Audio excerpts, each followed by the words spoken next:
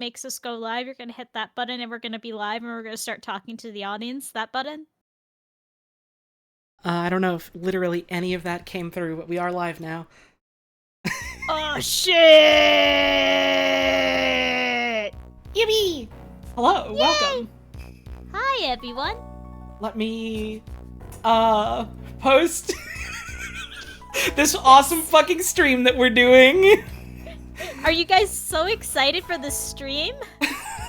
The stream we've been waiting and fighting tooth and claw to bring you? Literally fucking behind the scenes, I've been so goddamn frustrated trying to do this stupid fucking stream, and constantly shit keeps happening to make us having to keep like delaying and delaying and delaying, and we're finally here bringing you the finest trough full of hog slop just for you. I'm gonna turn the volume down on this song just a little bit and then keep on posting that we're live so that people see this fucking stream. The one that you've all been looking forward to, this really, really great video game that we all know about, that we've all been anticipating, right? we all know about it, yes, and we're all so excited about it, correct? Everyone is so excited. Nothing but the best of gaming for all of us here live on TV. On TV? Oh, on computer, I guess. I guess you can put us on your TV. You're allowed to do that. The technology is available to you. I do have to pin this message of someone calling themselves literally so pig, and they love slop. Respect, I guess. Really good message. So we'll have an entire fucking stream to get into, the thing that we're streaming. But don't worry about that right now. We got other shit going on, too. And also, you know, people are filing in. It wouldn't be proper of me to give them all, the advanced special, and then other people miss out. We gotta wait till everyone's filed into the theater.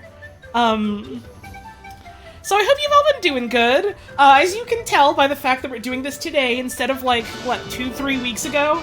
It was a little harrowing trying to get the stream to happen for reasons unrelated to fucking Thunderbirds. The Thunderbirds had nothing to do with it. This was entirely our own lives. Yeah, you know, life comes at you fast. And so does, Puppet Rocket Ship? I guess? You know, most rocket ships do in fact come at you fast.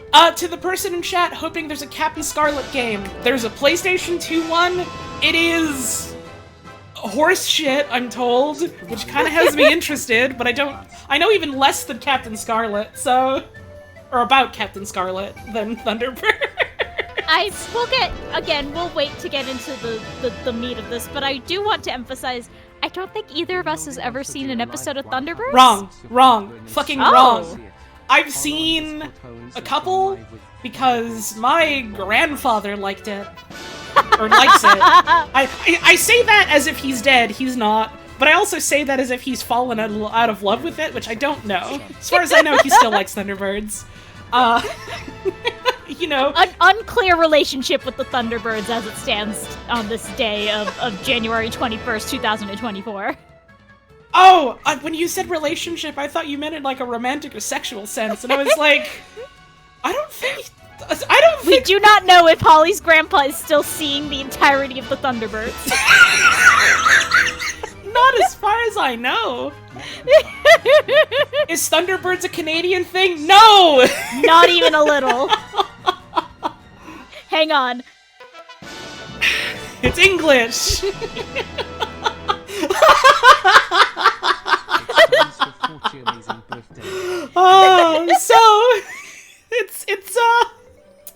It's been a bit since the last stream, and the main thing that happened since, that Lethal Company stream and now is, GDQ happened. Game's Done Quick. GDQ! It was a very good GDQ this year.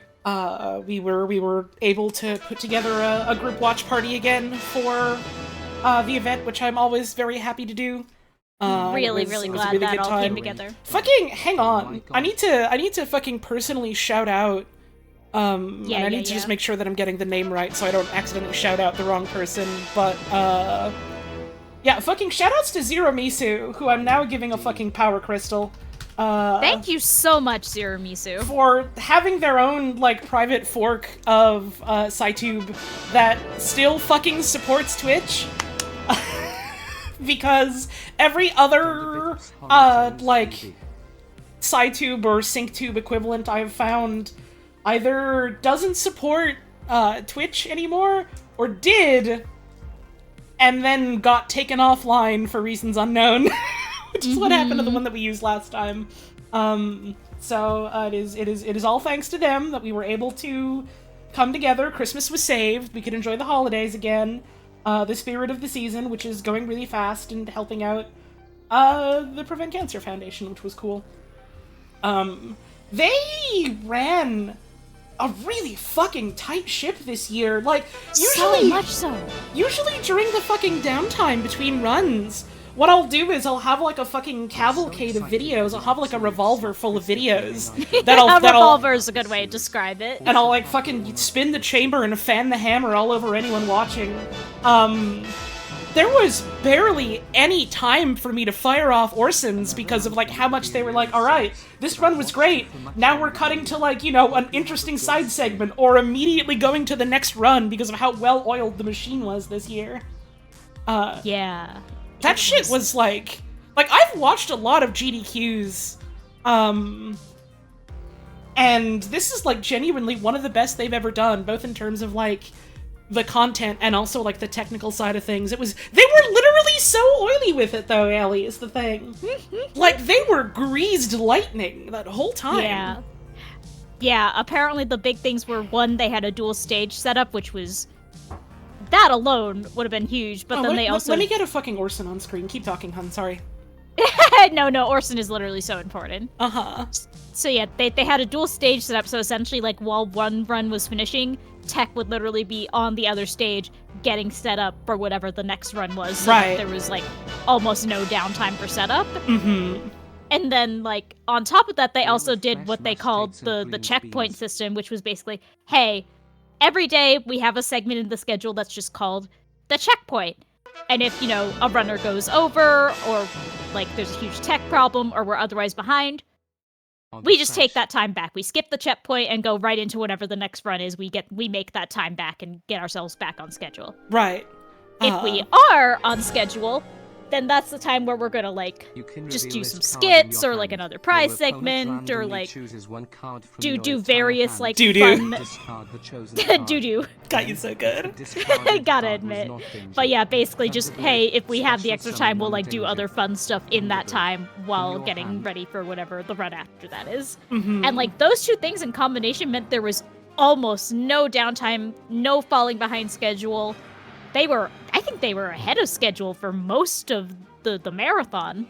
Mm-hmm. Like, yeah, sometimes they would just literally slot in a game, yep. So they're like, hey, we have so much time, we could just throw in another game. Like it was a far cry from, like, what was it, like a fucking year or two ago, when there were instances of, like, they were overbooked on runs and they had to, like, actually pull some off of the schedule live. Yeah, like a far cry from that. Like, now they're just like straight up, hey, we've got bonus runs that we didn't really tell anyone about. We're just slapping them right in now. Because we're literally being so efficient that we have more extra time than we thought we would. They literally, the final run was like, It was really good, and to, like, the credit of the runner, he managed to recover from, like, a fucking nightmare scenario in a JRPG speedrun that is, like, literally in any other setting, basically just a hard reset point. But, like, they had the fucking nightmare scenario of, oh my god, everything is constantly just going wrong with this antlion forever and there's nothing we can do. And they still managed to finish early enough that my grandma sleep schedule ass was able to stay up for, like, the first time fucking ever to watch the end live. Yeah, that was great. And yeah, like, even with all of that, like, I think the estimate was, like, 2 hours 50 minutes, and they ended at, like, a little over 3 hours. Like, they weren't even that long over estimate with that much of, like, a nightmare scenario. Oh, an ad is about to happen, by the way. Just warning. We're just talking GDQ. You can pop out the little video if you're on Firefox and you can keep listening. Don't get advertised to. Don't get fucking advertised to. Take a break if you need to. Anyways, but yeah, it was like remarkably well put together, just like on a complete like tech end, and like fucking shoutouts to the unsung heroes of that. Actually, but before we jump into the hey, let's just talk about all the cool runs they had for a bit. The fucking ending, like the actual ending they did, they had it's Maikuyama, right? It's Maikuyama who was like the previous like organizer, who's now just kind of like he comes in every now and then to just be like, hey, I hope you're all doing a good time. Mm-hmm. They had Maikuyama straight up just like come on mic and just be like, yeah, you know, well, we in the summer support Doctors Without Borders, so we're here, you know, standing with Doctors Without Borders in support of Palestine, calling for like an immediate fucking ceasefire and end to hostilities, you know, in Palestine, which was a little bit unexpected, very cool. Unexpected in the good way. Right. I guess maybe not all that unexpected, all things considered, given that, like, yeah, they do regularly support Doctors Without Borders. But the whole fucking, Game Awards fiasco this year, has made the bar so fucking low. So low. So that anytime anyone just crosses it at all in like the fucking space of like, you know, big name video game related things, I'm just like, wow, huh. But, you know, it was nice to see. It was nice to see, and it was a fucking breath of fresh air compared to Jeff Keighley going into a Discord server and posting literally a silent voice message in response to people being like, hey, do you want to maybe say something live on stage about this? So that was cool. Mm-hmm. And also the runs were good. Yeah, it was just good all around. Like, tech crew blew it out of the water. It's good to see, like, the folks behind this genuinely trying to, like, use the platform for good on so many different levels. Peanut Butter was there.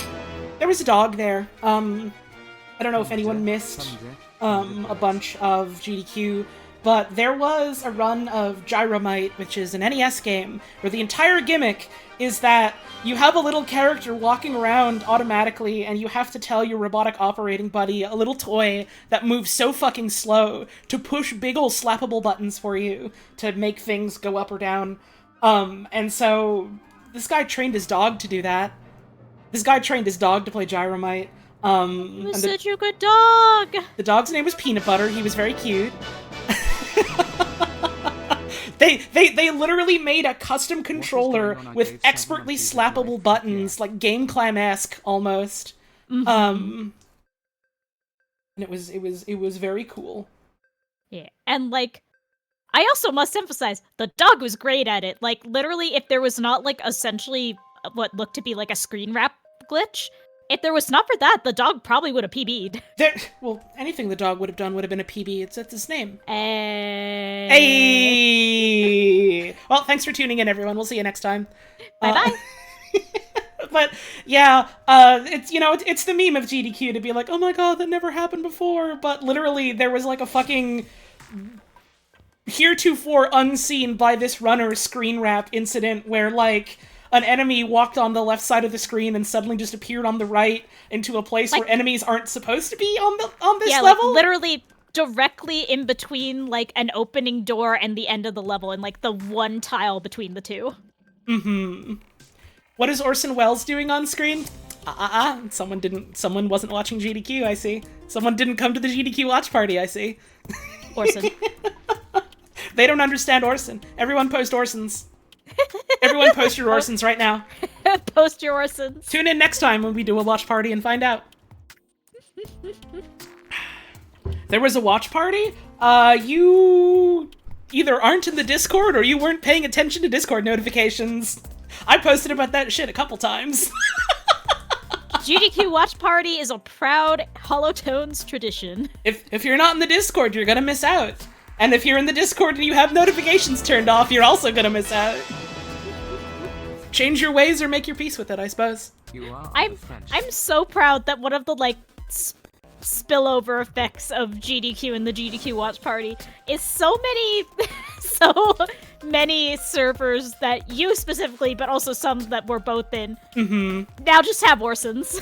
Oh, I'm literally, and I fucking hate the word influencer. You have to understand, it like makes my skin crawl, it makes me break out into hives.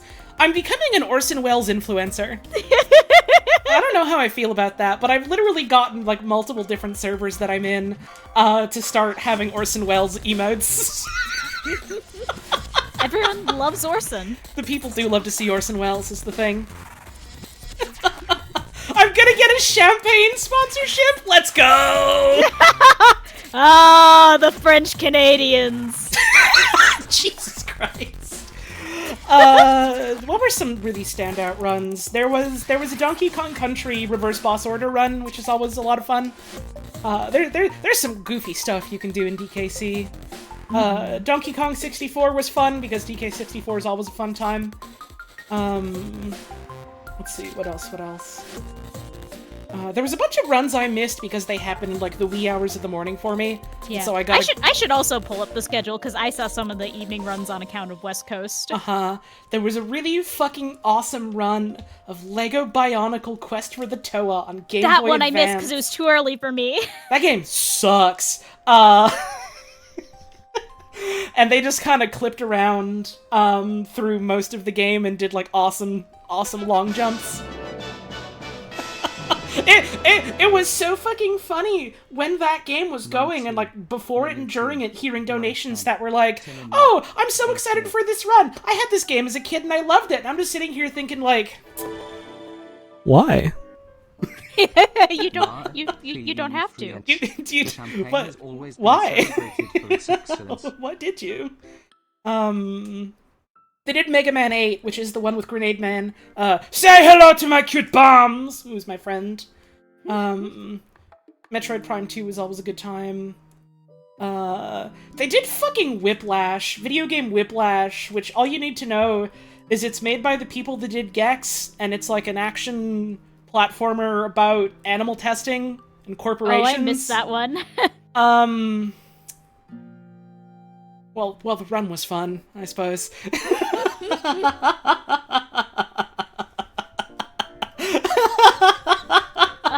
Oh, so honey, you watched the Tempo one, right? That one was too early for me. Tempo was fucking fun. I gotta hit that up. It was another great early example of, man, they sure would just make awful fucking flashing happening on your screen whenever they wanted, huh? Now I did see a message that I really, really liked just now of someone talking about the Bionicle Quest for the Toa Game Boy Advance game, where they said, at least it was better than Galador. Which... yeah! Yeah!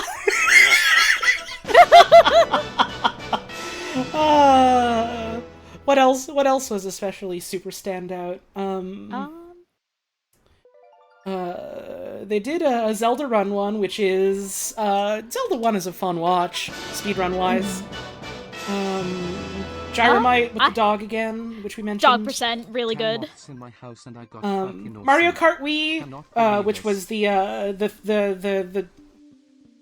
it wasn't time trials, it was like just versus races with CPUs. All tracks, yeah. With like all the different big skips, which was good. There was a Starfield run, I'll be real. I didn't go to bed, but I like mentally checked out and took a shower because it's Starfield. But it sounded like the runners were doing cool skips and cleaving through that game. So I mean, the run is probably kind of fun. There was a 100% Jak and Daxter run.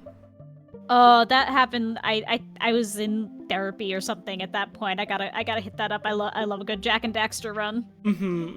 My weakness, my pathetic. You're not pathetic. I love you. I'm pathetic when I'm playing Jak and Daxter 100% for the 300th time. Okay, that's fair. You hated that racing level. That racing level is bad. I don't know why they doubled down on the. We need to stop. we can talk about this whenever we get around to doing a stream of that video games. some of y'all friends know what I'm planning for that, and I'll get to that. Yippee! There was some grandma video games that I was asleep for. Those were like goofy, real acid flip ass horror game. Mm-hmm. I'm told the 1,000-Year Door Run was good, but that's because it's a 1,000-Year Door Run, and that game is a wacky speed game. Hang on. The Hades race. The race was pretty fun. The race was really close, really good. Mm-hmm. The standout part was that it was by lesbian wives. That's true! That's true! It was a race between two wives! I forgot! That was very cute, yeah. Wife gaming real! A new era of wife gaming is finally here, and you love to see it. Yeah. Oh, also, I don't remember. So Bobby, shouts out to Bobby, did a great Bloodstained run. Did he PB? I think he did. I'm pretty sure he did, which ruled. Mm-hmm. Fucking shoutouts to Bobby, one of the best there ever was. Literally so. Bluey the video game, which So I missed that because it was real early in the morning for me, but you and friends of Bugs and Frankie saw that. It was funny that they were doing a run of Bluey the video game.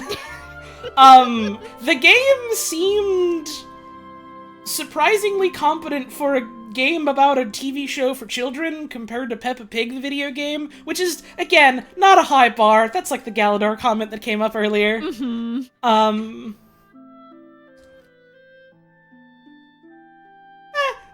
The run was just kind of like, this is happening. People kept going hooray, which was cute, and that became like the meme of the entire rest of the marathon. Extremely funny watching a room of like grown adult gamers all in sync raising their arms up and going, hooray!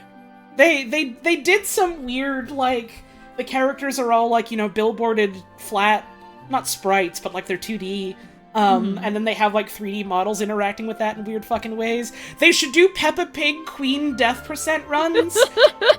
I don't think that would get accepted to a GDQ. I kind of want to do that now. I kind of want to be a trailblazer. I kind of want to do that. Listen, it might not get accepted to a GDQ, but it'll get accepted on speedrunning leaderboards. It also might not, because people moderate that and have to decide what gets put on that. Listen, this is skipping ahead a little bit. One of the last runs of the marathons was a very fun Baldur's Gate 3 run, and the runner of that is also the world record holder for sex percent. For sex percent, yes. Right. That's which you can do in about 2 minutes. Right. That's a Baldur's Gate 3 speedrun category in which you go as fast as you can to fuck fast. If sex percent can get accepted, so can Rip Lizzie percent. I don't know. I feel like the death of a monarch is a little more charged than fuck. Listen. You know? I don't know who's fucking moderating the Peppa Pig speedrun leaderboards. I feel like if someone's moderating Peppa Pig leaderboards, they're already at a point where it's like, yeah, sure, Lizzie percent. Maybe I'll hit them up. Listen, for all we know, if you're moderating a Peppa Pig speedrun category, you're either in it for laughs or you're some kind of monarchist pervert. 1% chance the mod is a royalist. Exactly.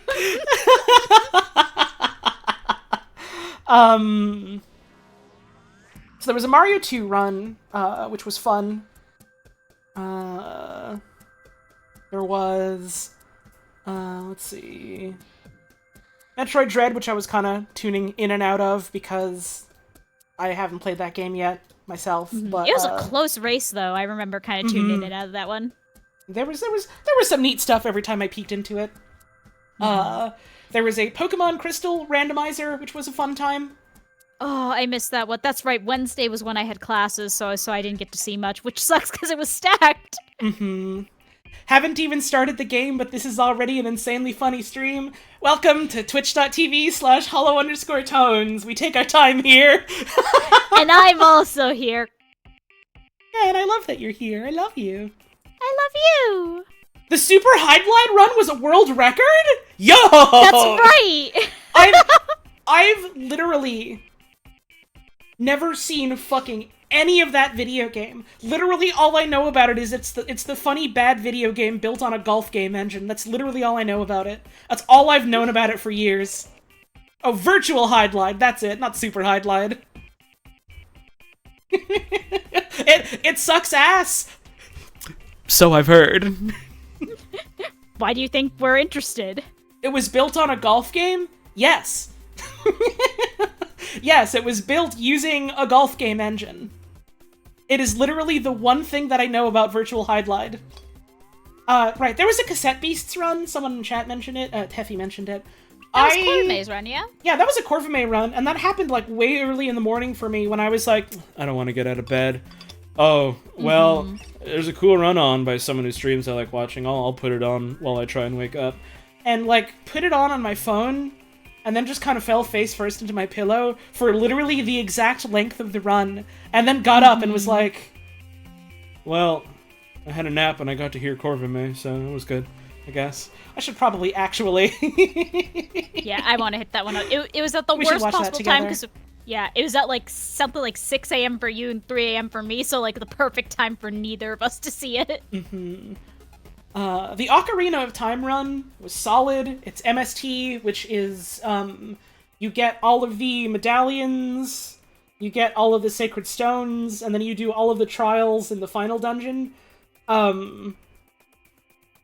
Which isn't necessarily to say that you do all of every dungeon. It's just that you get the goodie at the end of every dungeon. The past week was so nice, best which is a fun category to watch. Oh right, this was the fucking day that was super stacked. They did that. Immediately afterwards was Mario 64 run on a drum kit. A dude had set up, like, his drum set to be, like, to have inputs read on that as, like, controller inputs, which he then used to do a 16-star run of Mario 64, and then proceeded to do, like, a fucking, like, drum musical set during the credits, which was fucking great. Oh, I gotta see that. I gotta see that. That was, like, right in the middle of my classes. Was immediately followed by a task block, where they just did the one task run. They just did Super Metroid. But they have fucking TaskBot set up now to be able to, like, live read whatever API they use for their donation, like, incentives, because it was live updating for Save or Kill the Animals and changing the route, like, on the fly, basically. Well, it was less changing the route on the fly and more after a certain point it went, okay, this is the end of the game, this is what the bid war winner is, we're going to do this now, which was, like, fucking wild. Immediately followed by a fucking 100% run of Doom 2016, where they had, a fucking one of the devs, like, on call with them, which was wild. Yeah, like... One of the funniest things about that run is, like, they hit up, like, I think he was, like, the creative director of Doom 2016 and something similar on Eternal. They hit him up, like, hey, do you want to, like, be on call with us for, like, this run? He was like, yeah, sure, that sounds awesome. Literally, he did not know that it was during GDQ. He didn't really know what GDQ was. He was just kind of like, hey, so, like, what's happening? like, what is this run for?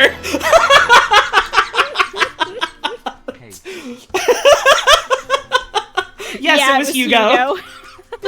Hugo Martin. And he was just kind of like... So like... Yeah, he got him to get chips! Literally a couple of times in the middle, he was just like, yeah, hang on a sec, guys, I'm gonna get a coffee. Oh, hang on a sec, guys, I'm gonna get some snacks.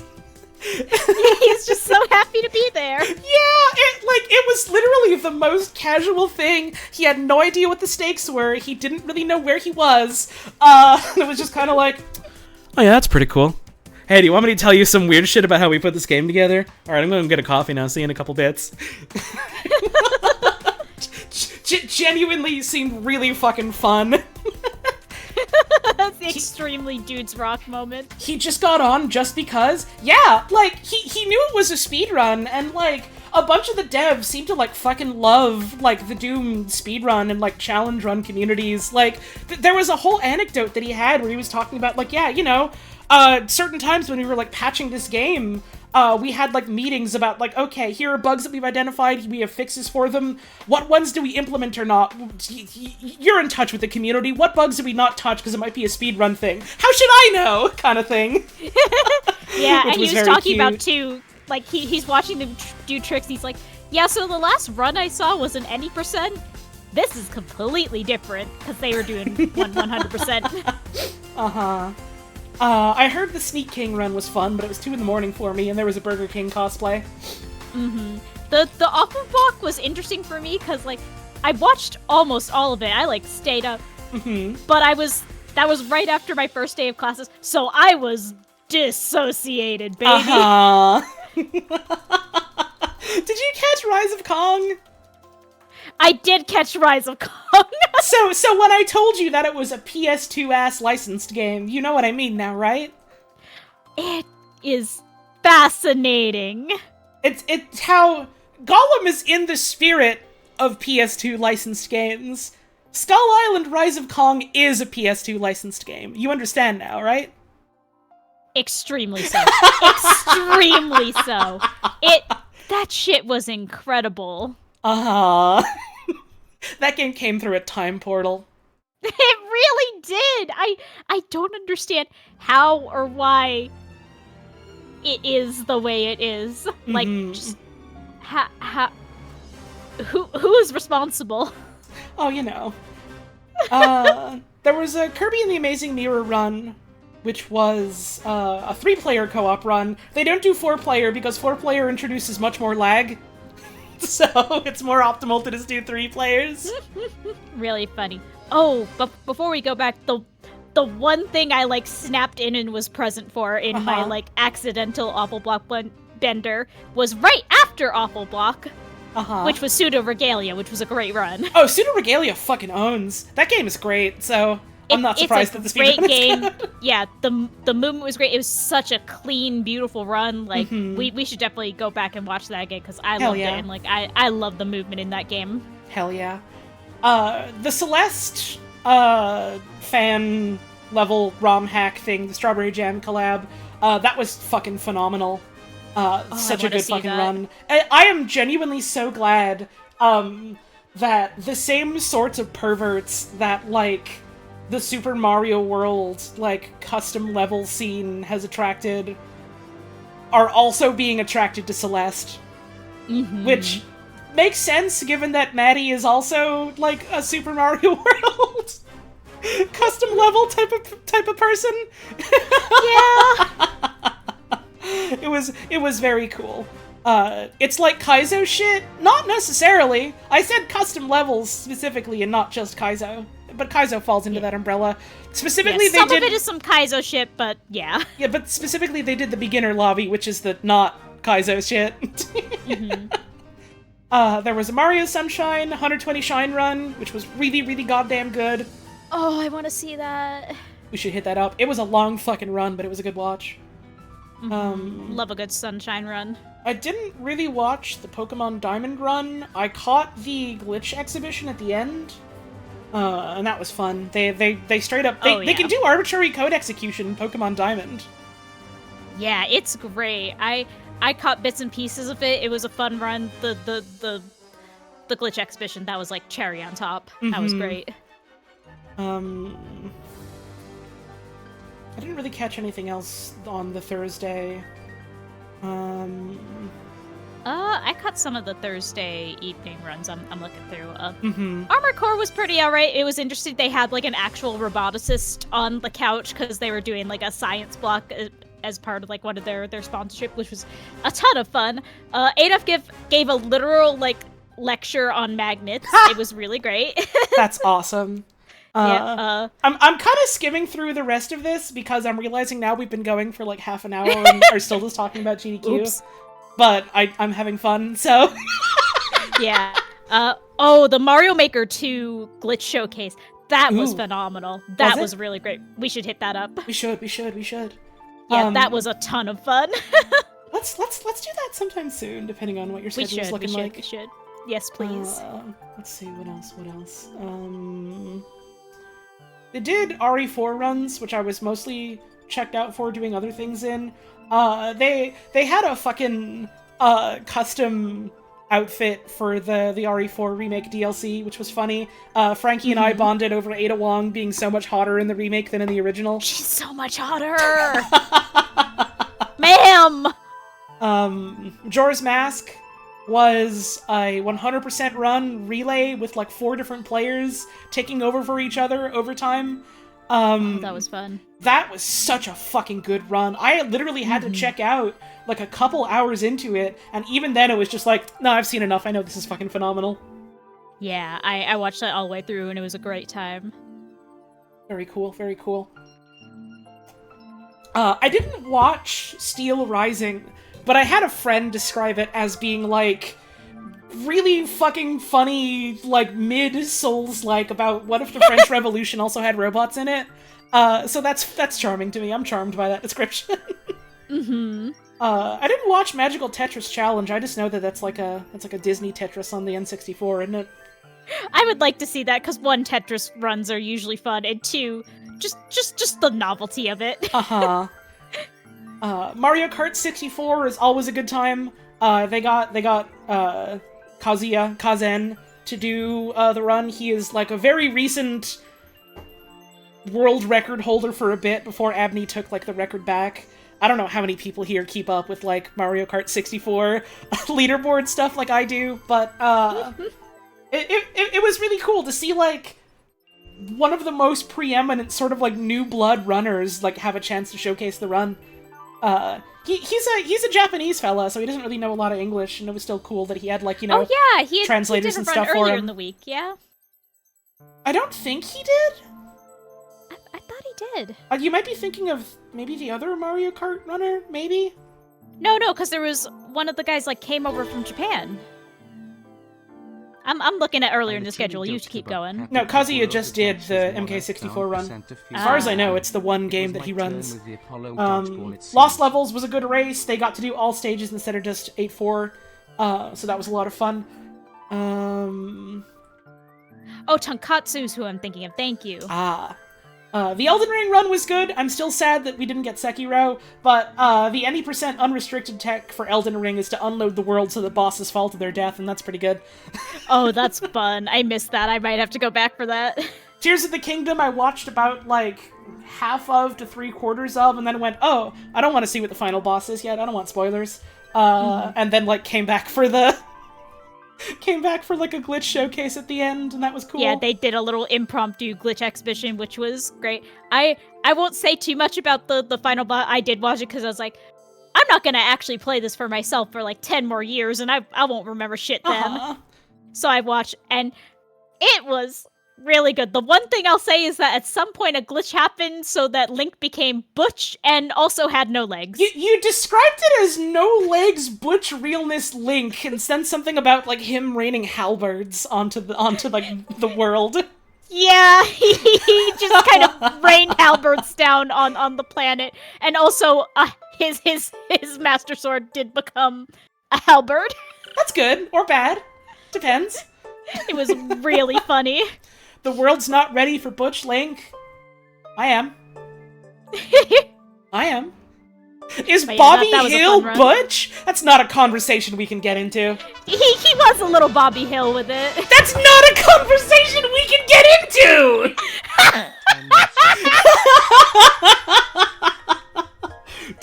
Tune in a couple weeks, we'll do our Is Bobby Hill Butch stream, our debate. Forum thread locked. Baldur's Gate 3 was fucking great. They literally changed the run to not be optimal so that they could show off funny stuff, like using a dude as an improvised weapon so that you could put him in your pocket and then drop him off a bridge to kill him in Act 3.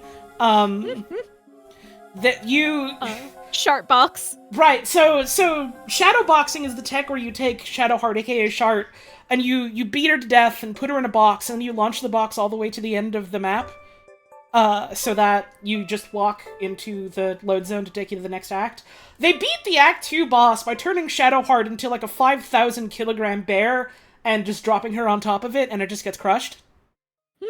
At some point, they put the player character's dead body into a shape-shifting NPC's pockets, so that when the shape-shifting NPC shapeshifts, they then teleport to where their companion is and end up in like a debug room. It's really good. Shart spends most of the run just in the background naked. She is either naked or dead and naked. It depends. Or dead and naked lying on the floor. Listen. Literally, you open up the inventory and she's just laying there in her underwear, face down, dead. Listen, I haven't played any of Baldur's Gate 3. I only know limited stuff about it. My understanding is that Shadowheart is kind of a freak like that, so maybe she's fine with it. Who's to say? Also, yes, the player character was named Tim from MySpace. And then they had the FF5 run at the end. I fucking adore Final Fantasy V. It is one of my favorite JRPGs of all time. So that was a real fun run to kind of blearily, hazily, I don't want to go to bed yet, and chill out and watch. That was a fun time. And that was GDQ. It was really good this year. Really good GDQ.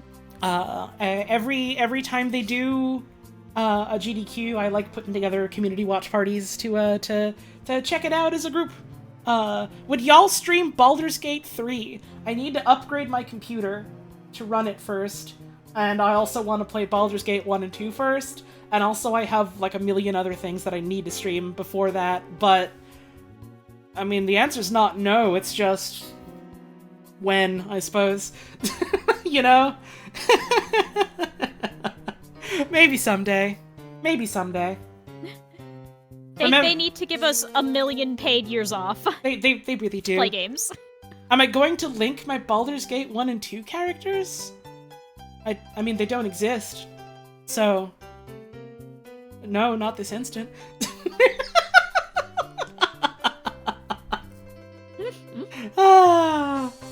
Video games will happen eventually. Am I gonna link the stream? No, Zelda stream is gonna be some other day. It'll happen another time. That's enough waffling about other things. Oh, right, we were here to do a stream. So, I guess I'll flip over to here and you can look at the giant MGBA for a bit. Yeah, I've been looking at the giant MGBA for like an hour. It's great. Oh yeah, I screen shared it to you, and then it's just been this for a while because the ROM's not loaded. Because then it'd just be auto playing awful music for a while. So, Thunderbirds. Thunderbirds. Thunderbirds is a 1960s TV show from England. And it's like a puppet show. It's marionettes. It's set in the future of 2060. It's hardcore transatlantic in a very 60s utopian technocrat way. That's a funny way of putting it. Yeah, that's something we'll probably get into. Is it's like, yeah, it's, as someone who has now seen both of them, the first thing you said, PK something, 2060, as in, like, said 100 years after when the show aired, kind of thing. Having now seen both, some of original Star Trek and some of Thunderbirds, they're very much like, yeah, you know, here's this idea of, like, the future, a high-tech future, a more egalitarian future that, like, you know, tries to look out for more people more often, kind of thing. They're both kind of shows that, like, they feel very much like they have a hard time envisioning the world outside of the context that the show was made in. Like, a hopeful era of technology that has a hard time envisioning the world outside of what 1960 is. Like, Western 1960s is. In a way that is, like, probably much more easy to see given the context of we are now living in, you know, 2020.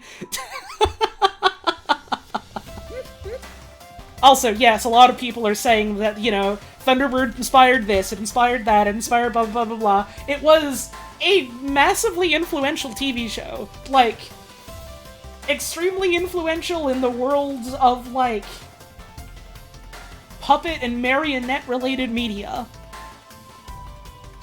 Puppets were not invented because of this show, but they were kind of revolutionized in a way.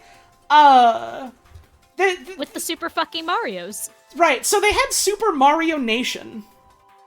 which is to say Super Marionation, which is a portmanteau of Super Marionette and Animation, wherein, like, they had, like, marionettes for the characters that had, like, electronic components to make them, like, more easily controllable and with, like, a greater range of movements that don't just have, you know, like, dangling strings and stuff to make them look more realistic, I suppose, to some degree. So they had they had Super Mario World Power, that let them do, like, wild and wacky shit with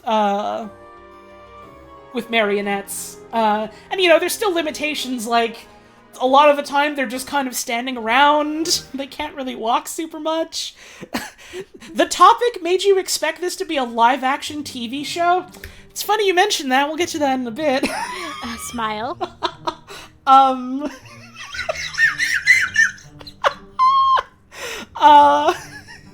so, there's a lot of stuff. No, I'm not even talking about the movie. You'll see. And so, there's a lot of, there's like a whole lot about this show being like a cult classic, it being like a major landmark of like British television at the time, it being like the most popular work of, how do you pronounce, I should have fucking looked this up. Is it Jerry Anderson or Gary Anderson? That's a good question. I don't know if it's soft G or hard G. Does anyone know? Are there any puppet perverts in chat that know about Mr. Anderson of Thunderbirds fame? Do you know? Apparently it was short for Gerald, so I'd say okay, probably soft Jerry. G then. Yeah, so Jerry Anderson. Jerry Anderson himself is an interesting fella, who I really only learned basically today. Literally today, like a couple hours before going live. Jerry Anderson, who the majority of his career was making, like, puppet shows. Like, puppet and marionette shows. Fucking hated it. Didn't like it. Was constantly talking about how he really didn't want to be doing it. Wanted to do live-action things. Wanted to do, like, serious, like, sci-fi dramas and movies as, like, live-action things for adults. And so, like, you can kind of see, like, looking at a lot of his work, and, like, people that have more experience looking at his body of work have, like, written about this. I've seen little bits and pieces. So I'm just kind of paraphrasing people that actually know shit. But, like, you can look at it through that lens, and it's like, okay, he had this obsession with, like, trying to make things like puppetry be perceived as, like, quote-unquote serious art. as like something that isn't just like, you know, some kids thing. And part of why he was like so like part of why he went and like did the whole like super marionation technology was because he was like, well, puppet stuff just isn't respectable. People simply just don't have any respect for puppet stuff, and so we need to make it more respectable by making it more realistic. It's a whole weird, interesting can of worms that I've basically only just learned about. And then I will say to his credit, I'm looking at the. We've done some Wikipedia trawling in preparation for this stream. I have the Super Mario Nation article up right now. And I believe it was even by the same company he was working for, but other puppet-related output around the time when he was coining the phrase included such timeless classics as the Flower Pot Men. Oh my god. Why does it all come back to the Flower Pot Men? Why does it all come back to Oddle Poddle? That's disgusting. Weed! Okay, did they make a fucking Bill and Ben the Flower Pot Men video game? Oh, if only. If they did, we have to pivot immediately. Okay, so anyways. Thunderbirds was a thing in the 60s, And it didn't really take off super much during the 60s outside of, like, some success in the UK. And it got cancelled after, like, 1 or 2 series because the networks went, we can't really pitch this and sell this and syndicate this as much as we want to the United States. Mm-hmm. So we're just gonna gut this. And that seemed to be a recurring trend in quite a bit of Jerry Anderson's work, was, I have this idea that I want to do. Sorry, the networks say that this isn't going to do well in America. Yeah, there was a lot of like, well, are we gonna be able to pitch this and get this syndicated in America and get those USA dollars? Right. And, like, several instances of him being like, okay, so I've worked on this, like, kids thing. I want to do something more serious. Here's my pitch for a live-action thing. Nope, sorry. You want to do more puppets for us, though? And, like, constantly having to go back and forth between, like, wanting to do live-action stuff and being a little bit pigeonholed into doing more marionette stuff. Eventually getting to do some live-action stuff. Most, if not all of it, is, like, immediate flops, unfortunately. Like, the man can't catch a break. There's some other stuff that we'll have time to get into later, because this game is a fucking slug from the looks of it. But anyways, this video game. So why the fuck is there a Game Boy Advance game of a 1960s property that, like, maybe your fucking grandpa had heard of when it launched? So I looked into it. Number 1, did you know this is a remake of a Game Boy Color game? I fucking didn't until today. I literally just learned that like an hour or 2 before we went live. Why? Number 2, the game came out like really early 2000s, specifically because the BBC, I think it was the BBC, it was some media something or another in the UK, was talking about putting out digital remasters and reruns of Thunderbirds. And so, some video game company was like, oh man, this is our chance. We need to strike while the iron is hot. SCI Games gets the license in December of 1999 because of, like, the fucking digital remaster coming out of the TV show. And so they go, okay, we need to get the rights to this.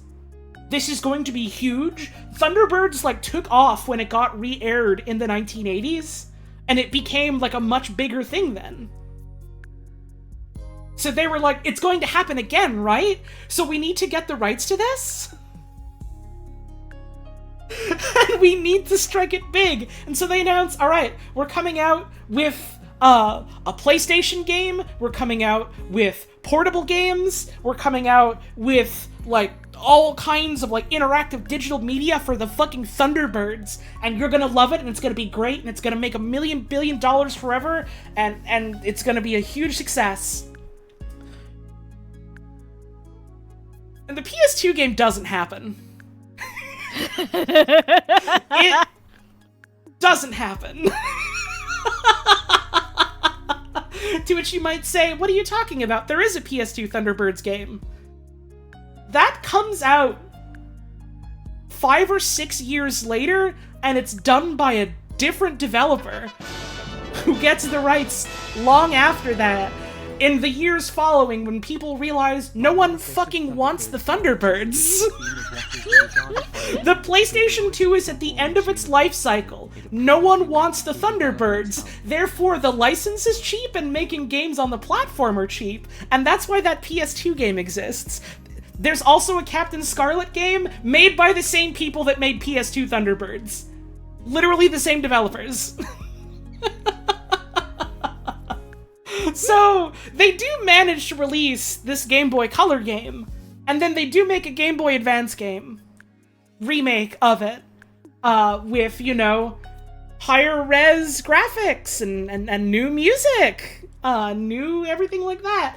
And it's Europe exclusive. It only comes out in Europe, because, you know, Thunderbirds is mostly just a UK thing.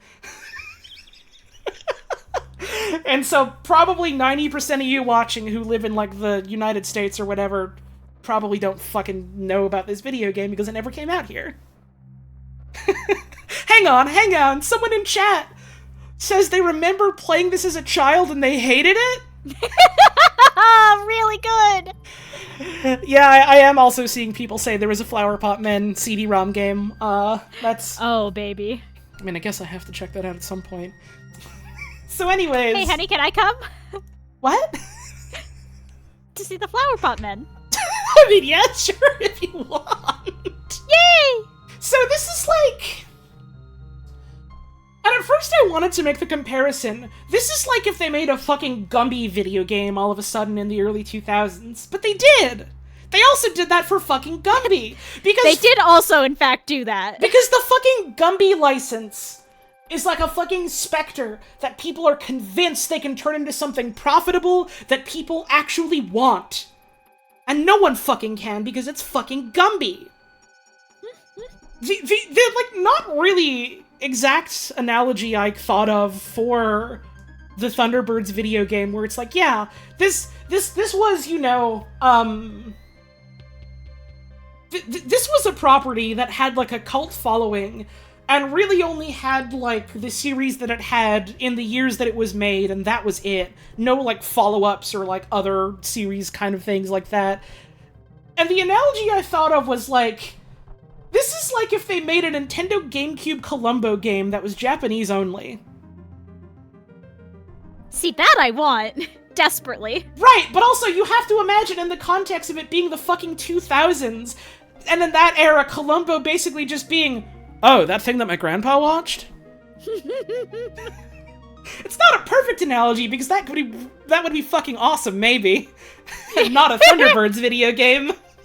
It would be equally as bizarre as the Thunderbirds game, but I would desperately want to play it, unironically. Oh, for sure, for sure. I mean, I guess that's a little bit what Deadly Premonition is, but that wasn't JP only.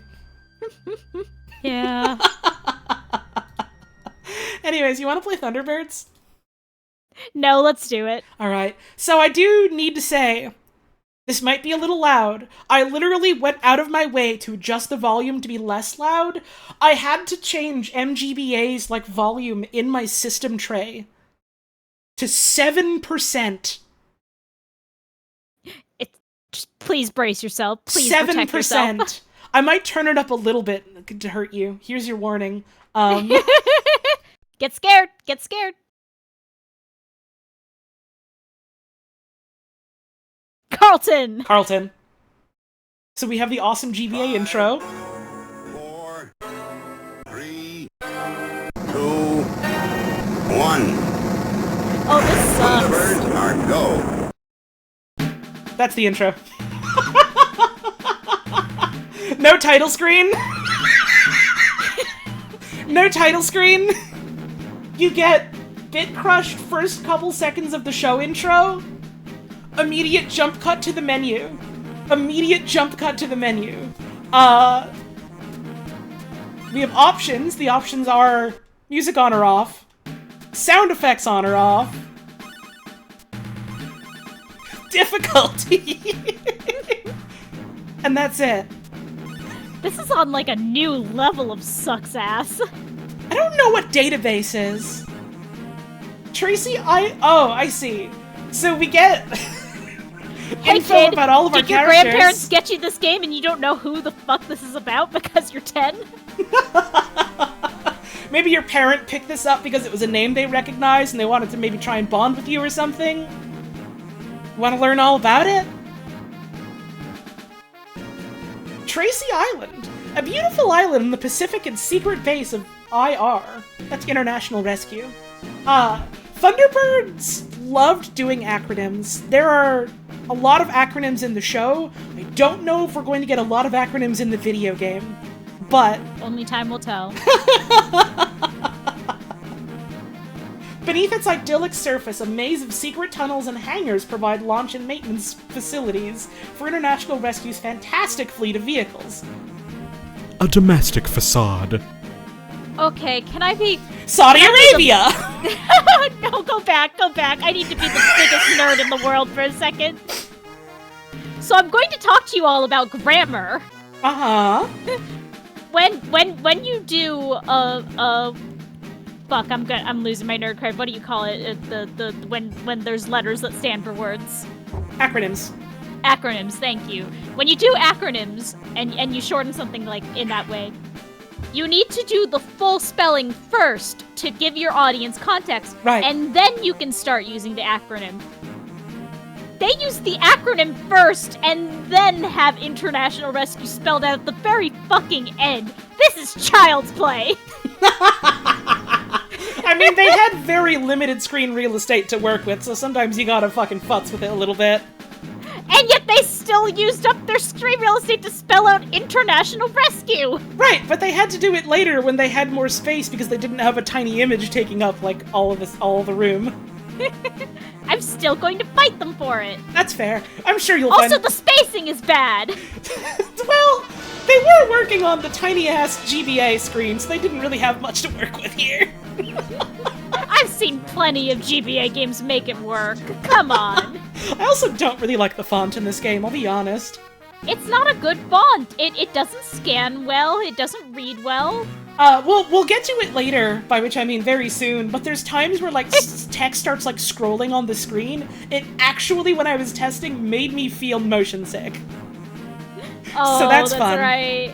Anyway, Saudi Arabia. By the way, the first level, is you fly in like a bomber jet into a fucking Saudi Arabian oil field. There's some, you know, classic 1960s European racism. Do you remember? Baked into this. Do you remember what I said about Thunderbirds trying to be like, you know, a hopeful vision of the future that had a really hard time seeing past the Western view of the 1960s? So Thunderbirds as a TV show is famously at least a little bit Orientalist. I would argue more than a little bit. But do you want to know specifically why I say a little bit? Please do, please do. Because many people agree that it's less Orientalist than a lot of Jerry Anderson's previous works. Oh, this is as good as it gets, huh? Oh, the ambiguously Asian domestic servant and his evil brother is as good as we get, huh? Oh, hun, don't you worry. The ambiguously Asian evil villain is right here with us. Oh. Saudi Arabia in the Middle East is an area rich in oil reserves. That's the one thing famous about it that we need to know. Oh, this reads extra bad from 2024. Uh-huh. Using advanced machinery, the oil is pumped out from deep underground and piped to various ports for export to many countries in Europe, Asia, and Africa. More? I need to talk to this fucking graphic designer. I just want to talk. I just want to talk. Why is the more just on its own? More? I mean, sure, I guess. Oh. Because there's another page. Oh, sure. That doesn't communicate that! No, it really doesn't. Oil is a vital ingredient for making diesel, petrol, paraffin, and many other chemicals. Without constantly high supplies of oil, the world would grind to a halt. Even skateboards, bikes, and rollerblades wouldn't work properly. I wish you could see the face I'm making right now. Is this whole thing about oil? Oh, no, don't you worry. I did a little bit of skimming through a playthrough of this game. It's not only about oil. It's also about domestic terrorism. Because of course it is! It's also about the humanitarian organization being framed or something as domestic terrorists. You know, the humanitarian... I'm aging 30 years. The humanitarian group whose whole thing is, you know, going out and rescuing people, regardless of creed, in their rescue ships that are also fully armed with bombs and missiles.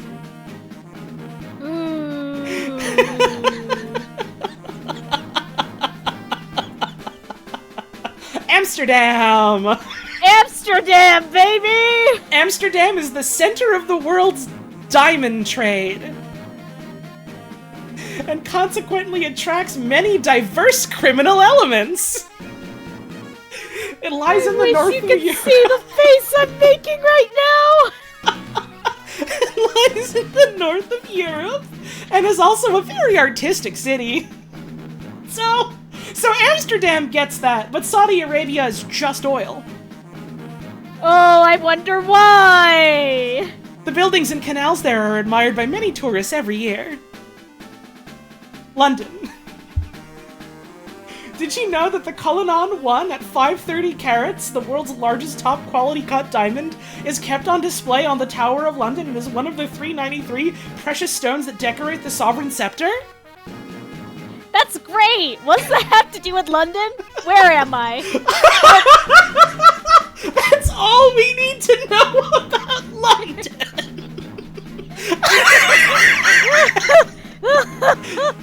South Africa. Which is also just talking about diamonds! It's all oil and diamonds, baby!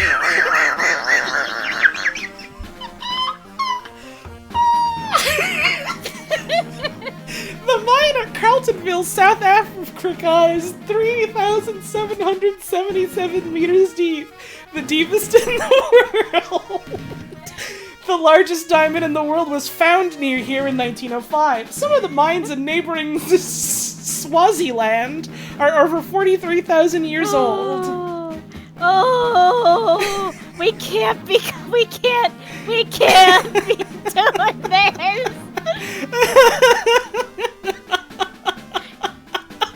It's just a giraffe, and also. Oh no! We can't get into Russia! We can't be doing this! I didn't know Russia appeared in this game. Oh man! More? Over 100 years ago, in the 1950s, Russia became a world leader in nuclear technology. They created dangerous bombs and missiles that have changed the course of history. Oh right, this was written in the 60s. Oh. More? Oh no, I don't know if I want more. Unexplained events such as the Tunguska impact suggest that the Russian government may have had access to nuclear technology over 150 years ago. What are y'all on? More? What do you mean more? More? Only diplomatic and delicate conferences with Britain and the USA stopped them from using their devastating bombs. Oh, thank God for Britain and the USA! Hip hip hooray! Granny Tracy says that it used to take a week to cross Russia using the Trans-Siberian Railway. It's huge! No apostrophe on "it's" there. I don't know why that's the one thing I've just immediately noticed here. There's also only two dots in the ellipses. Oh my god, that's awesome! Who's to say if video games are bad or good?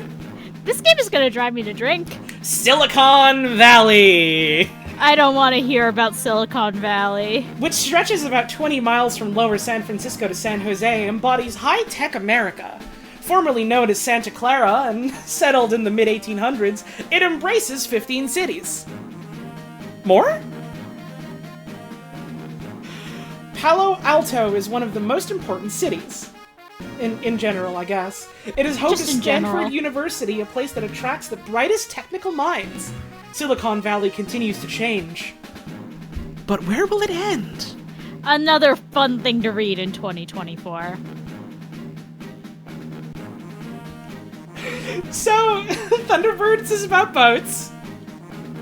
It's about boats. They've got the 5 of them. You may have been tricked into thinking it's about oil and diamonds and 1960s racism, but oh boy, were you wrong. I mean, it's about those things, but it's also about boats. It's also about boats. So they famously have the 5 Thunderbirds boats. Its range is unlimited, Thunderbird 1. It's piloted by Scott. It's got a lot of feet. The power is atomic fusion, but we still need the oil. We still need the oil, by the way. And isn't it so scary that the Russians had all those nukes 150 years ago? Right, it's so fucked up that they had all those bombs. It's a good thing no one else did. Sleek, first and fast, Thunderbird 1 streamlined fuselage and sustainer rocket enabled to it's a fucking rocket. It's a rocket that can go to the rescue as fast as possible. You know Rocket. You played Sonic. This allows Scott to assess the situation and report back to Tracy Island or Thunderbird 2 with details of how best to proceed with the rescue. Remember, they're all about rescuing people. They're all about flying in to any terrain to rescue people. Swing wings! It can also, I guess it's a jet rocket that can also just turn into a plane.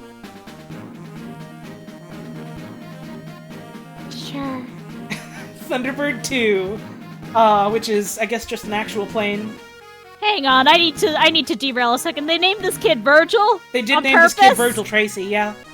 Virgil fucking Tracy. Gave this kid 2 first names and both of them are bad. Right. This one's also powered by atomic fusion. Hang on. The way that Holly is emphasizing it makes you think they might not actually rescue people. Oh, no. They do rescue people in the show. None of you can see the awful fucking, like, Joker grin I'm doing right now. I can feel it. I'm like 1,000 miles away from this woman, which is a crime in and of itself, and I can feel it. You'll see what the gameplay is relatively soon. This one's also powered by atomic fusion, so no oil. Giant transporter carries all the rescue gear to the dangerous zone. Oh, to the danger zone, never mind. I don't know how I feel about danger zone in this specific scenario. I was really desperate to grasp onto any single bit of joy here that I really wanted to believe that they said the dangerous zone. That would have been good. That would have been the good. Dangerous zone. The dangerous zone. It is the mainstay of the Thunderbird fleet, using an interchangeable pod system to load essential rescue equipment at short notice. More? It's nimble. When it needs to be, it can float through the air and climb up trees. Combination of VTOL rockets, tail-mounted turbojets, and twin side-mounted ramjets. So, Jerry Anderson specifically, like, had a brother that was in the military, and when he got drafted in the war, he did, like, specifically, like, air control stuff for the military.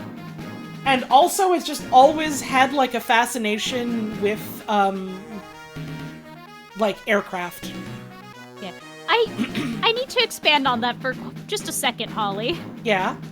Let me actually just, I'll for the sake of not, misremembering or miscommunicating any information, I'm going to read the paragraph from his early life section on Jerry Anderson's Wikipedia page. Okay. All right.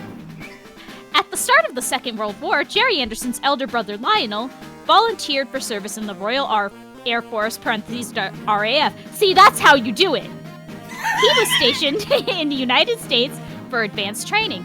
Lionel often wrote letters to his family, and in one letter described a U.S. Army Air Force's airbase called Thunderbird Field, the name of which stayed in his younger brother's memory. Lionel was killed in action on 27th April 1944 when his de Havilland Mosquito was shot down over the Netherlands. I fucking forgot about that bit. Oh no. His brother was killed in action. And then continued to go, man, well, it wasn't the plane's fault. They're pretty cool, huh? Yeah. He then also, hang on. Yeah, he also was conscripted for the RAF. Right. And saw another horrible plane-based death explosion. Uh-huh. A Mosquito I'm quoting again from Wikipedia, an aircraft display commemorating the Battle of Britain on 18 September 1948, a Mosquito aircraft crashed on a road crowded with occupied cars. Reports on the death toll range between 12 and 20 people. Right. That bit I did remember.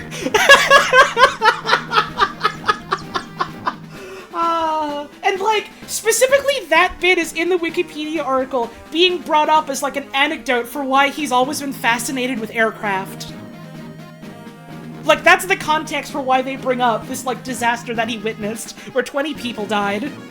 Yeah, and then he also saw another plane almost crash after that. It pulled up at the last second. Uh-huh. And the Wikipedia article summarizes this saying, as this was a moment Anderson always remembered, he found it all too easy to write about aircraft when he devised stories for Thunderbirds.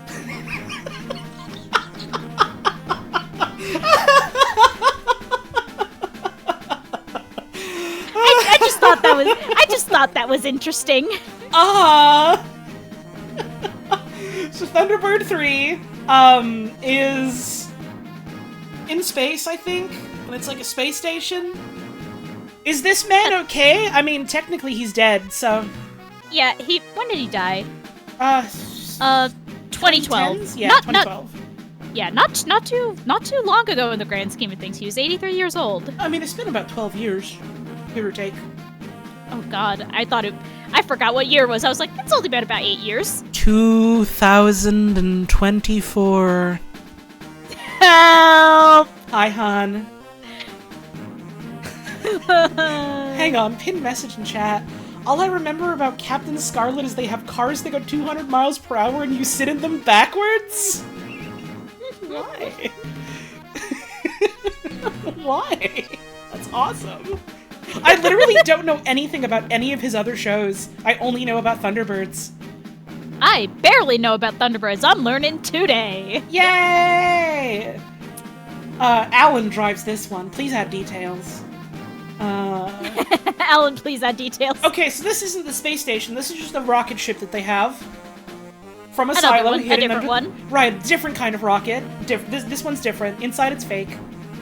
To enter the craft on Tracy Island, Alan sits on the couch in the Tracy Villa Lounge.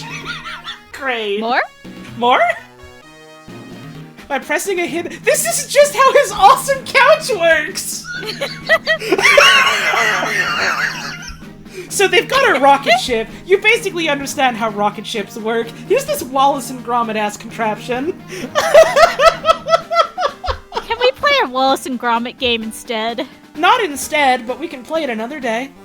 That sounds fun. I have a whole thing from like last year's subathon where one of the goals was an ambiguous and ambitious, I want to play a bunch of weird shitty licensed games. I'm sure there's weird shitty Wallace and Gromit video. The kart racer. The kart racer! I just remembered the kart racer that got wholesale retooled into a fucking Gubble game. The kart racer. The kart racer that stopped being a Wallace and Gromit kart racer so they could make a Gubble kart racer.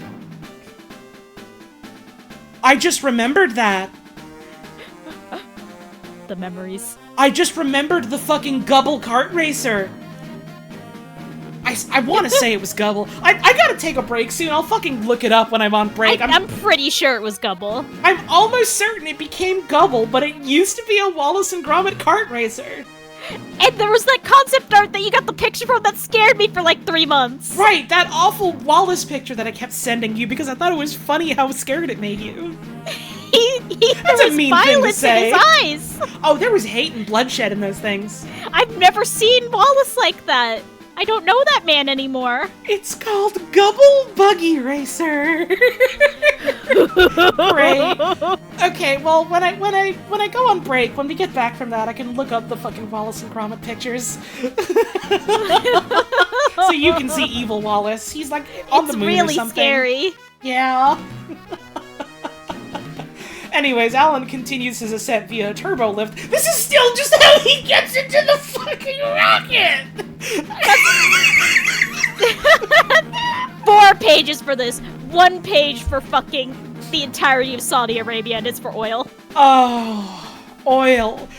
1 page for Saudi Arabia is oil, and then another page for, did you know oil is really important? Everyone loves and needs oil. And then just diamonds and diamonds and diamonds and diamonds. Oh, but we get a lot about the couch. That's awesome. You need to know about the awesome couch. You must know about the couch. It's chemical rocket and atomic particle acceleration rocket propulsion technology enables Thunderbird 3 to travel immense distances through space. So it's also nuclear powered, not powered by oil. So this is a big ask. if there's any fucking I chance forgot about there's these any BRB images. if there's any slight chance that anyone in chat like works in or around like robotics, aerospace, anything like that, I'm begging you to tell me how much this is bullshit. I need to know. I need to know. I need to know. Please, please, please. It is break time. I do gotta get up and stretch. The ad is happening in like 9 seconds. We'll be back real soon. Oh god, I need water. Get some fucking water. We're in for a long one, maybe.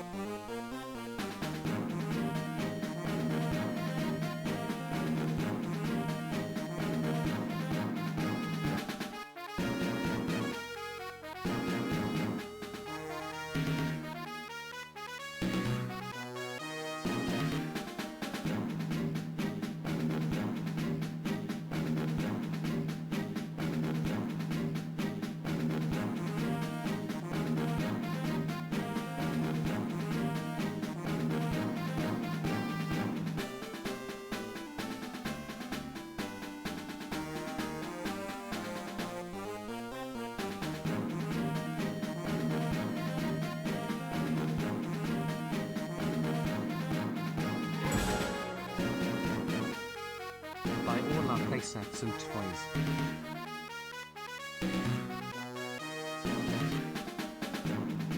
Buy all our playsets and toys! Hi, I'm back. I'm gonna unmute on Discord and see if my partner's back. Hello? Okay, she's not back yet. That's okay. She can say hi when she's back. Let's go get this fucking Wallace picture now, I guess. Where the fuck was it? It was on TCRF.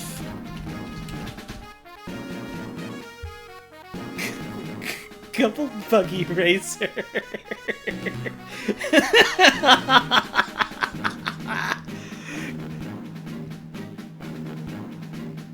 Couple Buggy Racer started out as Wallace and Gromit: The Grand Tour, and was to be released for Windows, PlayStation, and Game Boy Color. Assets from this period of development were discovered on some of Data Design Interactive's hard drives. Have I seen the cover art for Couple Buggy Racer? No. No, I have not. But what I do have is the picture that my wife hates. So I'm gonna save that to my hard drive really quick and then just put that on OBS for you all. It's a good image I can replace. That's how welders squirt mustard. Sure. No, that's melon bread. Hang on. Where the fuck did I save this? Here it is. I guess I could make this smaller. So this is Wallace and Gromit Kart Racer. Hi! I'm showing them the concept art that you hate. This is a Wallace with nothing but hatred in his eyes. This is a Wallace that has cast off his humanity, and knows naught but victory. It's scary! And so this was concept art for a level they wanted to do on the moon. And then it became Gubble. And then it became Gubble. And then it became Gubble. There's still a lot of, old art assets in the game's files that are Wallace and Gromit. Like there's, what's this bitch's name? Sorry, that's a mean thing to say to a Wallace and Gromit character. Let me save her image and put it on screen, and then you can see what I'm talking about. But there's still a coin of this woman depicting her. Show me the woman, show me the woman. Oh, Gwendolyn, I think. Which bit of Wallace and Gromit is she from? She's from the sheep one, She's right? She's the one with Shaun the sheep, yeah. Right. I always get her mixed up with the woman from Wrong Trousers, but that's not Wrong Trousers, Were Rabbit. I always get Were Rabbit mixed up with Wrong Trousers. What's the matter with me? Yeah, Wrong Trousers doesn't even have a woman. Sad. Right! It has chicken. We don't know how Klux McGraw identifies. As a chicken and a villain. Mm-hmm. Well, does it really count as identifying as something when you're using it as a disguise to avoid the cops? I think objectively, no. That's like a conversation we can't afford to get into. Right, we gotta talk about fucking Thunderbirds more. Oh, we have to talk about Thunderbirds more. I got some water. I refilled the filter, so I have plenty This of is a water. Bugs Bunny question? Awesome. Sorry, what were you saying, hon?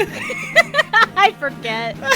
You refilled the water, there was filters. Oh, I refilled the water, got some nice fresh water to drink. I went and pet my beautiful little kitty. She looked at me with her sweet little eyes. I felt a sense of peace. And then I remembered I have to go and talk about the Thunderbirds some more. Now, hun, you don't have to. No, I have to. You want to. No, I have to. Oh. Why do you have to? It's my stream. I have to. I'm gonna pull the plug and save you.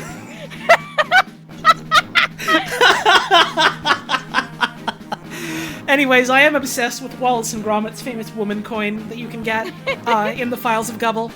She looks so ethereal here. She looks magical. Honestly, good for her.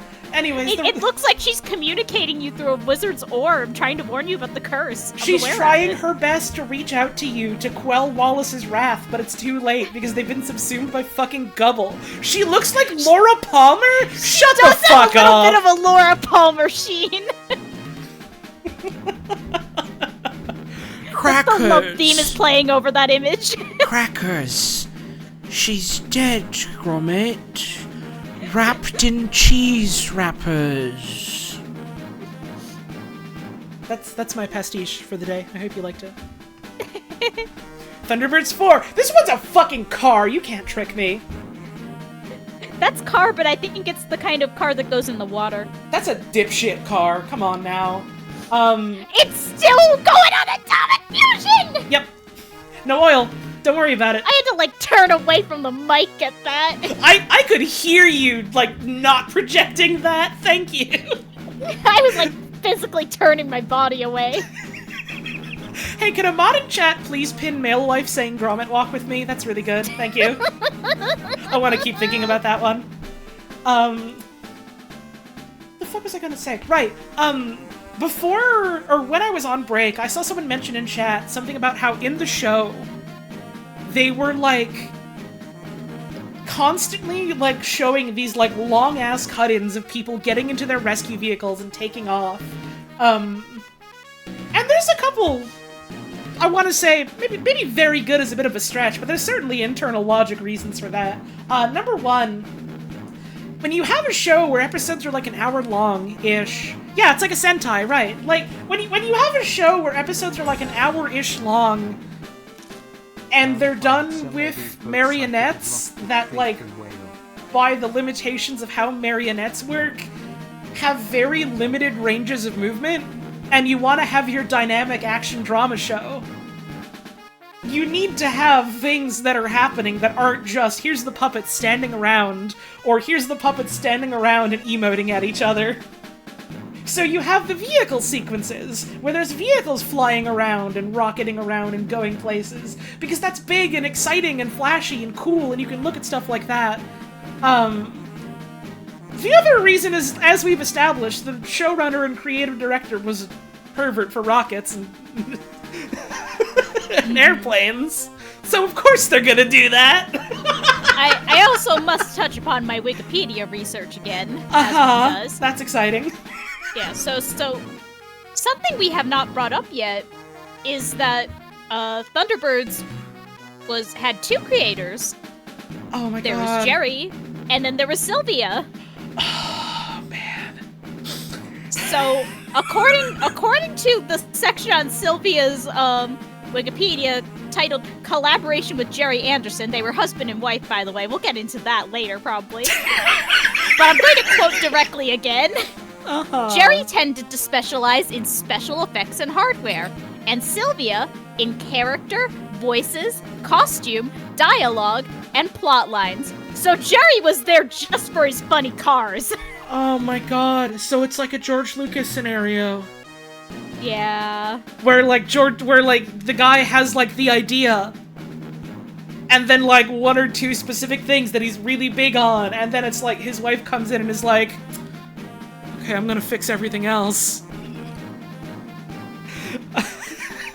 Oh, I didn't actually know that part about Thunderbirds. That's awesome! Thank you, Sylvia Anderson, for all the weird Orientalism, I guess.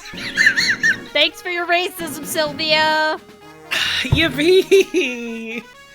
Thunderbird 4 is a versatile high-speed mini-sub. That's a taxi. It's a fucking taxi. It is the smallest of the Thunderbird crafts. Compact size means it can be flown to any rescue zone by Thunderbird 2. More? Atomic turbo drives! Laser cutting gear, hydraulic rams, undersea demolition missiles, and hover jets for emergency runway launch. So you'll notice, this one explicitly mentions, like, lasers for cutting, and, you know, missiles for demolition purposes. Mm-hmm. None of the other ones mentioned weapons or ordnance or armaments, right? It is my birthday today. Nope. All of the other ones appeared to just be for flying real good. What does F.A.B stand for? Okay, I have an answer. We're not gonna get into that yet. We're gonna get into that when we hit the really fucking boring parts of this video game. We'll get there, don't worry.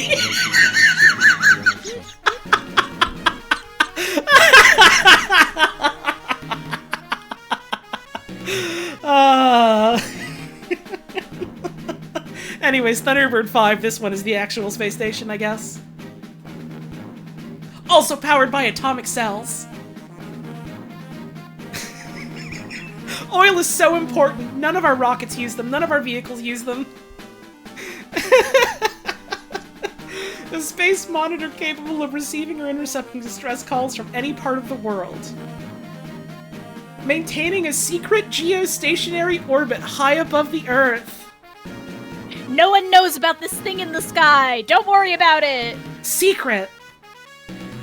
So, I was kind of half remembering thinking that the Thunderbirds was like some kind of like UN-sanctioned organization. But they're out here with like secret space station tech. Secret cloaked space station tech? They're a PMC, right?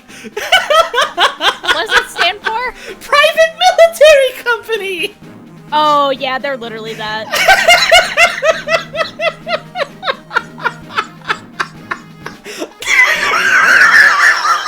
That Yeah, literally it's just makes... a rich man and his 5 adult sons doing reconnaissance. This literally makes the plot of this game so much fucking funnier. Sorry if you care about fucking Thunderbirds International Rescue for Game Boy Advance spoilers, I guess. But the plot of this video game is literally that the villain is trying to frame the Thunderbirds as being domestic terrorists. And so the UN is voting to try and, like, dismantle them and disband them and, like, declare them as, like, criminals. Oh, that's another fun thing that reads different in 2024. Uh-huh. And, like, I thought, oh, well, that's because they've got, like, you know, some kind of, like, government approval to do, like, the rescue operations they do. No, evidently not. They're just a private corporation doing this with their billions of dollars just because? And do you want to... So you know how we had, like, 7 different codex entries about diamonds? Mm-hmm. Do you want to know what specifically it is that makes the world think the Thunderbirds are criminals? Oh, please do tell. Well, it's related to diamonds. What? They get framed for being diamond thieves, I think. And that's enough to get that. I'm just silently eating marshmallows now. I don't care. Video games are fuck quite me, good. I guess. Video games are quite good. Yeah, I would chat on this. I think we should give this to Kojima and see what happens. You say that? This literally does sound like a mishmash of the plots of MGS 4 and 5. I believe it. I don't know anything about MGS either. That's a whole other stream. I know enough. I know enough. Is this written by the Thunderbirds people? No, these people just got the license and were like, let's make a Thunderbirds game.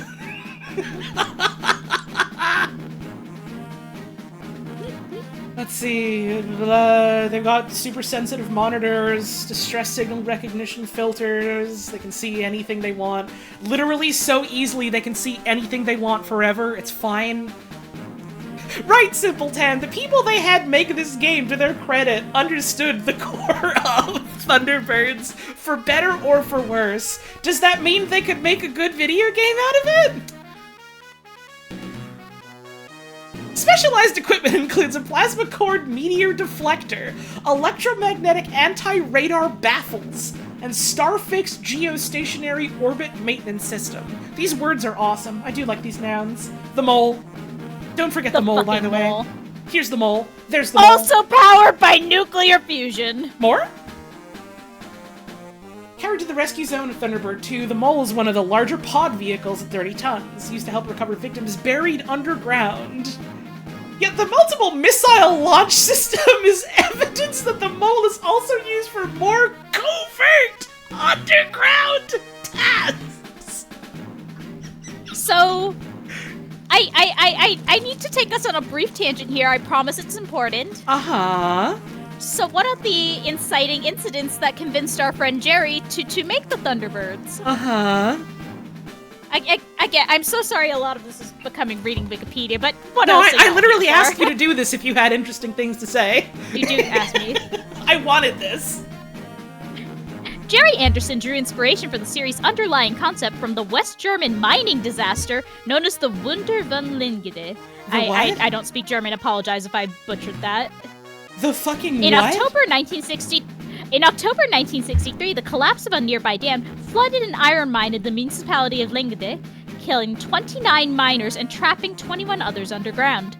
Lacking the means to drill an escape shaft, the authorities were forced to requisition a heavy-duty bore from Bremen, despite the considerable time necessary to transport the bore by rail, significantly reducing the chances of a successful rescue. 11 of the trapped miners were eventually saved. Recognizing the advantages of swifter crisis response, Anderson conceived the idea of an international rescue organization that could use supersonic aircraft to transport specialized rescue equipment quickly over long distances. So do you see that emote that Nido Gourd posted in chat? The one of Wayne very wet and scared? I've literally just been doing that face this whole time. No, I had a feeling. This is awesome. Yeah, there's also a direct quote on this matter from Jerry Anderson on the Wikipedia page. Okay. I started to think that there really ought to be dumps around the world with rescue gear standing by. Dumps! Dumps! So that when a disaster happened, all of these items of rescue equipment could be rushed to the disaster zone and used to help get people out of trouble. I was thinking rescue, yes, rescue, but how to make it science fiction? What about an international rescue organization? Jerry Anderson, on the premise.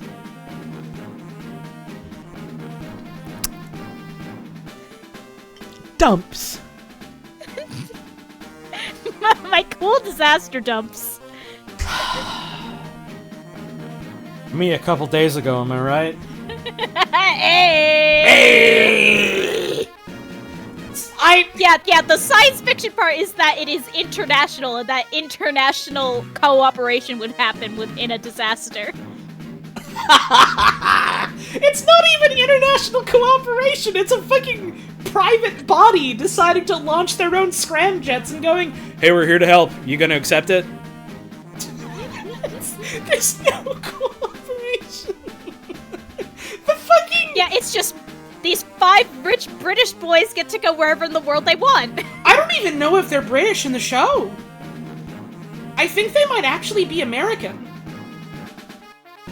Same difference in this grand scheme of it. True, fair. it's a meaningful distinction, even if it's not an important distinction. I like Frankie just in pure, like, disbelief. Just must watch this. I'm fucking obsessed with just any other mention so far of, like, things that might be construed as weapons is like, no. This is for, like, specifically dismantling or for, like, protection or deflection or, like, avoidance. Fucking sure, whatever. There's things you can say about that, but moving on. This just goes, yeah, it has missiles. Weird, huh? Well, anyway. Weird, huh? I apologize for being a little bit guy who's only seen Boss Baby. I'm thinking this because I just got my Psychonauts 2 art book. I haven't read it yet, by the way. I'm going to. I'm very excited. You know in Psychonauts 2 where Coach is just like, no, it's a hero robot now. It's not a death robot anymore. It's a hero robot, and then everything else is unchanged. That's how I feel about the Thunderbirds equipment. My gun shoots happiness and it makes you feel justice instead of bullet wound. It's fine. Fab 1! Or sorry, F.A.B. 1, I guess.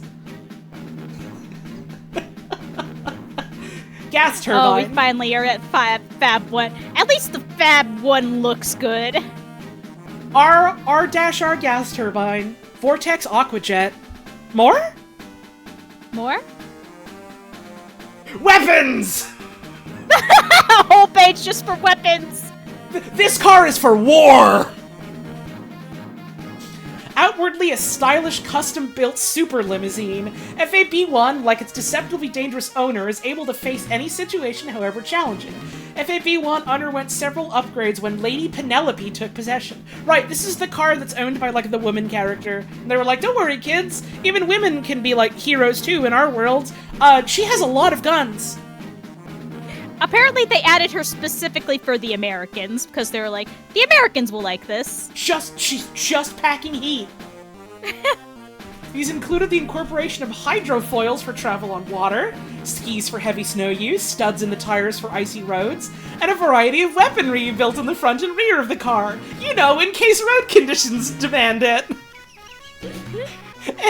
Everything else being about, like, you know, weather conditions and traversal. And also a shit ton of weapons. The engine was partly replaced by a Rolls-Royce built gas turbine, blah blah blah blah, car pervert stuff. The FAB-2, which is a boat. Several ocean-going pleasure cruisers owned by the Creighton Ward family. an exclusive private marina on the south coast of England. It's just a yacht. It's just a fucking yacht. It's just Lady Penelope's yacht.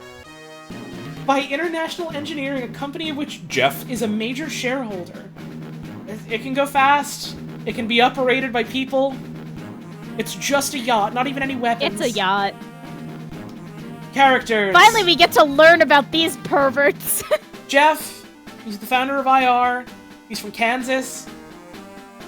Combine harvester driver. And this possibly influenced young Jeff to become keen on machinery. By the way, military! Military service in the Air Force. Then he became a colonel, and then went into space. F.A.B. is her horse? You could be lying to me, but I wouldn't know. I believe you. Yeah, I believe this. He became an astronaut. He was one of the first men to return to the moon. Because the moon landing already happened, so they had to come up with, well, he was the first man to, go to the moon again. Then tragedy struck. His wife died. Widow! Wait. His wife died prematurely. Is that the, like, is that the normal wording when, like, your spouse, like, dies in giving birth? I don't think that. No, not at all. No, not even the little no. Okay, so I thought she just. This is, as far as I can tell, this has nothing to do with her like dying in childbirth. Oh. She just died young. Oh. She just died not of old age. Why did they fucking write it like that? Because these writers aren't very good. Uh-huh. I mean, he had to do the business and the kids at the same time, but it's okay. He had a tremendous capacity for work, so it was all okay. And he became very wealthy. He also had a manservant, but don't worry about that. It's okay, because he had a lot of humanity towards people. So he built IR. Or? He's smart, he's nice, and he loves funny. But he can also be serious. He can also be stern. And he can go to space. This is the most just white protagonist of an action thing ever. Now I know they're all I just noticed there's a poll going for cause of wife death. Oh, awesome. What's winning? Surprise couch. It was so sad when the couch prematurely landed on her instead of landing her in the rocket. I must emphasize the choices are vehicle, lowest amount of votes, accident in quotation marks, right, and surprise couch. Ah, no oil? No oil. Dang, I guess oil didn't do it. I suppose you could couch oil under accident. Now I know Or literally, vehicle. I know literally all of these are marionettes. They're all puppets. They're all dolls. This just looks like a rejected Barbie doll. Yeah, this is Submarine Ken. This is Ken's friend Greg that never made it out of the workshop. Sorry, Scott. He went to Yale and Oxford. And then he went into the Air Force. He sure looks like a guy who went to Yale and Oxford. And the Air Force. And the Air Force. And he loves to fly the number 1. And whenever his father isn't home, he's in charge.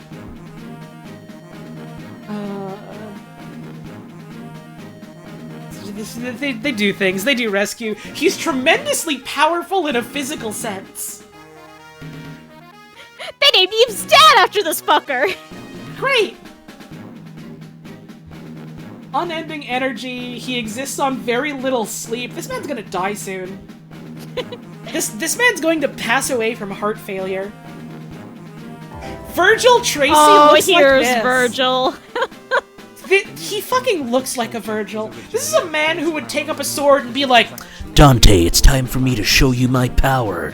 You have no chance of taking me on. He looks like the guy I was comp pet for in high school. oh, hang on. Captain Fargle gave bits and said, in the original puppet show, Jeff was the first man on the moon. But then the actual moon landing happened, so they updated it Oh my in this god, video yeah, because it was written before the moon landing! Awesome. In the 2015 reboot series, what do you fucking mean 2015 reboot series? Oh yeah, they made another. What? Opening up Thunderbirds Wikipedia page. They did what? For the 2010s remake scene, Thunderbirds Are Go, parentheses TV series. What? Why? Oh, they also made an anime. Now that I vaguely remember hearing about, didn't that like have a Kickstarter or something? No, the anime was from the 1980s. Oh, Jesus Christ. Sorry. They updated the Twitch activity feed to now show when, like, polls end. And so out of the corner of my eye, I literally just saw cause of wife death ended pop up on OBS. Oh, that's scary! Great. Virgil is the most serious of the Tracy family. Denver School of Advanced Technology. But he didn't go to Yale. Sorry, bud. You're always gonna be living in your brother's shadow. I hope that sword will help you out. He likes machines. He takes after his mother. I don't like the phrasing in looks and coloring. That's not good, no! Wow! That's really bad. I literally didn't read that part. Jesus Christ! I don't think they mean it in a racist way, but it's still not good! No! Why didn't they say, like, complexion or something? They could have just said he looks like his mom and left it at that! They could have just said he looks like his mom! This is the gift that keeps on giving. Someone in chat says this can't get worse. We literally haven't even gotten to the game yet. Hold on to your butthole.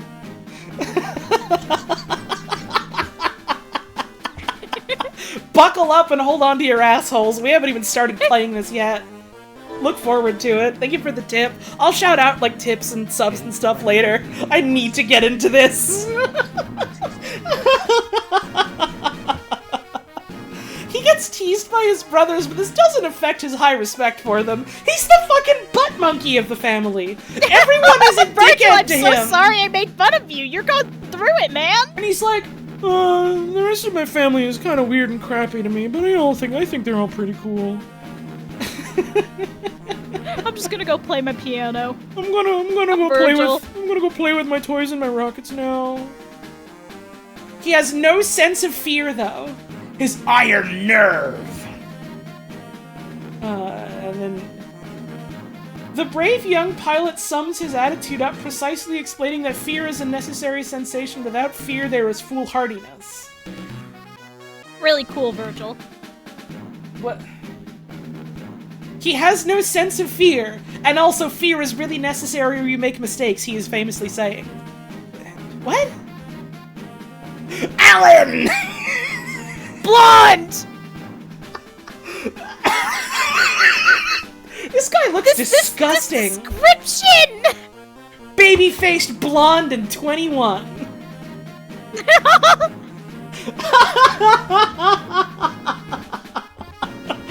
is the new young, dumb, and ready to you-know. He literally looks like a fucking Rankin Bass.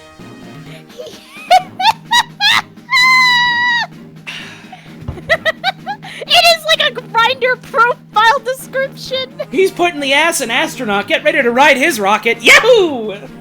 More? He's seen the moon many times. Oh, I bet he has! More?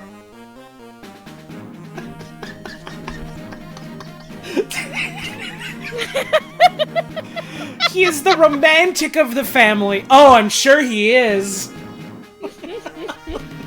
Likes nothing better than to explore the rocks located on Tracy Island. Oh, I'm sure he'd love to trace your rocks. More? More? There's no romance in his attitudes to the work of international rescue. He hates his job!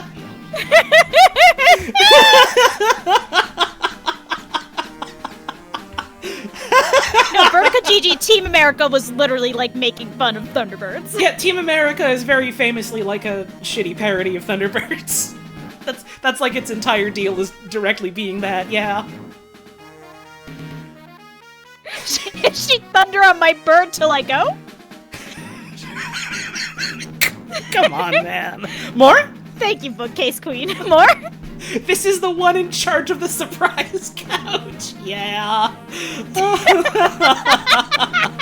He loves his surprise couch. Alan has always had his eyes on the stars. I don't know how to make a sex joke about that one. Interested in space travel and once built a rocket which went off course and broke every window in Colorado University. Oh, this poor dude, he had to settle for Colorado University. Meanwhile, Big Brother got Yale and whatever. Baby boy, are you Colorado? Cause I'm gonna call you, Rod.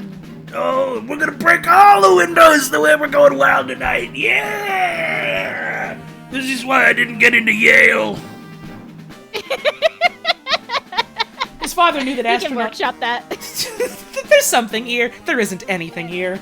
There's something there. There's something there. We can make it work. His father knew that astronaut training was the way to give Alan a sense of responsibility. Kid, you gotta stop fucking other men in the ass. You gotta get on the rocket ship. That'll set you right. Oh, Gordon. Turns out setting him on the rocket ship just made him more fixated on phallic imagery. Who could have told? Who could have thought? Hang on. I'm sorry. I'm so sorry to interrupt. Yeah. This guy's 22. They're not even doing this in, like, birth order of the kids. No. Who the fuck? Why would they arrange it like this? This is Gordon.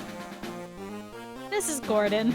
He is the What? great Joker of the Tracy family.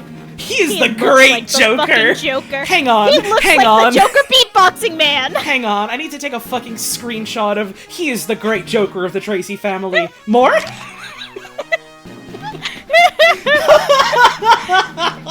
in line with Dad's favorites. What? Someone's describing the order of characters as in line with Dad's favorites. Oh no, maybe a little. Adventure is Gordon's life, and he revels in all water sports, from skin diving to water skiing. Oh, I don't describe it like that. Listen, we gave all the crass gay sex jokes to the previous dude. This guy can't also. They can't all be gay sex perverts. Are you kidding? Look at them. In a primetime 1960s show? I guess it was the 60s. It was the 60s. Also, there are a bunch of trust fund babies living on an island. If Grindr existed back then, these guys would be going to town, every last one of them. Dude, number 5 is gonna invent Grindr. We haven't gotten to him the yet. Worst guys you ever met on Grindr. In the World Aquanaut Security What do you Patrol. mean we haven't gotten to the gay one? What? That's great. Wasp, by the way. Unique underwater breathing apparatus. He does look a little bit like Shatner mixed with, like, Mads Mikkelsen mixed with, like, a melting wax sculpture. Doesn't he? He commanded a deep-sea sub, spent a whole year beneath the ocean. He's a past Olympics champion at the butterfly stroke. Okay. Yeah, this man is not in his 20s. No. And that's like the audacity of going, this is Jotaro Kujo, the protagonist of, part 3 of JoJo's. He's 16. No. Normal 16-year-old. No. This guy's in his 30s at the earliest. He was involved in a hydrofoil speedboat crash when his vessel capsized. Completely shattered, and Gordon spent 4 months in a hospital bed. Served to bore down his exuberance, and it also taught him respect for the sea. He had a tragic boat incident, and now he's afraid of dying. he was forced to confront his own mortality at, like, 19. He's 22, by the way. He's definitely 22. I do enjoy this pinned message about how he looks like this because he was eating cigarettes. Oh, you're right. We haven't gotten to the gay one. Here we go. Okay, I see what you mean. Yeah. Yeah. All This is right. straight up a Grinder profile pic. I literally know at least 2 twinks like this. Yeah. Yeah. Yeah, All right. These are twins. We got twins, baby. Fair and handsome. He does look like the Pinocchio boy. Which Pinocchio boy? The father, when can I lead to be on my own one? What? I don't know what that is. I don't think. I'm pretty sure it's the one Wayne used for Liza P. What?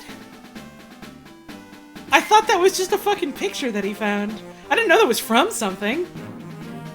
There was a very bad Pinocchio movie, like, last year, 2 years ago? Yeah, he was played by Pauly Shore in the US dub. He was played by who? Pauly Shore? You're... Literally, all of you are fucking with me. I'm convinced. No. I promise, I promise, I promise. Good God. It's time to spend as a monitor! And in this position, you say, the dreamer of the family, you say. Oh. The word whiz, you can't be say. spelling whiz like that. Yeah! W-I-Z-Z, you say. The quietest of all the boys, you say. I don't think a degree in laser comms is like a thing. It is in the future. Okay, sure. Yeah, sure. Fucking whatever. His favorite pastime is to study astronomy, and his job as space monitor gives him ample opportunity to pursue this hobby. He's ample, you say? Okay, okay. The discovery of the Tracy Quasar system was due to his incessant space searching. Very life and graceful person, you say? This really is the gay one!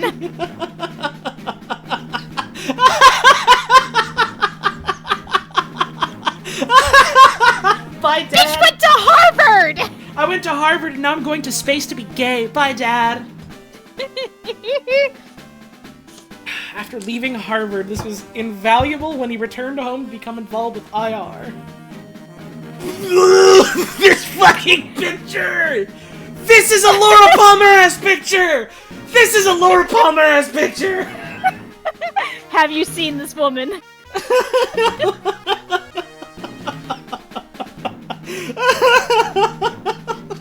This is the picture that Bobby Briggs is like ripping apart at the funeral when he's crying about how you all got her killed. You all killed Laura Palmer. This is the cover art for Firewalk with Me. She's dead, wrapped in special couch. So, Lady Penelope... Tracy ID required? So, Lady Penelope was created by Sylvia Anderson. She really pushed for this character. Mm-hmm. Was voiced by Sylvia Anderson. Okay. And was not by her choice, mind, but ultimately designed after Sylvia Anderson. Ah. I see. This is Sylvia Anderson.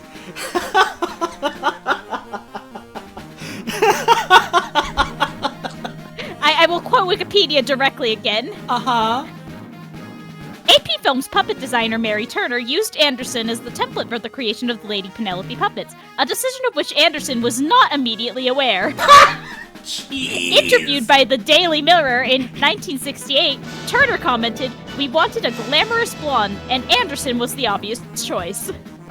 Respect, I think. Question mark. But... but also, it's kind of weird.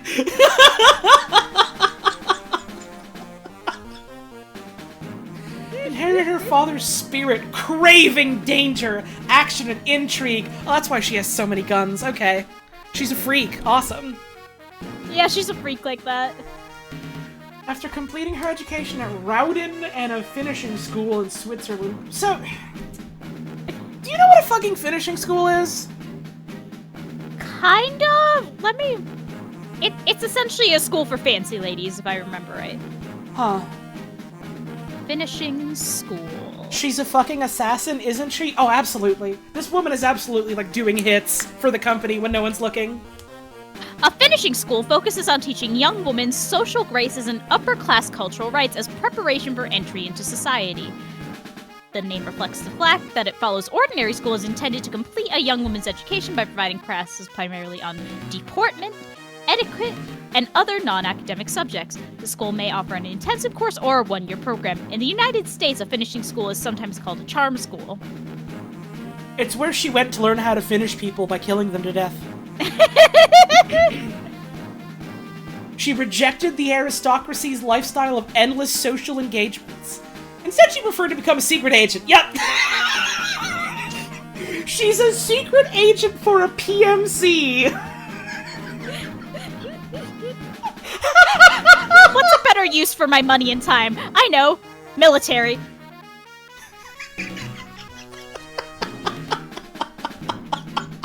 She first met Jeff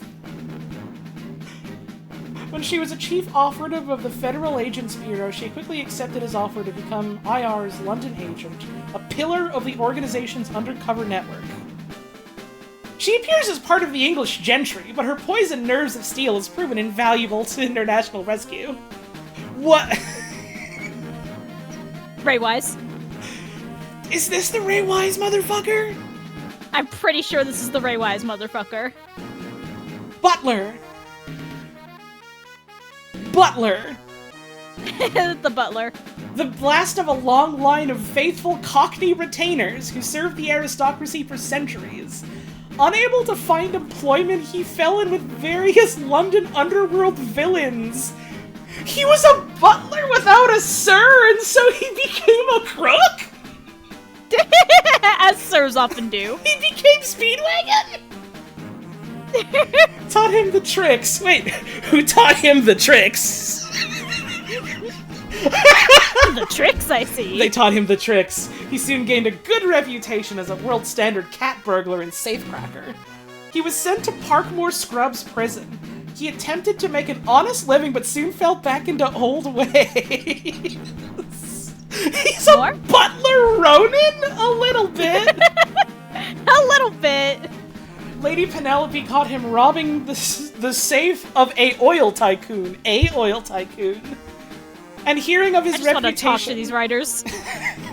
offered him a partnership in her espionage duties. Literally, she caught him and was like, "You're pretty cool. A partnership. Do you wait? A partnership. A partnership. A fucking partnership. A partnership. A partnership. Partnership. Partnership. This game is awesome.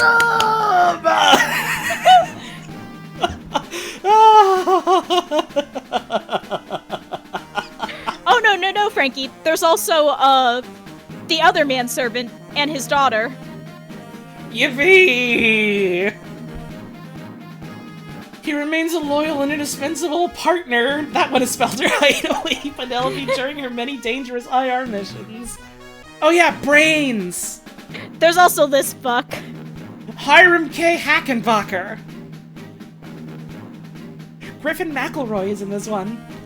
That's mean to Griffin McElroy. Yeah, I apologize to Griffin McElroy, I guess. His phenomenal scientific genius was recognized by a professor at Cambridge who provided the boy with a good... Wow, 12-year-old! You're pretty smart! Maybe you deserve a house! I'm a pretty smart 12-year-old. I wish someone had done that for me. Someone in chat just called him Rivers Cuomo!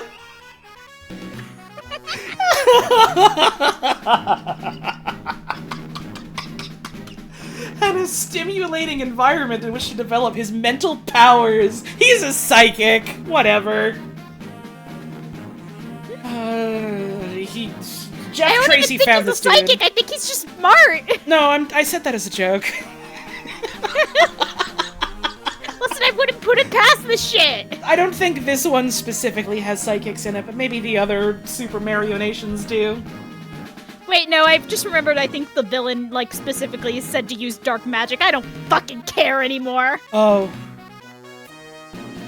Okay. By the way, the villain is also racist. Yep.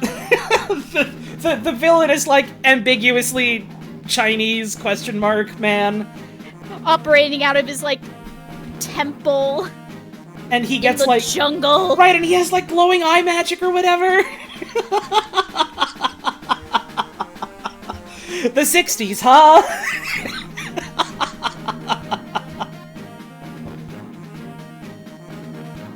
Anyways, brains. Fucking brains. Nervously delivering a lecture in Paris when Jeff first met him. Immediately recognized the worth of Jeff's project and accepted his challenge. I would love to be a military contractor, sir. Sir, yes, sir, I would love to take the Jeff challenge, sir!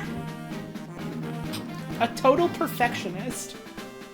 Okay, so, take your bets now in chat. Is Brains a playable character?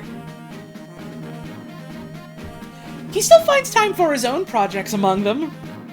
His robot Brahmin. Brahman? Good old Brahman. He works with the commercial aviation industry. Even under the employ of, like, the world's richest motherfucker. He's working a side hustle. Anyways, here's Kirano. My trans dude friends, when they want to take a binder break, call that a Brahman. Anyway, racism. Operations Euler. The son of a rich Malaysian plantation owner. Turned his back on material gain after his inheritance was usurped by his evil half-brother, the Hood. The Hood is the evil one. He became an expert botanist. Was invited to Kennedy Space Center. He met Jeff, and the two became firm friends. Head chef in a Paris hotel. Asked by Jeff to help with the, quote, domestic arrangements on Tracy Island and keep the base running smoothly. Is this what you were talking about when you said the other butler? Yeah. His age is unknown. He really appreciates the garden that adorn golf courses.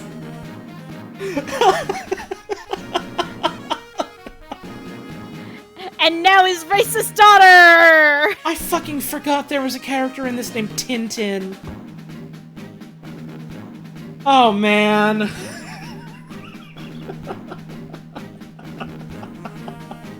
Tintin's education was paid for by Jeff as a token of his gratitude for her father's loyalty. More? The way the more is spaced there does make it feel like it's part of that statement. They don't even have it, like, a different, like, color to differentiate it from the rest of the type. Nope. She graduated, she's smart, she joined IR, she helps Brains. She has a higher mathematics degree. She is an administrative assistant. This is too real. I need to lie down. Oh, God. I'm so sorry. Also a pilot. Her interests outside of work include pop, like music or drink. Yes. Her main interests outside her work include girl, and girl. She enjoys a playful relationship with Alan, whom she adores. Tintin comes from the Malaysian word for sweet. I don't know if that's real or not. Oh, here we go. The Hood, special abilities, hypnosis in disguise. The world's foremost villain.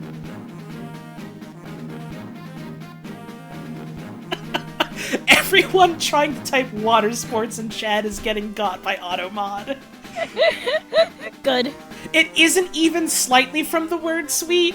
See? No, I believe that. I didn't want to make any assumptions because I don't know a lot about different languages other than English and some token French. I felt like this game and this property would be the type to just outright lie about that. Feared is the world's foremost villain, the Hood is Kirano's half-brother. More? What, is he like a 3/4 brother? His main aim in life is the acquisition of wealth regardless of justice and ethics. He does look like A.B. Pardon? So, I'm so sorry for what I'm about to say, by the way. Okay. In the early Sonic the Hedgehog Archie comics, when they still did, like, the off panel with their, like, editors and artists as, like, a funny haha in-joke, there was an editor named Gabri who drew himself basically like this. Ah. I see. Bald-ass man, big eyebrows. He does look like Jeff Bezos mixed with Lex Luthor mixed with, like, an Orientalist pastiche. Mm-hmm. Real bad. The Hood's main aim in life is money. His main target is the IR, because they're nice. The plans of their wicked machines could make him very, very rich. He works from a secret temple in the Malaysian jungle. Tin in Malay just means can. Her name is Can Can. Oh, like candy, like sweets. Haha, do you get it? I want to explode. He has evaded capture for many years here. He uses mystical voodoo powers and black magic to deadly effect. Oh, a different racism! Awesome! Okay. That's all the character profiles. Aren't you so happy you know so much now? We learned about so much racism! It's literally already break time again. Are you guys ready to eventually We haven't start the even game? played the video game yet, which is the funniest fucking thing in the world to me. I wouldn't have there it wasn't any a other character way. profile for Grandma! Grandma don't get shit. Fuck Grandma. Fuck Grandma! Fuck to Grandma. Hell to Grandma. We don't need no Grandma here. Brains does have the highest score. He's the best gamer around. So, I forgot! I had my Wallace coin on the BRB screen. I'll let her stay. I forgot I put her up. And she's just gazing at me longingly as I go to the BRB screen. I'm sorry, ma'am. I got no cheese for you. My Wallace coin.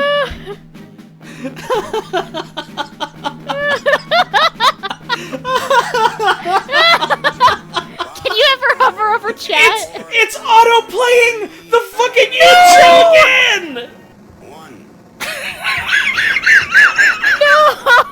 Oh my god! That's awesome! I'm gonna leave it on the options menu.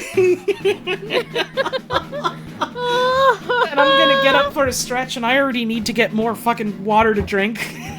I'm gonna lay on the floor, face down, and just kind of let things happen to me. Yippee! I'm gonna get up, I'm gonna have a stretch, we'll be back in a couple of minutes, and then we're actually gonna start fucking playing this video game. I hope you've been enjoying the stream so far. I'm having... I mean, a good time is maybe a bit of a stretch, but I'm fascinated, so... We are here together, and we are learning, whether we like it or not. I'm enjoying the act of streaming this. I have to pick my words carefully around the fucking Thunderbirds video game. Did you know Saudi Arabia is full of oil? Really good news! That's the first level. That's the first level. That's the first level. We'll be back in a couple minutes. I'm lying on the floor!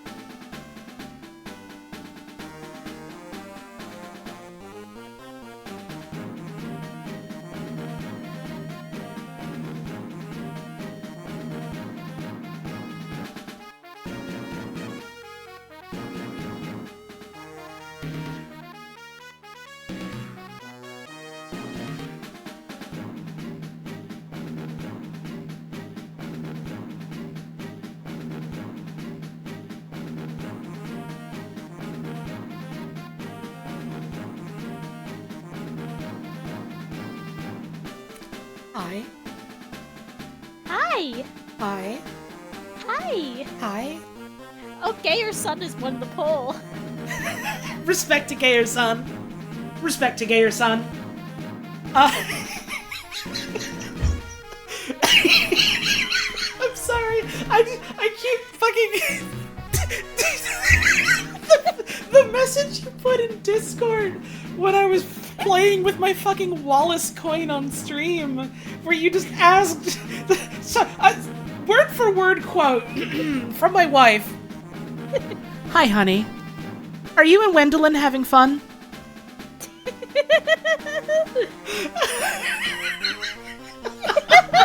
And I couldn't think of a funnier way to let you know I was back from the piss zone.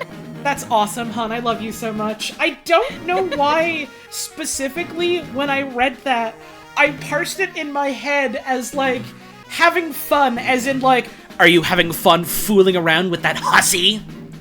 No! And I know that's not what you meant, but it was my immediate thought for some reason. No, I just thought you were having fun laughing playing. I was. Sorry for implying that you thought I was cheating on you with my Wallace coin or whatever. Do you care about me? Every day. Yeah! Lovely. No, coin has not been a home wrecker. This is not divorce stream. I promised my friend it wasn't divorce stream.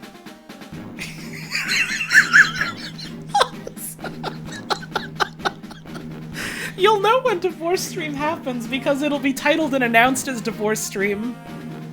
So look out. Do you wanna fucking play Thunderbirds?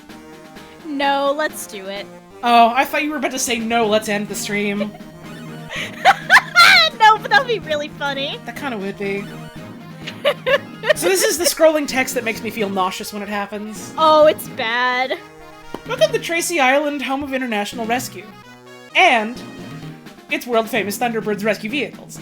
It is from this lush tropical paradise that Jeff Tracy, ably assisted by his five adult boys, directs His 5 adult sons. his 5 large adult sons, directs the activities of international rescue and death-defying escapades around the world. Hidden beneath the domestic facade of this billionaire's retreat, Thunderbirds 1, 2, and 3 lie poised in wait, ever ready to blast off at a second's notice to wherever they may be needed. Be it on land, under the sea, or even in outer space. See, here's the thing. If I saw this fucking labyrinthine mansion on this private island, Labyrinthine. I would not assume... Labyrinthine, whatever. I would not assume domestic anything. I'd be like, oh yeah, they've got tanks under there. This is that rich dude that's like was in the military and is really, really weirdly into like aerospace stuff. Yeah, this dude's either a pervert or he's got tech. He's got tech. Oh, it's not an either situation. You know, I suppose it doesn't have to be an either, does it?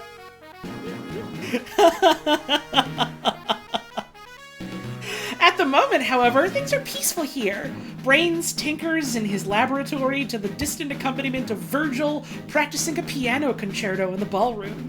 Kirano serves green tea to Jeff and Grandma in the shade of the gardens, while Tintin arranges flowers in the dining room ready for the evening meal.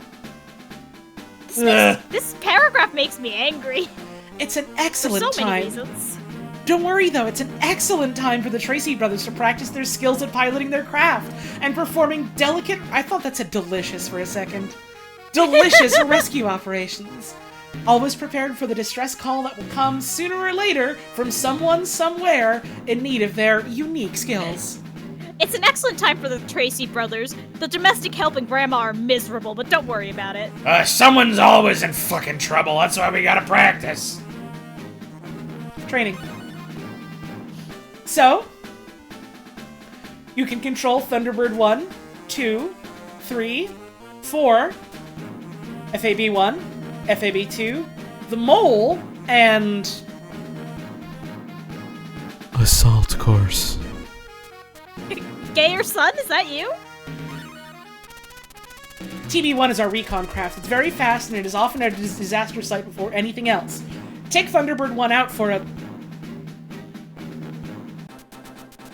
Oh, okay. What do you mean it doesn't continue the text? Bombing things is useful in TV1!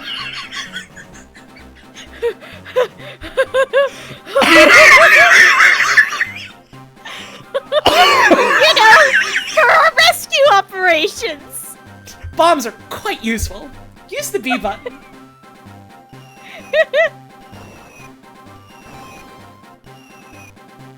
We're taking out the comms! So this game is a shmup. Sometimes. I did just blow up a satellite. It recharges your energy. They're fuel pods. They're fuel pods. They're fuel pods. They're not vital communication networks. They're fuel pods. Don't worry about it. I think we need to take the Tracy's to International Court. We do also have a blaster that shoots, like, directed rockets in front of us.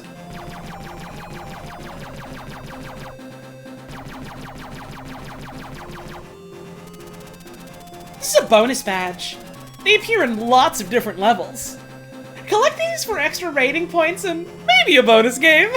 What do you mean a bonus game? I don't know what the bonus game means. Try to explore every level. Honey, first beautiful second I thought the bonus game was your surprise you kept talking about. No, the surprise is something else. I didn't know about a fucking bonus game. What? Oh my god, the sprites? Whoa. Oh, that's a crazy sprite. The fucking half sprite? That was awesome?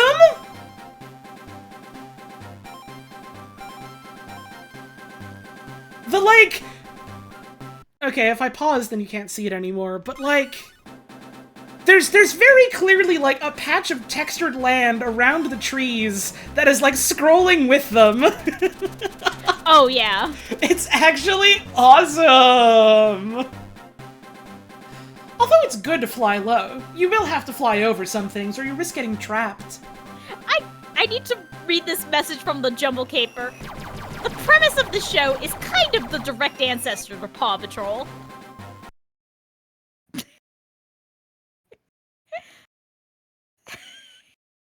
Huh?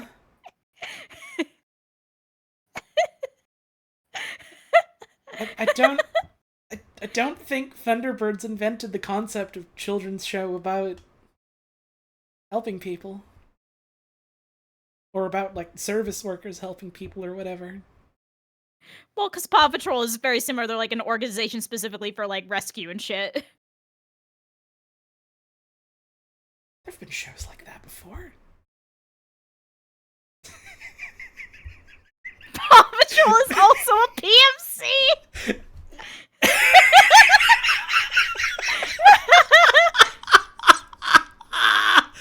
Does no one remember Rescue Rangers? Rescue Rangers was after this, though. Wasn't it? Very much so. Also, wait, what? Wait, no, I'm sorry. You're saying Chip and Dale Rescue Rangers. I was thinking of fucking Rescue Heroes. That's a different thing. But also about, like, a bunch of dudes appearing to help people out.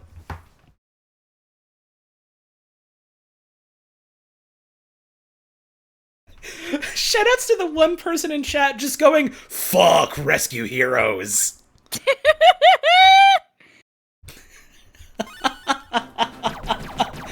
That is the strongest opinion anyone has ever had about the Rescue Heroes, ever. Dude, look out! There's a big wall! Fire the laser pulse cannon with the A button. It's especially cool if you fly low! What? You're right, it's pretty cool.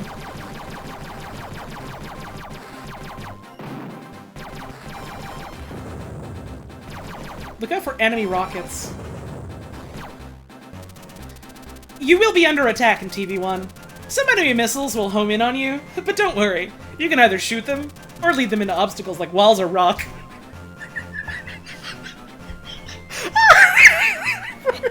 Like walls or rock. Like walls or rock. Like walls of rock. Why can you loop the text? because this video game is good? Is it? Crash into a wall. Crash into a wall. Roll into a ball and crash into the neighbor's house and walls and fences, etc. Hey, honey, I do have to ask, Hey. how does this thing control? Not good.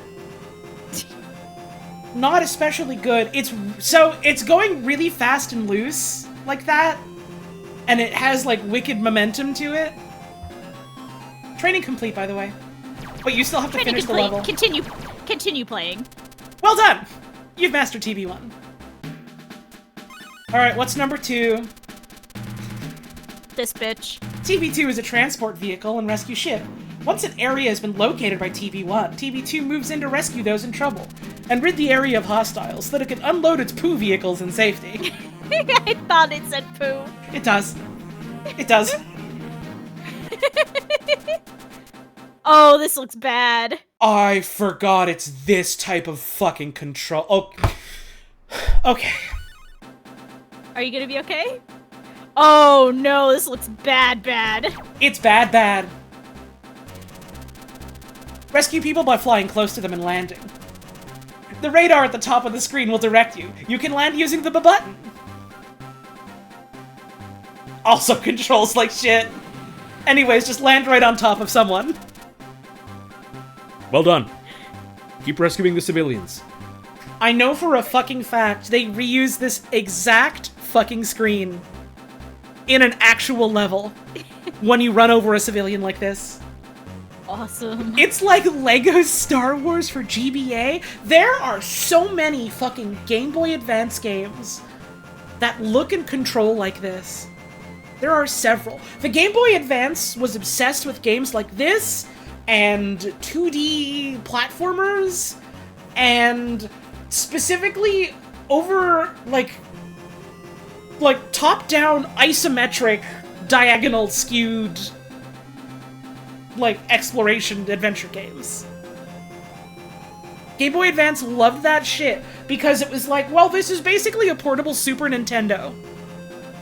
We have to take advantage of Mode 7 because it's there, because we have it. We have to do it because it's there.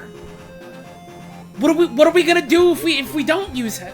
We're basically just making a Game Boy Color game at that point, and that's no good. By the way, this game is in fact a remake of a Game Boy Color game, which I literally learned half an hour before we went live. Yeah, we learned that very recently. And I half considered pivoting, finding and setting up a fucking Game Boy Color emulator instead. I didn't, but I thought about it. Quick! Run me over, man! You gotta help me! Crush me! Yes! Well done. Continue to do this. Excellent work! Only one civilian left to rescue. Wait, does MGBA just work for Game Boy Color? I don't know. I've only ever used it for GBA. Anyways, you do also have, like, high payload explosives. Of course you do. Of course you For do. rescuing the civilians. Okay, so there's a little bit of, like, they'll run to the vehicle if you're close enough and you go down. Okay. That's not quite as bad as I thought. I can't go through there. I'm too fucking fat. My boat's got a fat fucking ass and it won't squeeze through the trees. We're above them! Don't worry about it. I probably shouldn't be fucking pedantic about a video game like that, but man... Specifically about Thunderbirds for the Game Boy Advance. Oh man, how do I leave? Let me out. The fucking trucks? Oh, those trucks want to hurting you. Oh, I see. This is a heart. This is a fuel dump.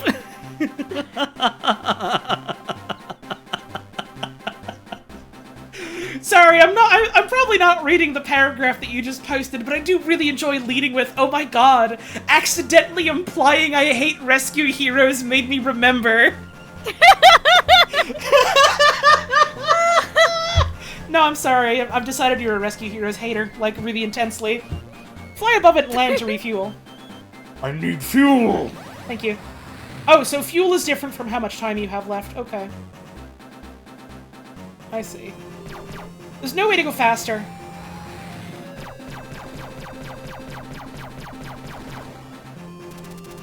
Keep on Who exploring! is this? Woman. Who is this woman? We didn't meet her! If you get lost, you can use select to see a map of the area. The compass at the top of the screen has a red needle pointing north.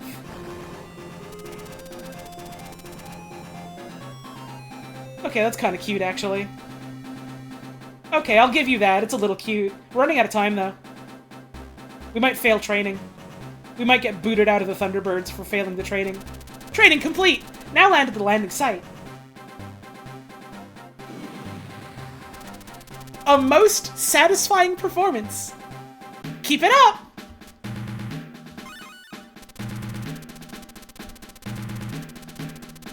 That woman was a character Marina from Anderson's previous show Stingray. What? That's awesome! She's a mermaid? What? What? Why was she here? That's awesome! Did they just fucking Google, like, Gary Anderson puppet and just slap some images in? Collect 10 blue plasma pods, by the way, but avoid the red and yellow balloons. Red balloons can be shot, but yellow ones can't, so be careful. Oh, this is bad looking. Oh man. Oh man. This is a fucking WarioWare minigame. Oh my god, it's that one awful fucking... Not awful, but it's an awful version of that one fucking type of, like, space flying game where, you know, you have to deal with the fact that things are flying at you, and usually you have, like, some kind of cohesive ring around the arena that gives you, like, defined walls that you can fly into kind of thing. Or it's like fucking... it's not Fantasy Zone, but it's the one where they go, welcome to the Fantasy Zone, get ready, Space Harrier. It's like if Space Harrier had nothing good going for it. It's if Space Harrier was fucking nothing. What if Space Harrier was dog water? I almost missed that fucking thing because I wasn't looking. I was looking at my chat. I was thinking about Space Harrier and thinking about how things can be good sometimes. Welcome to the Fantasy we gotta play Zone. more Yakuza so we can play more Space Harrier. We literally do. I missed that one because the hitboxes on this are dog. Yeah, they look pretty shit. I missed that one too, evidently. What is the hitbox? So there's not really any sort of indication of where exactly it is. Okay, so you just had to slam against the wall. Okay. Alright. I can't even tell there is a wall. There isn't. There is the bounds of the level that you can fly to, and that's about it. Yeah, that qualifies as a wall for our purposes. This is like a bad Sonic special level. Someone in chat mentioned that, and I was kind of thinking that at first, like, oh, blue spheres, yeah. But this does feel like something that you would have Sonic doing in like a shitty tie-in game. Mm-hmm. Is Yakuza that game series with Fang the Sniper in it? What? It should be. No, it's the series with Hatsune Miku in it. Oh, Hatsune Miku. Oh my god, we're running out of time! Because of all those ones I missed! There's no way to go faster, by the way. You survived the balloons, but didn't collect all 10 fuel pods. Try again! Who gave you authority, ma'am? You're a mermaid! The mermaid has decided your spaceship flying is so fucking sucks. Do it again. Yeah, they just mirrored the image!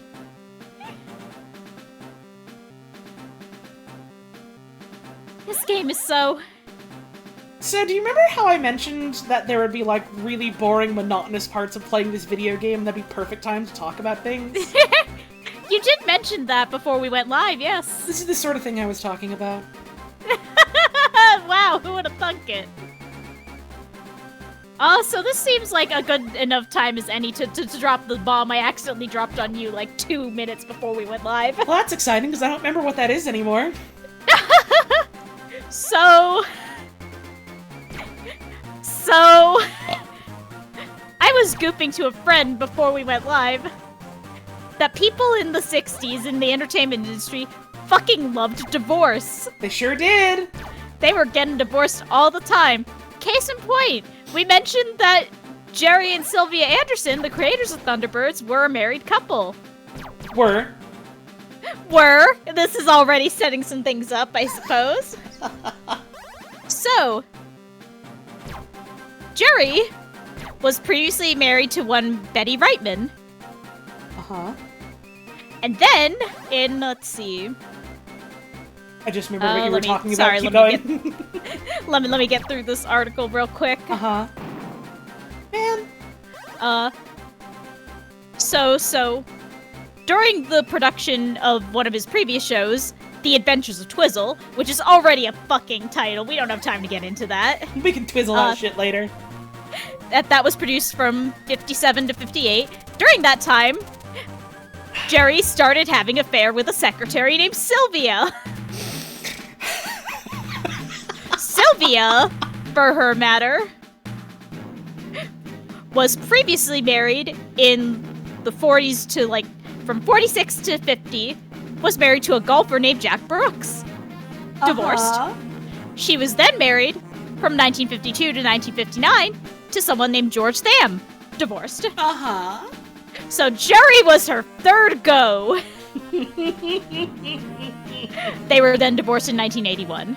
Uh-huh. There was a lot of stuff about how, like, the fact that they were so ingrained in, like, all of the fucking projects meant that, like, if there were tensions at work, then there was all immediately tensions at home because everything they did was a thing they did together in some way or another.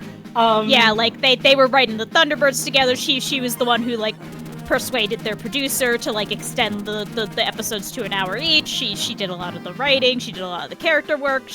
They co-created one of Jerry's next series. She was a co-producer on it. Uh-huh. She did a lot of the casting. And I'm just gonna read this short couple sentences outright.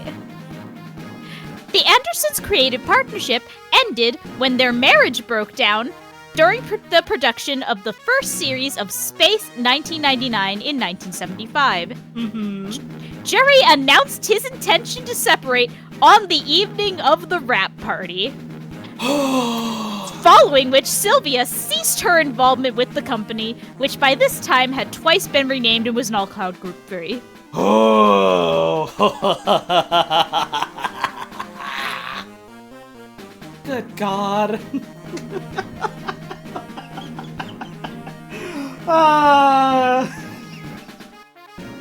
Hey, I know we have, like, a healthy relationship where we, like, actively talk to each other about, like, problems and things, but also maybe I am to some degree glad that neither of us feel the urge to be involved in everything the other person does. No, thank God. And even the stuff we do work on together is, like, either shit like this where we're just kind of taking the piss playing Thunderbirds, or we're only incidentally working on together and there's, like, other people involved. Yeah! A fucking rap party! Imagine being one of those fucking actors and just, like, being proud of all, like, the hard work you did, being, like, excited to see this, like, get out into the world, and your, like, director walks up and he's like, thank you all for your hard work. I'm leaving my wife. Fuck this woman. Thank you all so much for helping out on this project. I will leave my wife and hope for the best. Yeah, the wife who's been doing, by the way, a lot of, like, the writing and the producing and, like, the character work and, like, the casting. They were originally going to get divorced earlier, but then she had a kid. Yeah. Yeah. Yeah.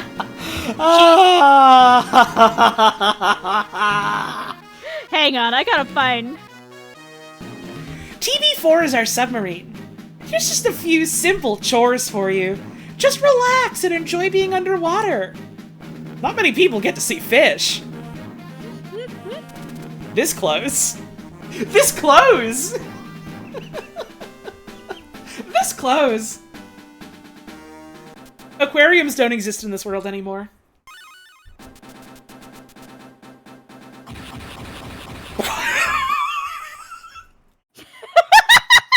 That sound effect is really fucking good.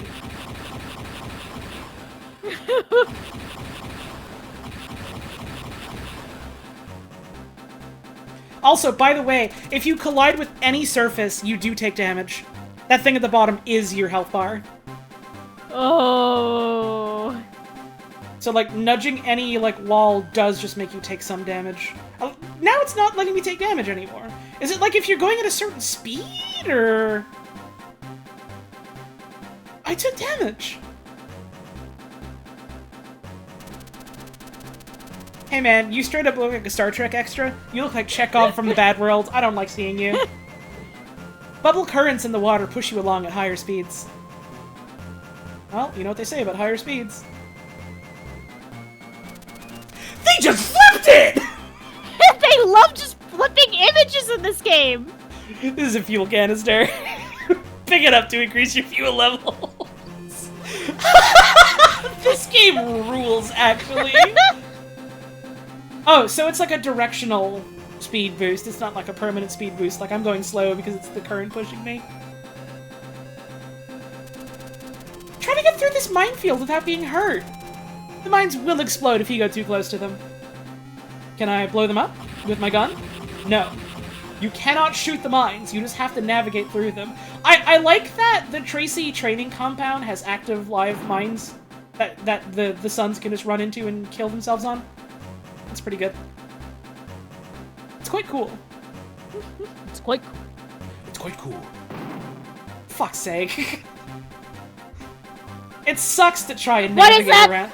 Oh, it's a fish. Use the button to fire your torpedo with the mechanical manta ray. Mechanical, mechanical, mechanical. It's fine to kill it. It's a robot. It's a robot. It's a robot. It's fine. It's fine. Kill it. Why did it just explode into real blood and gore? That's weird. Well, I trust my father and the Tracys for everything. The button unleashes a megatorp. You had the space to spell out torpedo. Megatorp? Space. Megatorp is something that 1980s Toronto's stoners would say that got co-opted into cyberpunk talk. It's a bit slow, but it really does some damage. Dude, I'm getting Megatorped on some wicked Grand Slammer right now, man. Dude, I think I can see God too. It's not even killing the manta ray. But it does wicked damage! But it does a wicked Oh. Cannot kill those ones. Now this I know about, this I've seen a screenshot of. These are fish. They are harmless! And you cannot shoot them. Aren't they pretty? This is what a fish is. We're teaching you. Now you know all about marine life. You've got the caps, you've got the crapsel. Stop flipping him around like that! He's gonna get- Are they trying to imply these are different people by flipping them around? What's the implication here? No, I think they're just flipping it so you're not getting the same screen over and over again. He's gonna get motion sick, he's gonna throw up all over the sub! Come on! Pick this up by floating over and deliver it to the boat. Alright, well, off to the boat we go.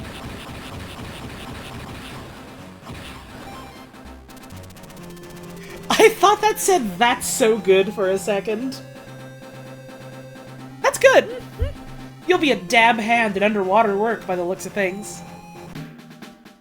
It's time for the F.A.B. one. Car. The personal transport Oh, of I don't Lady like this Penelope. screenshot. What's wrong? You don't like Ray Wise in his car?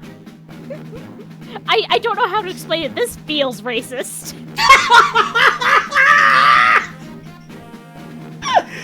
It's fast, armored, and powerful. Excellent!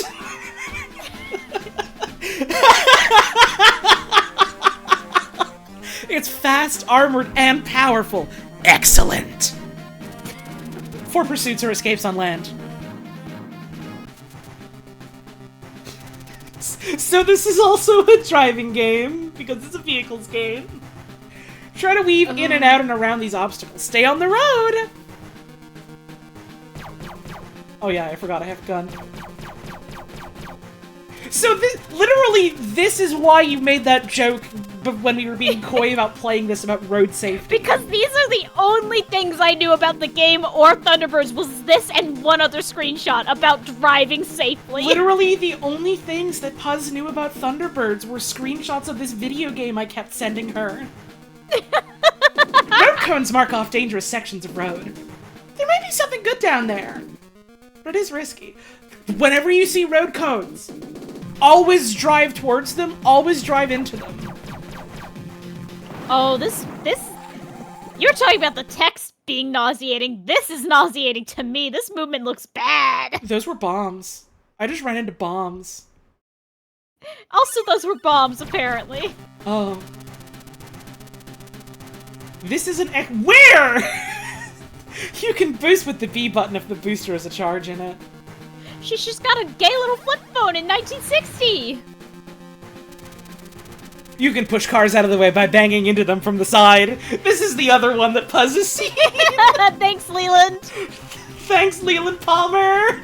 I kept fucking Holly out because I was like, okay, because I didn't know what Thunderbirds was, so I was like, is this like a Robot Chicken sketch about Twin Peaks? Is this Leland Palmer? No! It's not!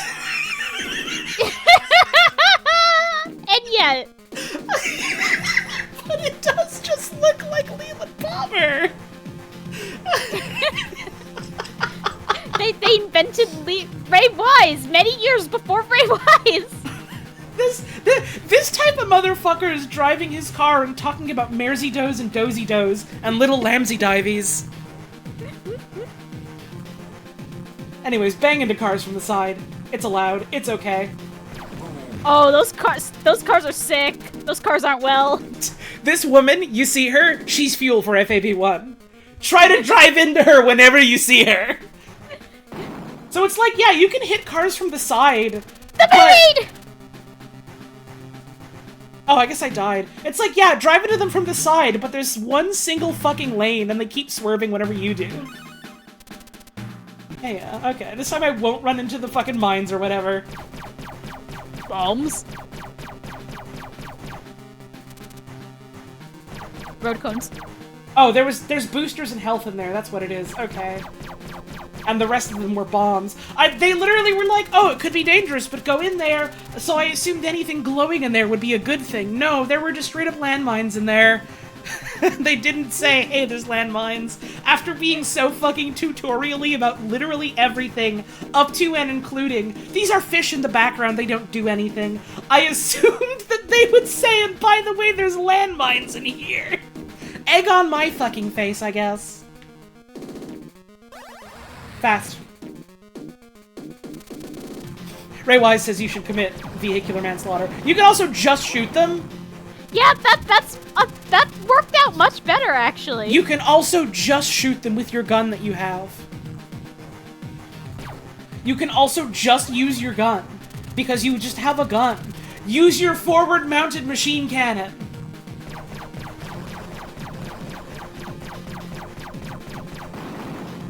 Just use your fucking gun that you have. You have it. Time is...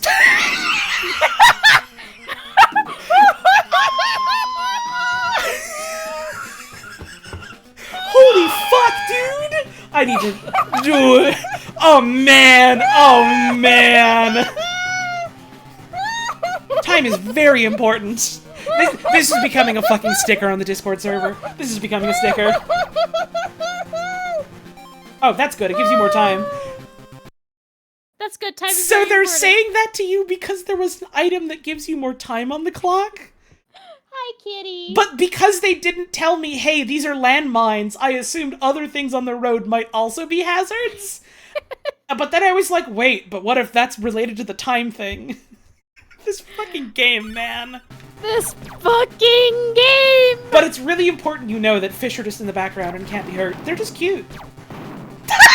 That guy. That guy I got to slam. That was great. Great show. You're going to be a most useful escape driver. That F.A.B. 2. specific image of her looks like she's in the fucking nursing home. It looks like we're visiting grandma. Little bit. Lady Penelope's ocean-going luxury yacht. It does have a few tricks up its sleeve, though. Give it a spin. It's the same minigame, but ocean! I literally think it's the exact same, but you have a machine phaser this time.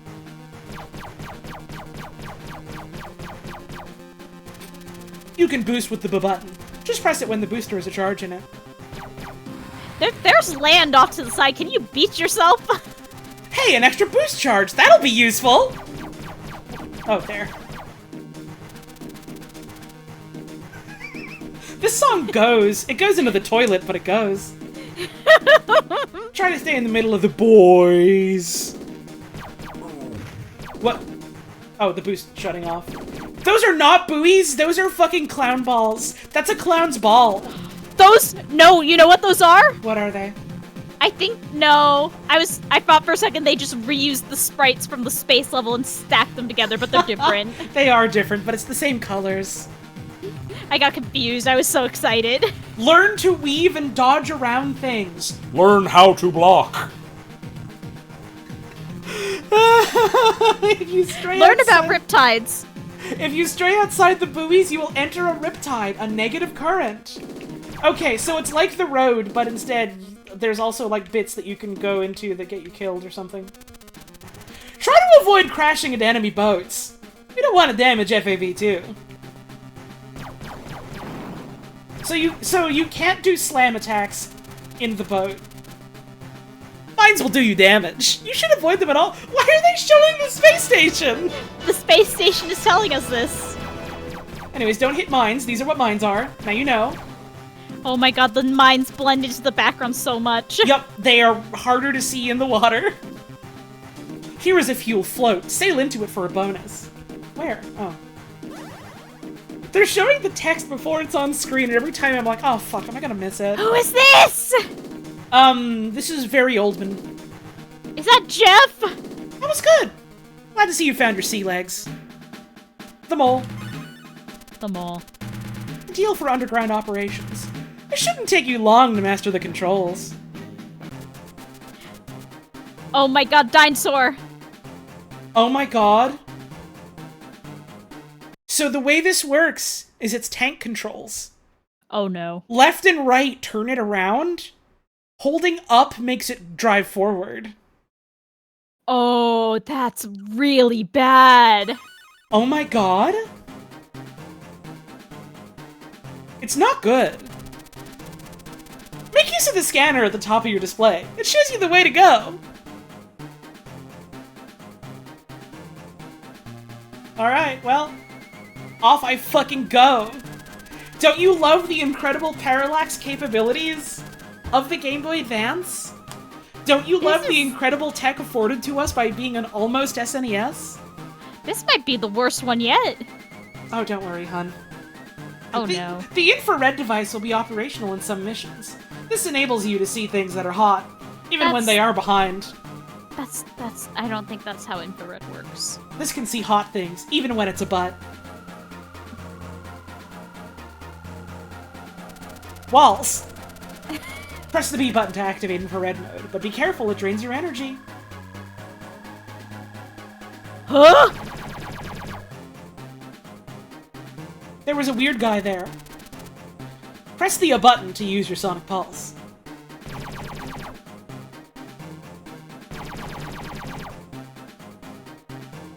Heart. Don't worry about what hearts are, you don't need to know. So I guess this is the missile launcher they were talking about, it's the pulses. We don't even get to use cool missiles. Get fucked, kid.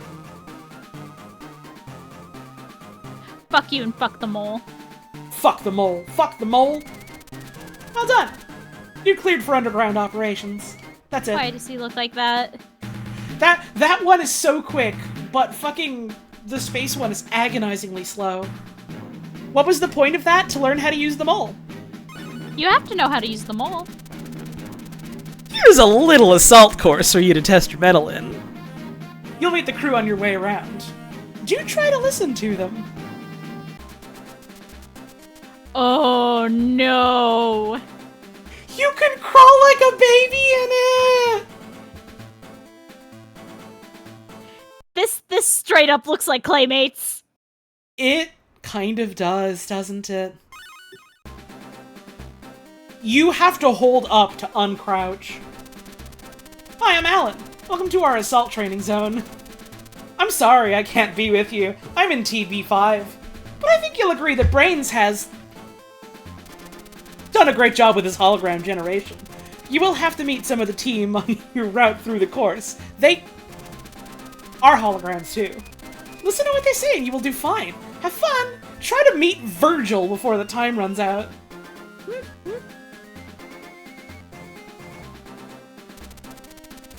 It's that easy to meet Virgil before the time runs out. It's honestly not difficult at all to meet Virgil before the time runs out. What's the issue? Walk. Hello, my name is Virgil. If you want to meet Brains, you must jump across this gap. Just press the B button to jump. That's the fucking jump? That's the fucking jump? What? That merry little skip that just lets you glide cleanly through? I did in fact hit the button. I did a merry little gay skip, and I just glided. You didn't even go up! It's not a Super Mario jump, it's just, you drive forward. Guy on the right looks high as hell, yeah! Yeah, he's seeing demons. Are you good, man? You... It is fucking dressing gown. Dude, this man is so high, they're gonna call him Thunderbirds 6 pretty soon. Oh, watch out! I'm pleased to see you. That was a great jump. No, it fucking wasn't. Look at this little gadget trying to I be built polite. for you. It's a scanner that looks like a watch. I call it the Scan Watch. In the future, John and TB5 will relay information to you about the location of certain things. I hope you like it. It took me all morning to make. Scott is waiting above you on another platform. Climb the ladder to get to him. Stand in front of the ladder and press the control pad up button. Thank you, Rex, for he smoked so much he's gonna line up behind Mom.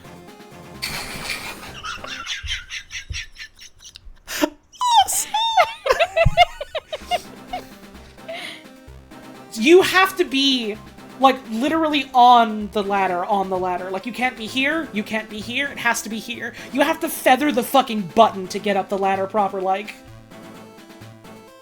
God. Glad you could make it. I'm Scott. This is a hollow image. I'm actually in TB1 at the moment. Brains is pretty clever, eh?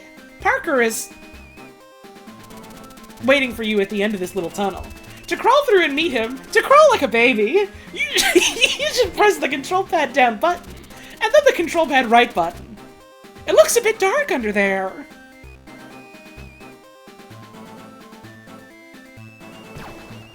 Oh my god, they're just flickering the sprites to tell you that it's a hologram. Right, they're a holograph, they're not real. Hello there, I'm Parker, and you must be... Oh, right, he's Cockney. Hello there, God. I'm Parker, and you must be the new one. This is a lift. Some lifts work automatically. Just stand on them and push the control pad in the direction you want to go. Alright, man. Thanks for being British at us, I guess. Thanks, bud. I'm gonna crawl like a baby for a bit. Ah, you made it. I'm Gordon. Guess what? I'm a hologram. I'm actually on patrol in TV. None of them are fucking real except for when they are. Guru Larry, shut Parker the was fuck real. up. You're gonna go to jail. Hello, you. Me, Momo Guru Larry. Today we're here to play Thunderbirds for the ZX Spectrum. Guess what? I'm a hologram. I'm actually on patrol in TV4. Couldn't spare the time, I'm afraid. Sorry, you're worth less than shit to me. I'm busy in my damn boat. I love boat more than you. John is around here somewhere. See if you can find him. He might be a hologram too, I don't fucking know.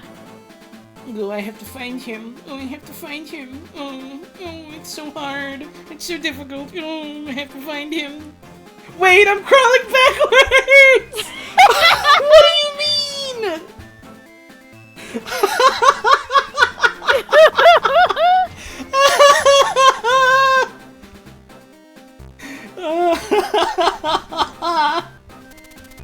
Evening, I'm John. Let's see what you have learnt. If you can find Lady Penelope, you'll pass the Tracy Island assault exercise. Oh, I didn't mean to. Is there a way to talk to you again? Okay, I guess not. Sorry. If you hit the button to skip it by accident, then you don't get to know.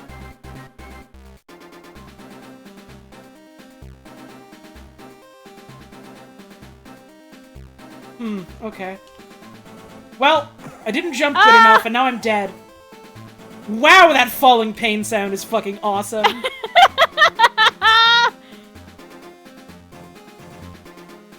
Okay, so the jump is B. I gotta remember that's fucking B. And you can't just tap it, you have to hold it. Okay. Okay. You have to hold the fucking B button to jump. And you just hover. Okay, I get it now. I get it now. It's a good thing that fall only almost killed me. This game is astounding, and for none of the reasons it should be. Go down here, okay? Crawl like a baby and go down here, okay? Crawl like a baby a bit more, okay?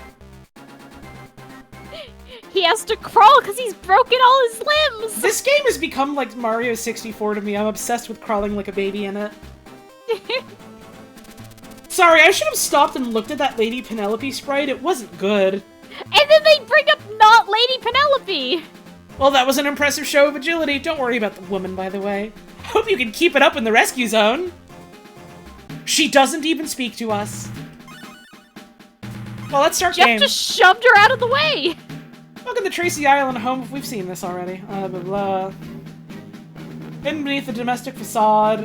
We can go to anywhere. Things are peaceful. The evening meal. It's an excellent Jeff's time. 5 large adult sons are going to go do war crimes or whatever. It's an excellent time to practice their skills. We did it already. Contact has been lost with a vital oil pumping plant in Saudi Arabia. Scott has been dispatched in Thunderbird 1 to investigate. Be wary of the oil plant's missile defenses. You'll have to destroy the radar dishes to prevent them getting a lock on you.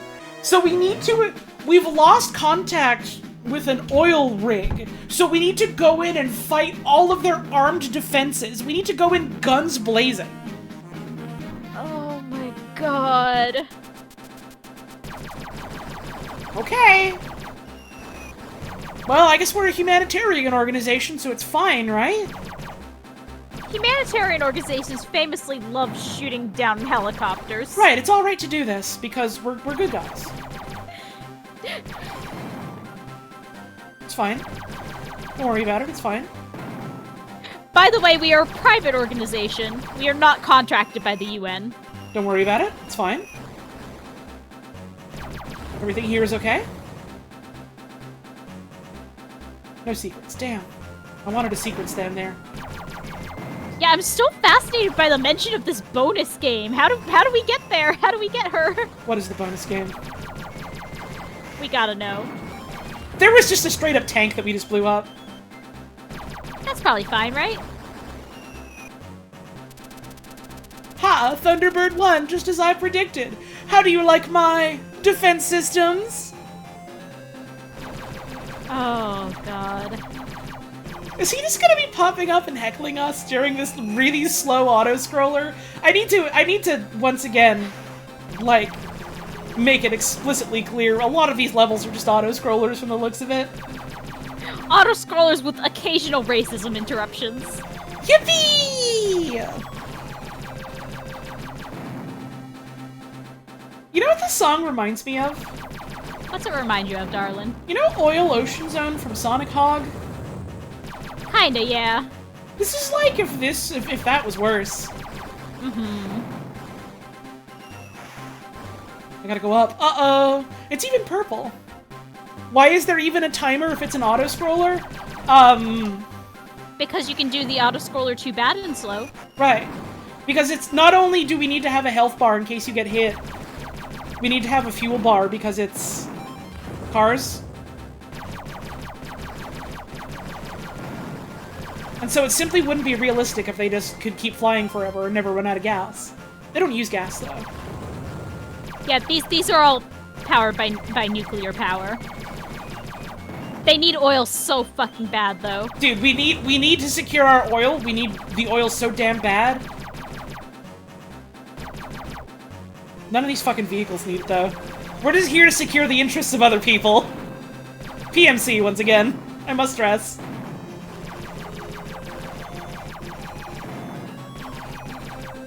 This does just straight up look like they're ripping off Oil Ocean Zone. Like, they got the fucking purple all over here.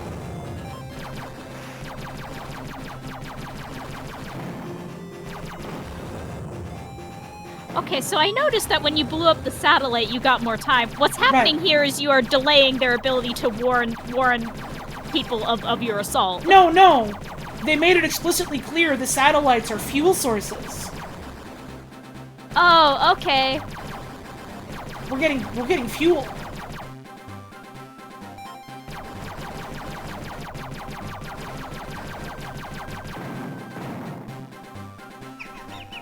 It's still going, by the way. We're near the end, but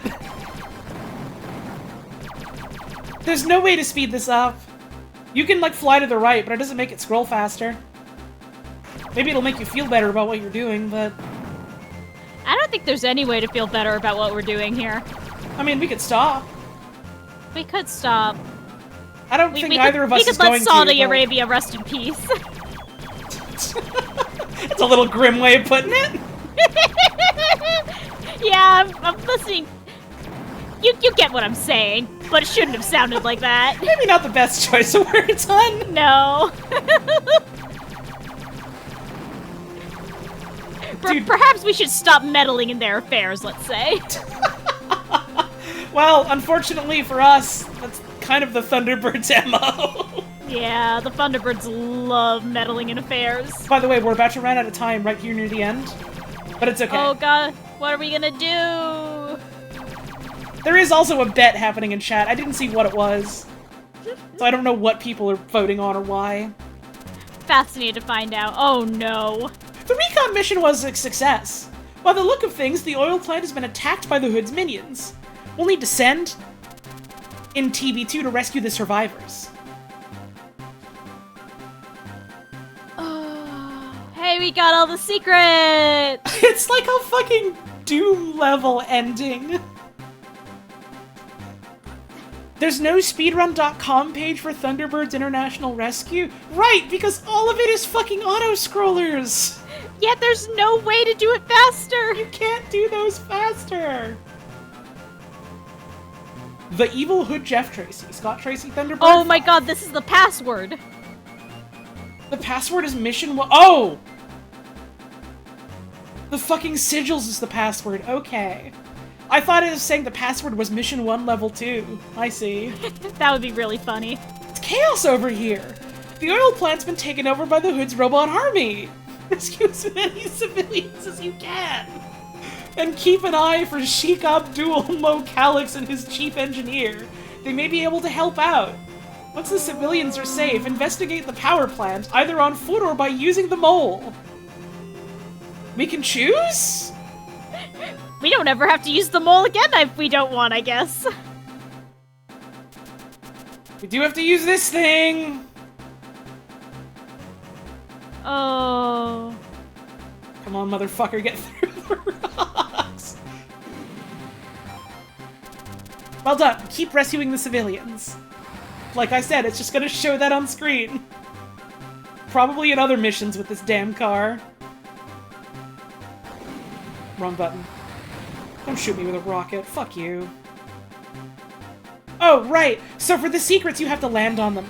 You have to crush them with your full body weight. Mm-hmm. Just kill those things. Just rip into them. That guy almost got run over by a tank. It's okay, though, because he's safe.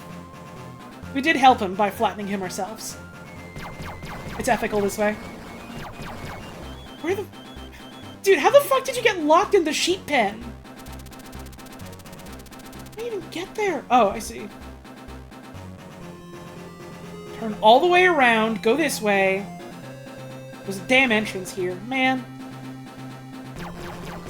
Man, it's too bad we can't use our plane to fly over these fences and such. Okay, good. You can't accidentally shoot rockets at them. I was a little worried about that. Oh no. Keep going. Wait, no? Yeah, go this way, I guess. Ugh! guess you can technically speedrun this fucking level. I'm gonna be the world's first Thunderbirds IL runner. I'm not gonna be good at it, but I'll be the first. I'm doing the author blues strat. Where the fuck are you? this isn't looking good. Nope, we only have a couple seconds. You're over there, you dickhead. Couldn't you guys have gotten, like, lost and harmed in better locations? Do we Another have to one. find 10 of them? We have to find fucking 9 of them. Okay. Yeah, that's how many we have to get, not how many we have. It's, like, so not clear what is, like, terrain that you can fly into and what you can't. Not even a little. Oh, man. Oh, man. At least each civilian gives you more time. You dickhead. You Stop being little there. bitch. Be somewhere else where I can rescue you, okay? Can you climb the fence? Can I climb the fence? I know you can't. Maybe he can. Why can't I? I'm flying. Eh. Thanks, dickhead. Where's the next guy? You! How'd you even get in there? It's literally a different guy, not the one on the radar. The Sheik thanks you profusely for rescuing him and tells you the secret access code to the oil plant. It's a secret?! Finding the fucking boss isn't mandatory. Don't worry about him, we just have to rescue the other guys. But now we can start in a better position if I choose to enter on foot. Okay. Thanks, Mr. the Sheik. Thanks, man. I literally don't need to go and get the secrets, but But it's right there. it is right there. Oh god, the fucking diagonal scrolling is real rough. It's not super pleasant The to look game at. is real rough. You know? You might be onto something there, hun. I don't think I would have noticed until you said I'm glad I could point it out for you. Yay! I'm learning a lot. Oh, thank God, 2 back-to-back. Yep. Alright, that's lucky. Lucky. Dude, we're getting such good Thunderbirds RNG right now. I don't actually know if it's RNG, but it's funny to pretend it is. I have to...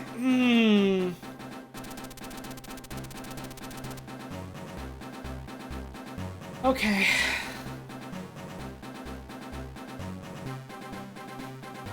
This fucking wall is the worst in my life. Fuck this wall. Fuck this specific wall. Fuck the and wall. these rocks, actually. Fuck the rocks. I can't go through this me-sized gap.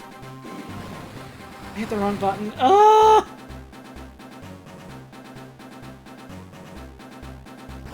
That's the secret. That's not the. Ah! Where are our guys?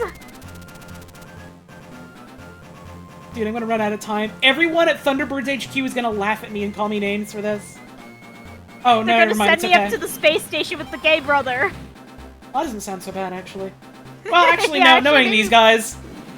Yeah, oh, I don't want to know what that boy's up to.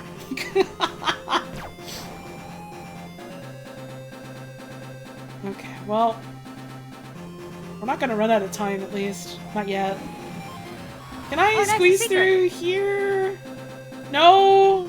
Absolutely not. I have to go all the way back around? Okay!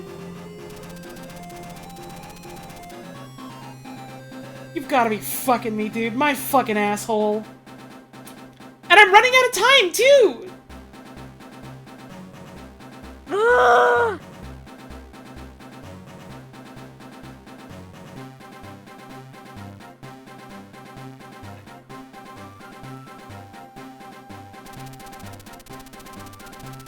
The Hun has stolen enormous reserves of oil. He'll be able to hold the world to ransom.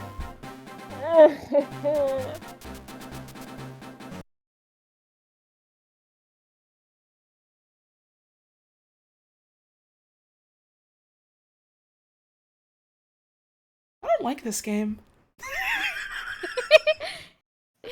No.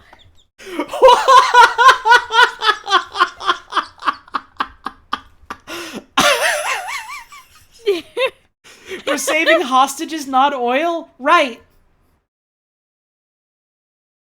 But we had to save all the hostages so that we could stop the oil.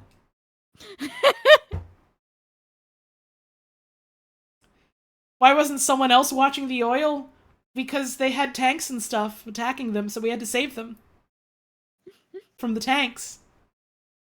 So that we could stop the oil.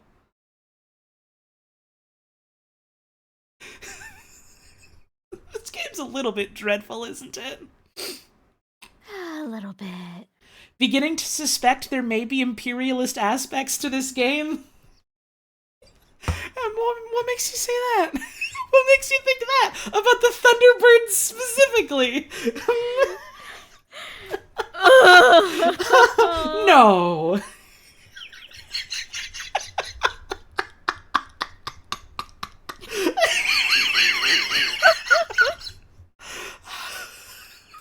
We gotta go on break.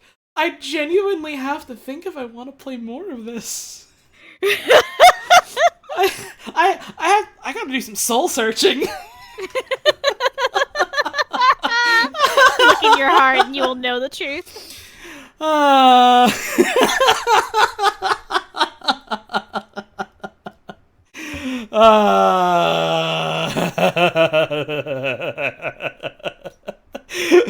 Wallace Coin, we're really in it now. We really are. Well, I can play some actual fucking music now that we're not listening to the 2 songs in this video game. Alright. I'm gonna get up. I'm gonna have my stretch. I'm gonna drink a lot of water alert. We'll be back in a bit. And I guess I'll think about what I'm gonna do. After that. See you real soon.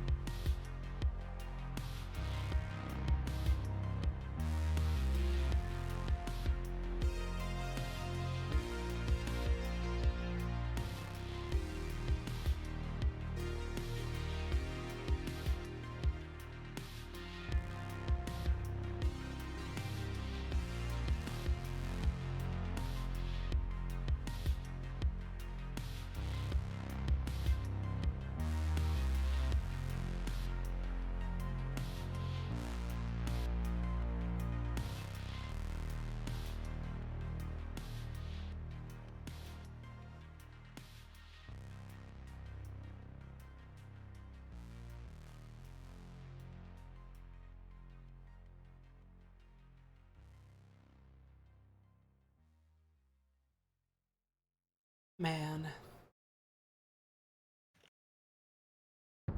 Man. Man. Man. Man.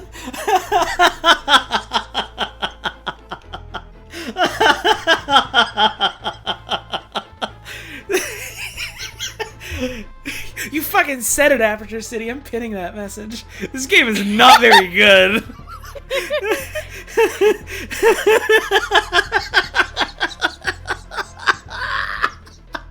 I'm sure everyone is really shocked and surprised to hear this. It doesn't feel good to play.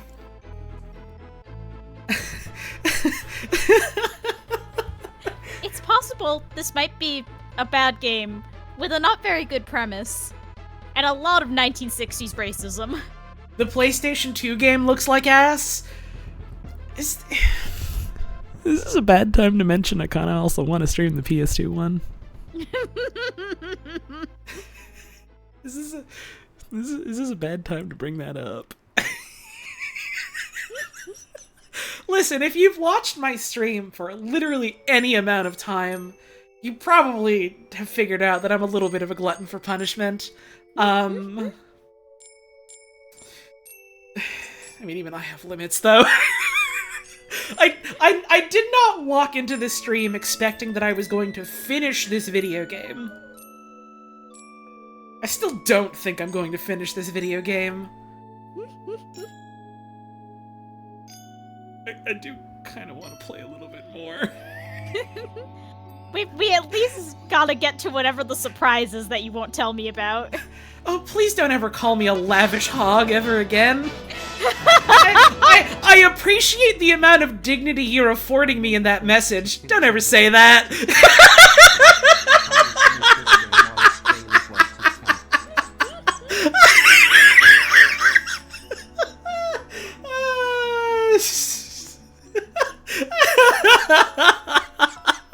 Oh, Frankie, don't remind me about the Balan thing. I was genuine. Okay, and I realize saying this that I'm gonna sound really stupid, and that's okay because sometimes I am. But Ratatouille for GameCube maybe gave me a little bit of hope that this game might be okay. Sometimes there's a hidden gem. Like, sometimes even in a game that's, like, genuinely bad, it's at least, like, fascinatingly so, or, like, fun to play, or there's something in there. Most games don't have controlling your character feel like you're piloting a sack of wet bricks and ham.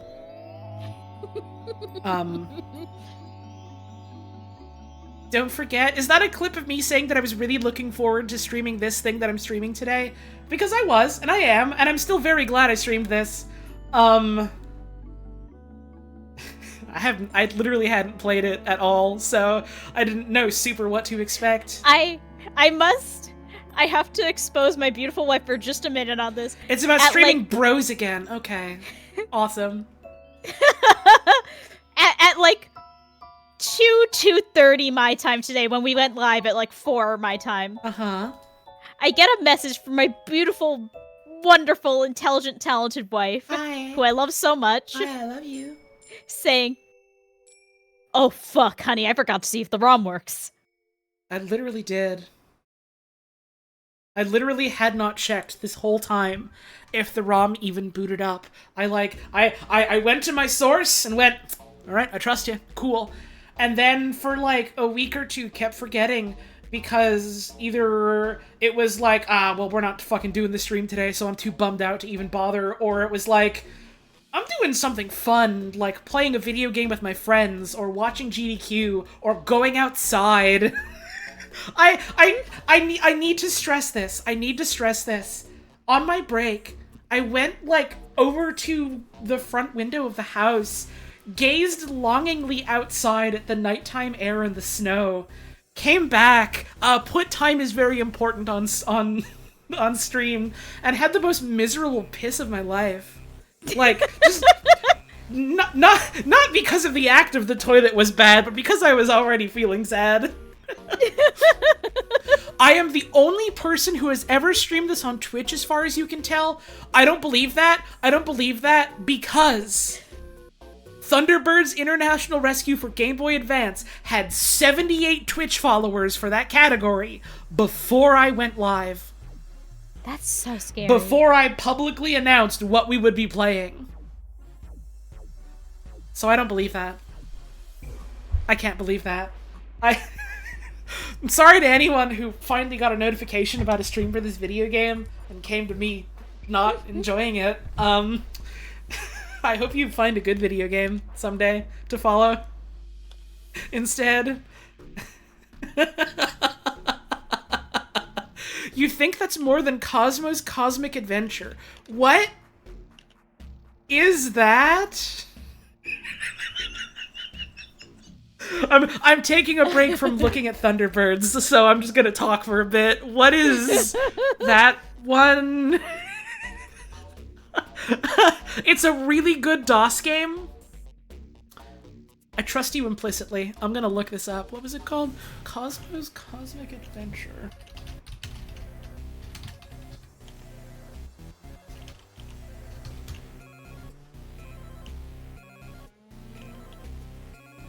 This looks like hell. Hang on. Fucking hang on. And I mean, it's a fucking DOS game. DOS games look like hell. On account of it was in vogue at the time and also the technical limitations. But like, hang on. What fucking image do I replace? Sorry, time is very important. I'm gonna do surgery on you. This is literally the first fucking results, like, on Google that I saw was fucking this image, and I was just like, wow. Oh man, huh? I'm waiting for it to come up on stream. I'm waiting to be able to see this view. Ooh. This is actually pretty impressive pixel work for a DOS game. Here's the thing. Multiple people in my chat room are being like, oh no, it's actually awesome. And I was willing to write that off as, they're trolling me. They're doing a trick on me to get me to play a bad game. Which, you don't have to do that. You could say, this game is bad and it looks like dog ass, and I'd probably be like, I kinda wanna play it. So I was gonna chalk it up to that. But it's on Steam. It's on Steam, you can get it on Steam. Mm-hmm. It has a very positive rating of 95%.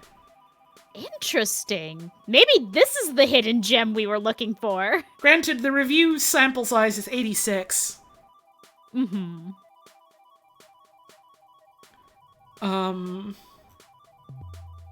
But still. Still. It's bad and awesome. These aren't mutually exclusive. Okay, you're kind of selling me on it, I gotta be honest. See? The lead being, no, it's good, does nothing for me. The lead being, no, it's weird and bad, but also it rules. Okay. Could it possibly be worse than Thunderbirds? Yes. Yes. Anything could be.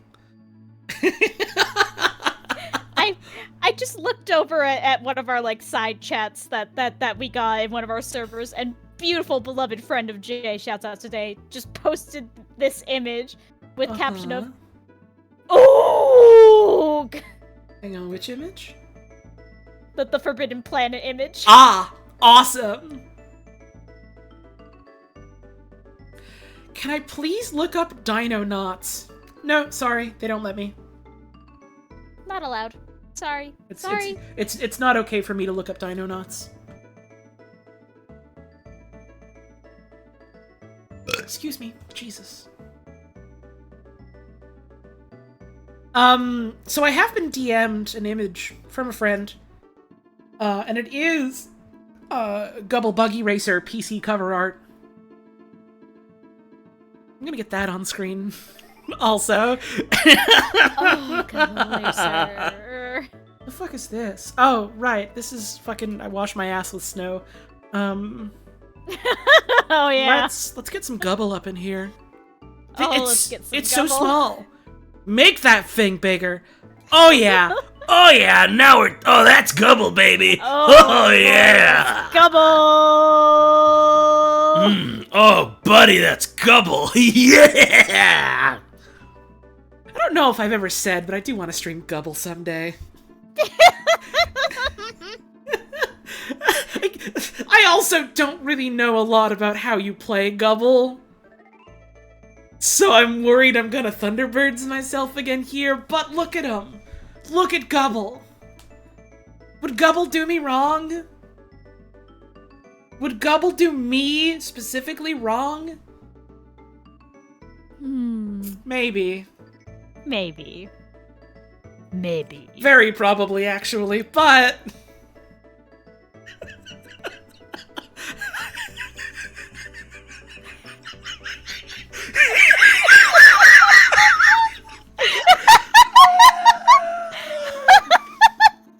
The one fucking thing...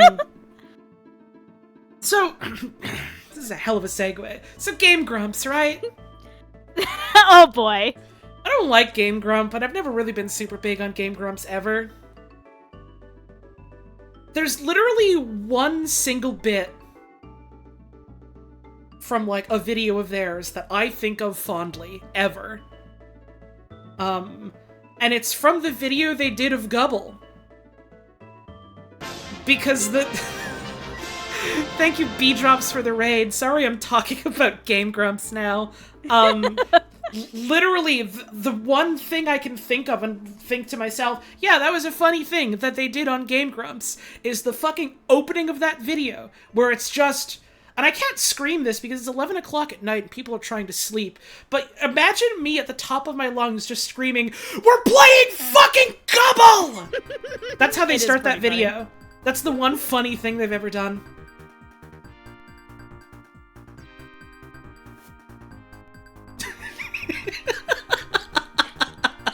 We're playing fucking Gubble.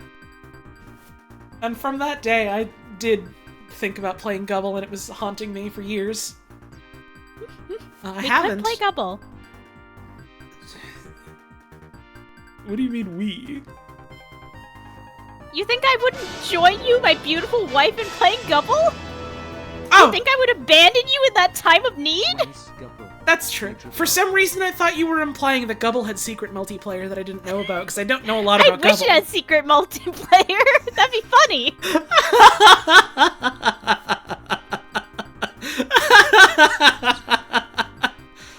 The rest of that video, they pretended Gubble was a masterpiece until they broke at the end. I'll be real with you, I don't remember anything else in that video. I don't care about anything else in that video, because it's a Game Grumps video and it's slop.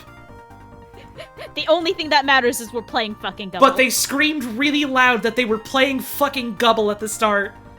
And that was good, so I think about that. That's the only part that stuck with me.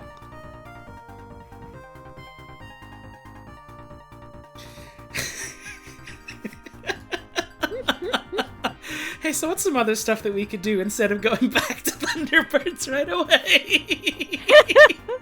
Oh man, we already talked about GDQ. Yeah, that GDQ was good. GDQ is real good. Should we just do another fucking crossword? No, I did a crossword already with some friends earlier. How was it? Tell me about the crossword. How was the crossword? The Sunday crossword from the LA Times was good.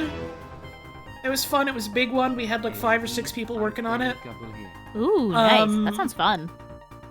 Then there was like a fucking crossword from like earlier in the week that my friend Catherine hadn't done because she was the one doing the crossword. And so we looked at that, and everyone was just kind of like, this one fucking sucks, let's go do something else, and we all just left the call and did other things. So that was fun. That does sound fun.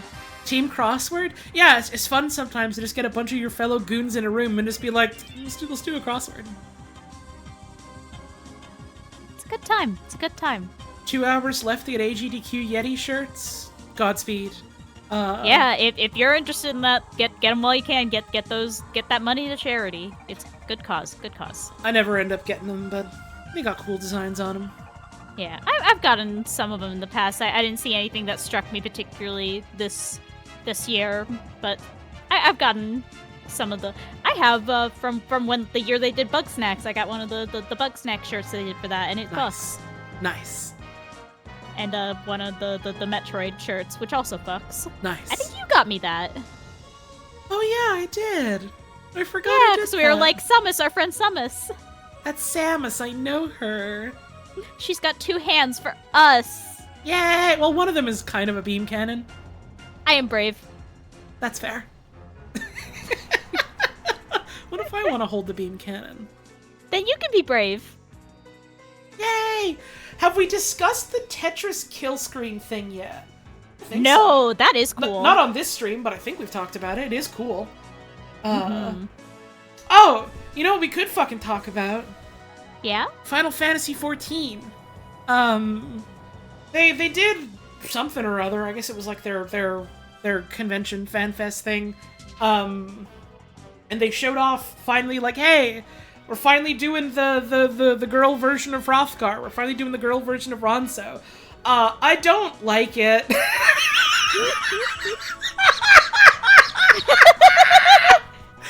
And like, I had no hope. I had no expectation. I knew they were just going to do fucking Rogadin 2. They were just going to do Rogadin 2 again. I knew that in my heart they were just going to do Rogadin 2 again. And I was like, oh man. What if they don't, though? All these people are hopeful about, like, getting actual huge, large, furry cat women. What if they actually do end up doing that? But no, Final Fantasy XIV is the sexual dimorphism video game, so we just get Rogadin 2 again. Are the Hrothgar not big? They look like female Rogadin. Which is to say, if that's your concept of a big woman, I hope you broaden your horizons. Now where does a fucking lesbian have to go for huge women these days? I mean, I can just look in the mirror, I guess.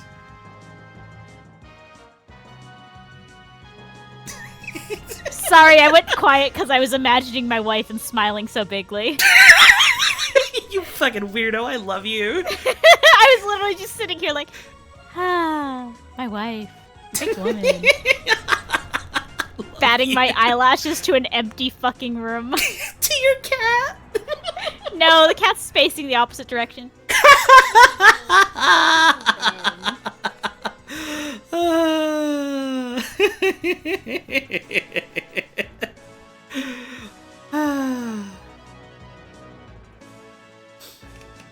Yeah, I expected it. I knew what was coming, and even then, it's like, well, even if you still see the meteor coming, it still sucks that it hits and kills all the dinosaurs. Mm-hmm. You know? Also, it's I don't know Twitch, why... you're right. Street Fighter 6, big woman. I don't know why that was the analogy I went Marisa. for. Oh yeah, Marissa's in that one, isn't she? Hi, Marisa. She's cool. Pictomancer is neat? What's that? I'll be real. I think you sent me a message about this, Simpleton, and I literally forgot to reply, where you were like, oh, did you hear what they announced at FanFest? And I literally have only heard about Hrothgar women, and that's it. That's all I've seen and heard. Artist Wizard class? Oh, that's cute. That's fun. Ooh. Painter Mage from Final Fantasy VI. Ooh. That sounds fun. Kryl gets to actually do things now? Let's go! They're letting a character be a character? Respect? Instead of her whole thing being, oh, I'm sick, I can't do it now. Let's go! There we go. There's some food. Features predominantly in the trailer. Awesome. I don't know if I'm going to be getting the expansion anytime soon, but hey, that's neat.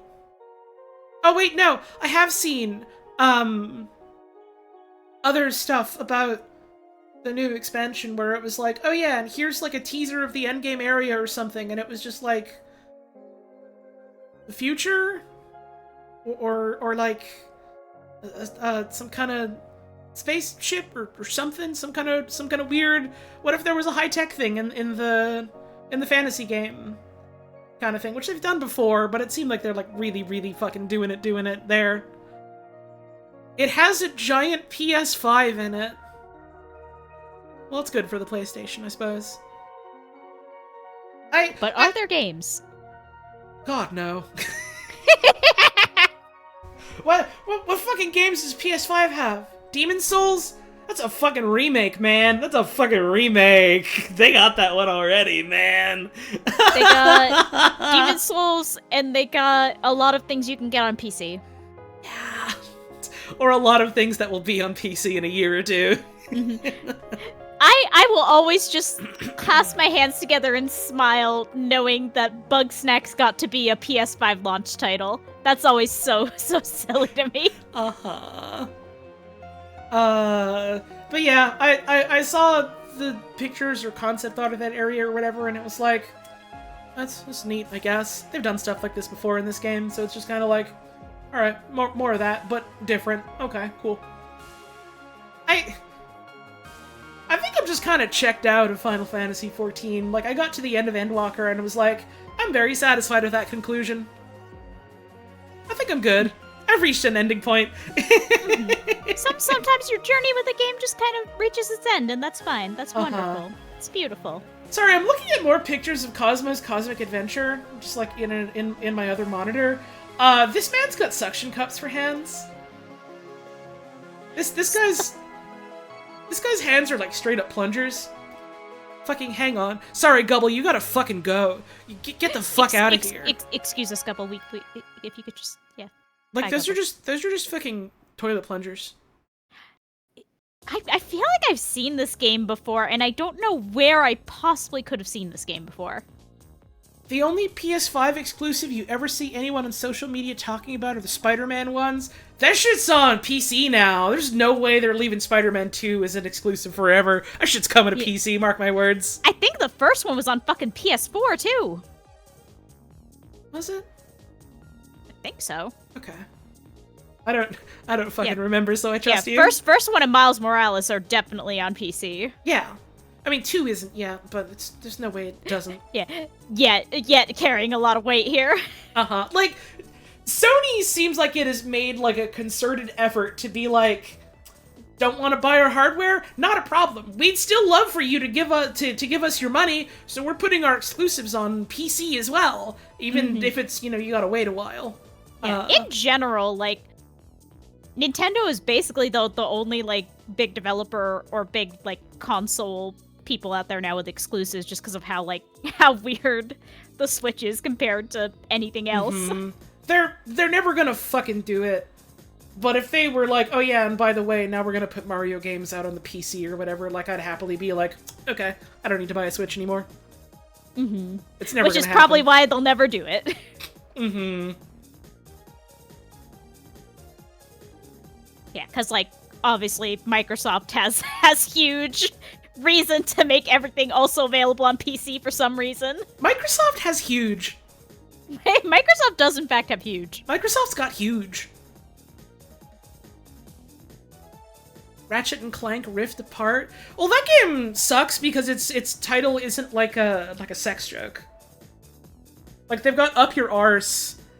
They've got, I don't know, Jack You Off or whatever. Hey Mar, sorry I'm making... Hi Mar, great timing! Literally joining in as soon as I'm making fucking jack off jokes, I guess. How are the dangers? How are the ropes? Was it good? Not so good? Was the mystery scary? Did you figure it out? Oh man, we still gotta find time for that, don't we? We do. We have so much stuff we have to do, and I'm looking forward to eventually hitting up Danganronpa. Every day there are games. There's too many. Speaking of games... It's always bad! Awesome! I guess I've been stalling long enough. We've got a fucking raid from my wonderful friend Mar, bringing all these wonderful people into our community here. Oh, honey, you don't have to. You don't have to. We What? can talk about Danganronpa. Sorry, I didn't hear what you said. What was that? Oh. Sorry, could you repeat that? I couldn't quite hear what you said. Oh, well, welcome back to Thunderbirds, everybody. Well done. Keep rescuing the civilians. Alright, motherfucker, let's see what you got. I'm madder than fucking, I'm not So gonna I take must it anymore. emphasize to everyone who is new here, even though we are flying in a plane, we can't pass over those rocks or the fences. We have to navigate the maze This in our sucks plane. disgusting amounts of ass. I don't know if it's really clear just watching how bad this sucks to control, but it sucks bad. It sucks real bad. Also, it's Orientalism. And also, we're a rescue operation. That's why we have wicked fucking weapons that we're slinging around like it's nothing. If you want to save your oil, Superman, solve my maze. Haha. Let's go save the Sheik or whatever.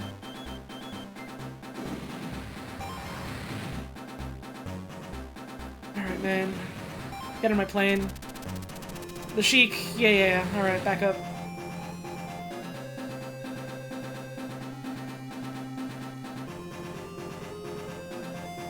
I just realized what this song makes me think of. What's it make you think of, darling? So I made because this was the song that played in the fucking oil refinery level, right? Pretty sure. And I made the comparison to Oil Ocean Zone. Mm-hmm. This is reminding me of, there was one time when I was younger at, like, a fucking friend's house, and we were just playing Sonic on his Genesis, and, like, his dad walks in at one point, and, like, hears the music and just says something along the lines of, like, Wow, that music is really ethnic. Ooh. it's the type of music that would make this specific type of white guy that I knew in, like, the 2000s say some shit like that. I was gonna say, I've been rewatching a lot of Bugs and Frankie's Kingdom Hearts videos lately. Shouts out to Bugs and Frankie's Kingdom Hearts playthrough. It's a little bit what if the Agrabah music was worse. Yeah, like, it very much seems like people being like, well, we have to make this music that sounds like the Middle East. You know, the monolith that is the Middle East. Right, it's this one single, like, massive land and one singular culture that we all know so much about, we're all experts on, and so we make it sound like this fucking slop. This slop right here. You rescued the chief engineer. He has told you the location of a maintenance tunnel to the oil plant. If you want to use the mole to power down the oil pumps, you'll now start off in a better position. So here's the thing I'm confused about. Right. They appear to be giving you a choice for the next level, and there's like this, oh, well, if you rescue this guy, you get an advantage for this level, but if you rescue this guy, you get an advantage for this level. Right. All these guys are mandatory. No. These two are optional. They didn't They take are? down... Yeah. The Okay, engineer I and the was sheik really did not confused change about the that. civilian number thing. They're just guys. They're just guys, and they can give you a goodie if you find them, but they're just guys. They're just guys, okay. They're just guys. I thought they were part of the ones that are mandatory to rescue, and I was like, so you just start off with an advantage no matter what, because otherwise you can't beat the level. I was so confused. Okay, well, this seems to be going better this time, vaguely. I do also have a really, really big time buffer now. Yeah, you can just fly forever. I can fly for free. Nintendo asks Yay! Stegosaurus who doesn't know or trust Unless you run out of fuel. I don't know how the fuel gets measured. It's time. Except Okay. it's not time in this case, because the time was like, we ran out of time, and so the getter got the civilians or whatever. Where the fuck is the entrance for this bit? I'm gonna... it's right, it's a fucking loop-de-loop that way. Time is very important. Time is very important. Time is very important. Oh yeah, there's a guy over here. Fuck you. Get in my damn boat. Can't stand you. The other bar is just health.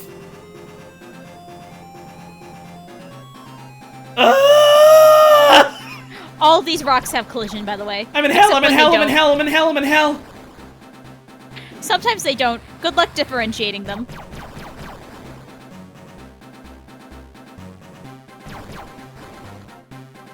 Fuck!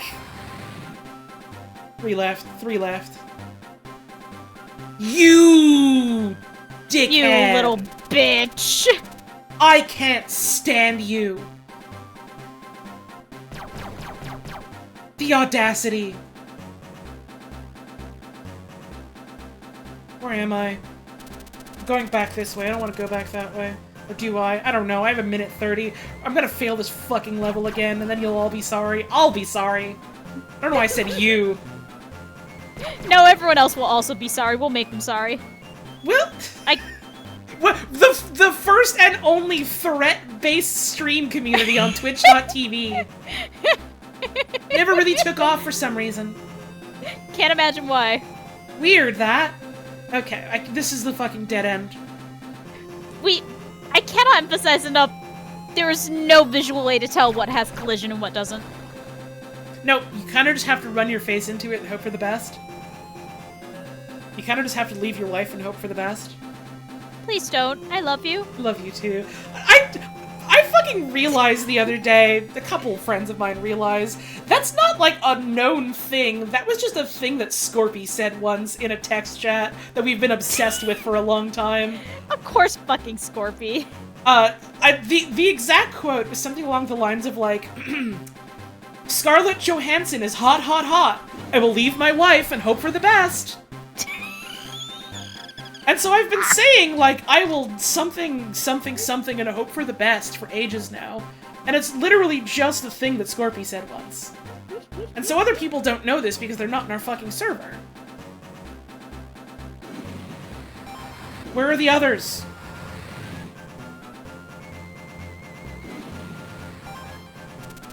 Excellent work! Only one civilian left to rescue! Where? Tell me where, bitch boy! Fucking where? You have 30 fucking seconds. I'm going to hell. Before we die. I might as well be dead.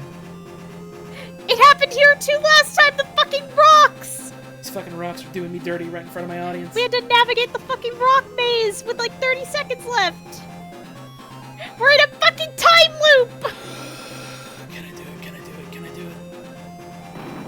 Shoot me with a rocket. Whatever, man. I don't care. Blow me up. Take my bones. Whatever.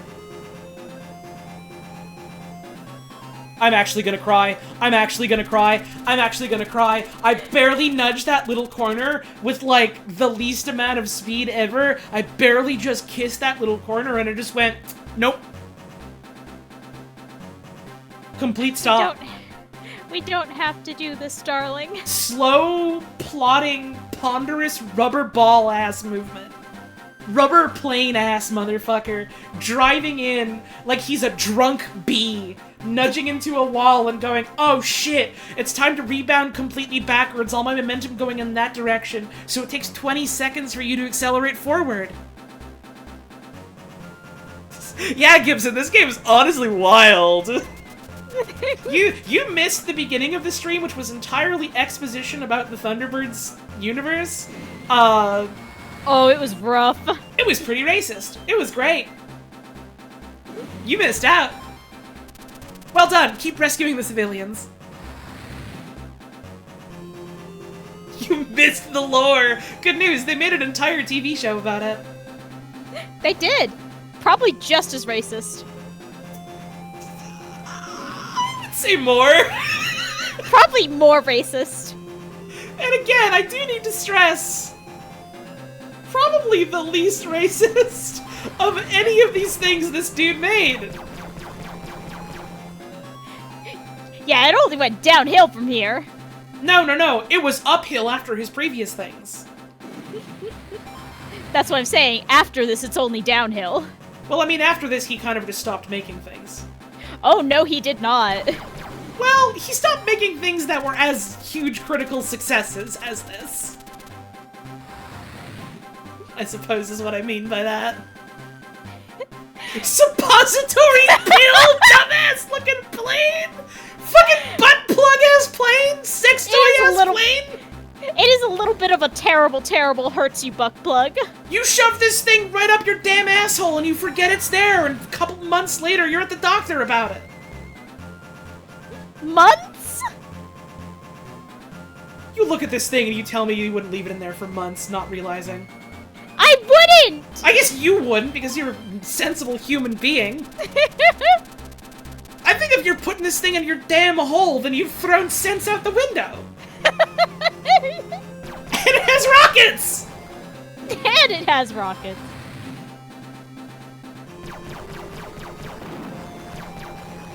I do really like seeing mods allow my message in all caps, immediately followed by the message being allowed is just big Zan-ass butt plug. Big Zam, whatever. It is a little bit of a big Zam butt plug. I'm also realizing now, when I was talking about putting a thing up your ass and leaving it in there for months, the thing I was thinking of wasn't even, like, left in there for months. It wasn't... Who made that fucking post about going to the doctor because they had a thing stuck in their hole on Tumblr, famously? Who was that? Also, how long ago was that? That wasn't recent, but in my brain it feels like it was. Because time isn't real. It was Grawly? There we go. Shoutouts to Grawly. Sorry for referencing your butthell. In a Thunderbird stream of all things. So what the fuck else are we supposed to do at the Thunderbird stream? I already told the divorce Wikipedia story. How much more divorce can one stream take? Stay tuned to find out. That's a threat. One day divorce stream will happen. Hopefully, that's the plan. Hopefully. Get in. Get in my butt plug.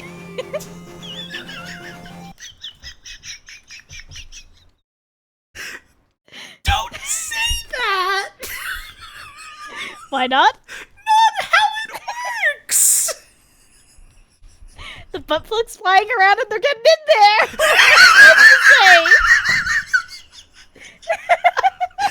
It's the other way around! These streams are intended for mature audiences. Sorry if you're a kid and this is the first time you've ever heard about a butt plug. You're banned. Yeah, you shouldn't be here, please. You should. I'm getting stuck. I keep thinking I can go through there. It's always that specific rock! My fucking asshole, dude. Come on. Get. Ah! Ah! What do you mean, go back? I hate these rocks more than anything I've ever hated in my entire life, and I've hated a lot of things.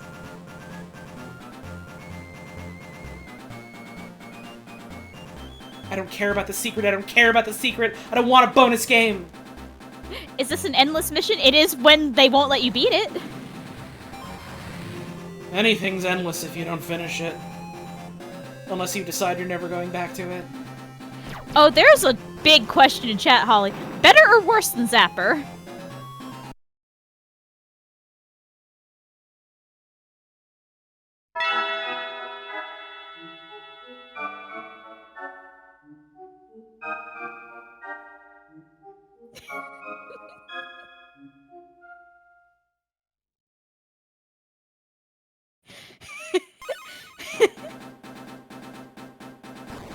You dickhead.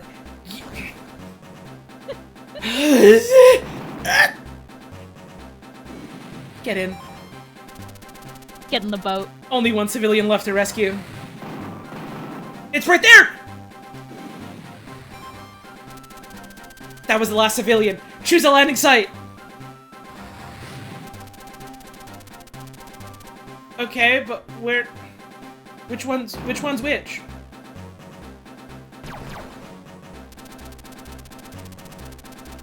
Enter the complex on foot. No.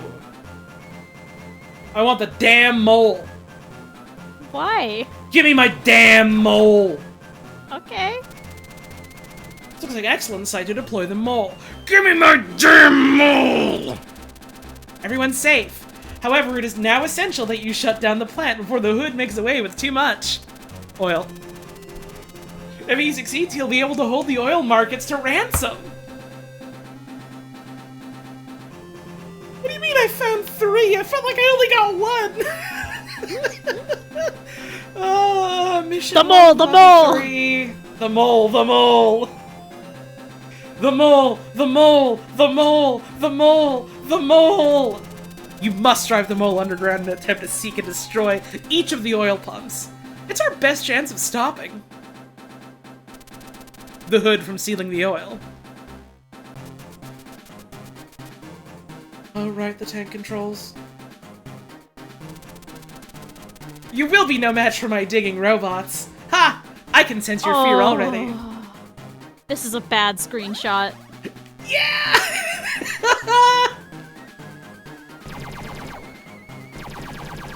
Remember, new folks, remember how we kept saying, oh yeah, it's really racist? It's really racist. That pump will never work again. Bitch looks like Jeff Goldblum. Hey, what was the infrared button again? B? Okay. Well, it's not working. Maybe I can only use it in specific spots. I think so. Okay. I think they did say that. Context-sensitive button. I could also not be remembering good. That's okay, I love you. I love you too. Okay, I gotta find how to get to other ways ones, there down ways. Oh shit, the timer! I didn't realize it was that low.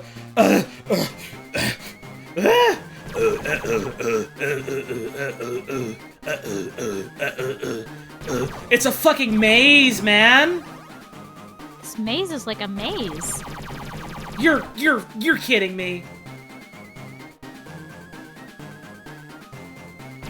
I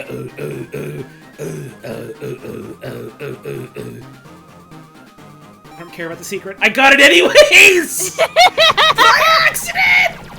What do you... Oh, I can keep going down here? It's just like the fucking plane, just bump into things to see if there's collision. I guess. Okay, we got more time for blowing up the oil rig. That's good, that's good. Or the oil pump, whatever.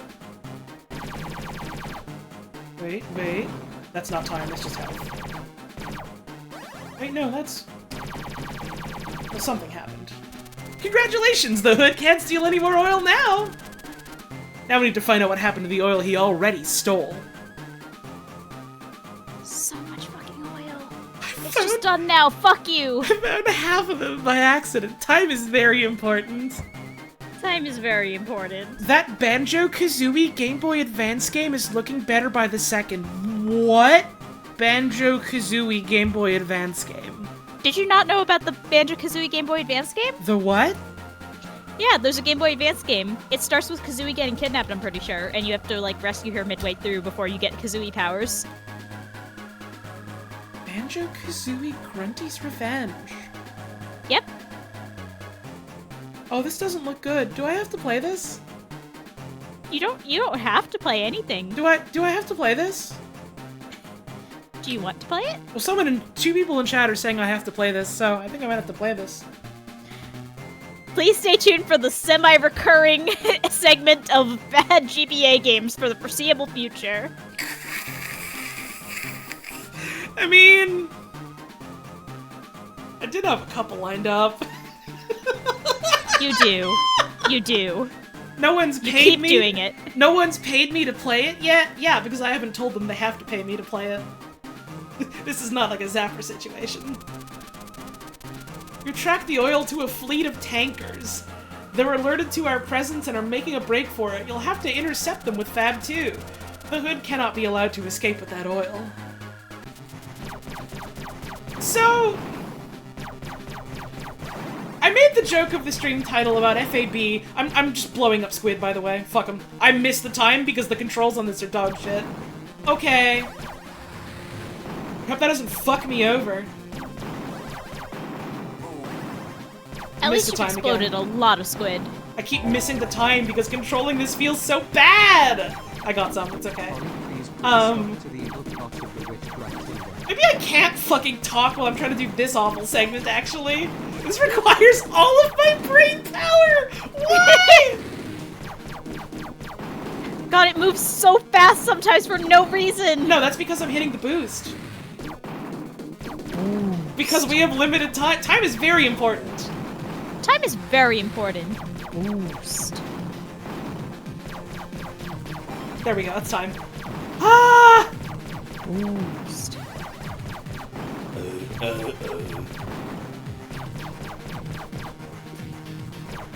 And you get to blow up a lot of squid. They're basically the worst, most violent animal in the world. And you have to get rid of them or you're getting in trouble. Oh my god, I forgot about the mines. They're so hard to see! Maybe a little.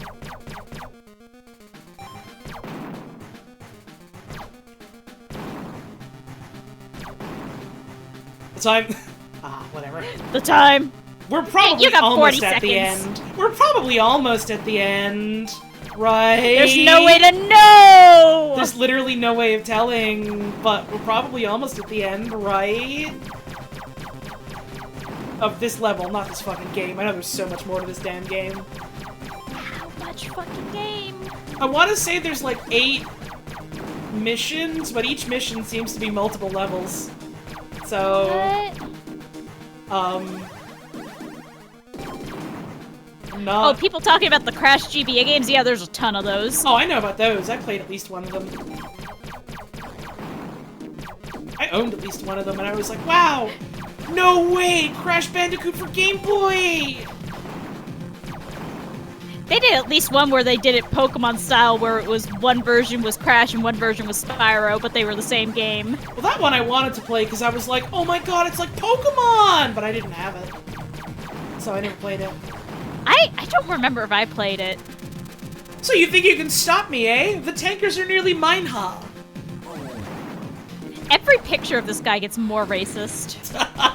We can only get worse from here, hon.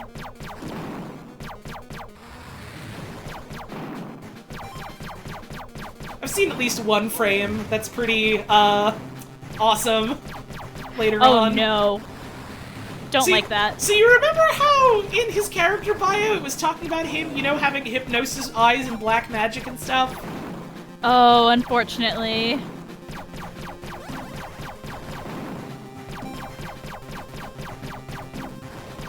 I'm in my boat. You're in your boat. I love these big fuck-off tankers just being flat planes. That's really cute, actually. That's really cute, actually. Poster flats if you got them. The cuteness of this game has been restored. His cuteness is restored. For now. Big one! Small one! Baby! Oh, this is nauseating, actually. Well done. That scroll right at the end made me feel sick. That was really bad! Sheik Abdul has invited you to a celebratory feast to thank you for your efforts. Once you finish enjoying yourself, return to Tracy Island for debrief. Go party, kids! Hey, I'm gonna take a picture of this in case I ever decide that I want to play this video game again. As insurance, because I know something's wrong with me.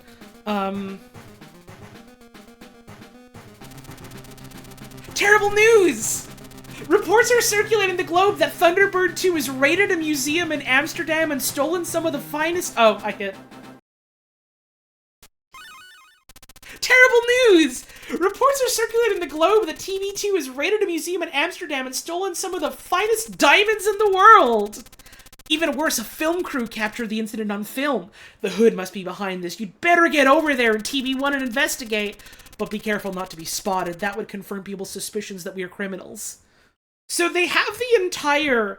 You have to go to Saudi Arabia and defend oil mining interests in Saudi Arabia. But also, their, like, mounted guns are shooting at you the whole time. We have that entire thing. So you're like, okay, why is this dude stealing all the oil? Where the fuck is he going with this? Mission 2 is now you're being framed for diamond robbery. And because of this, you're going to be tried in the highest public courts. Go learn more by being sneaky and doing more crimes. Right. So fly in covertly and shoot a lot of guys, but don't get spotted doing it. Will Holly escape desert racism zone? Well, good news! I think I did. Yeah, the winning prediction was she will persevere. Yay! I think. Are you sure you want to abandon the mission?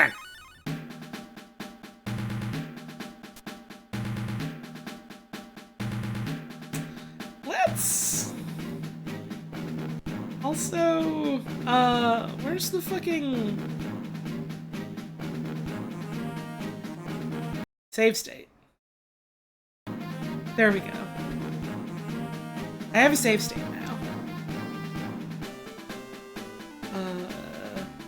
Oh, Quartz Zionic, it's not that Tintin. How do I fucking... Shut down. There we go. I think they literally changed her name in one of the remakes specifically to avoid legal action from the Tintin estate. Awesome. So I do have a surprise. Yeah, she wouldn't tell me what the surprise was. This is a surprise for me, too. I did not tell Puzz what the surprise was. No one knows what the surprise is except for me. So I do have a surprise. There is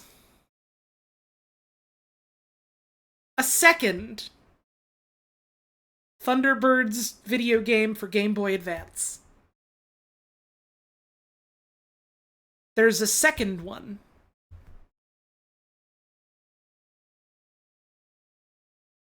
So there was a live-action movie, attempted reboot, in, what, early 2000s? 2004. Directed by Jonathan Frakes, I want to say, of Star Trek fame and other things, of Believe It or Don't TV show fame. Mm-hmm. Correct. This is the movie where after... What? I've literally already forgotten the name of the showrunner of Thunderbirds. What's his name? Jerry Anderson. Jerry Anderson.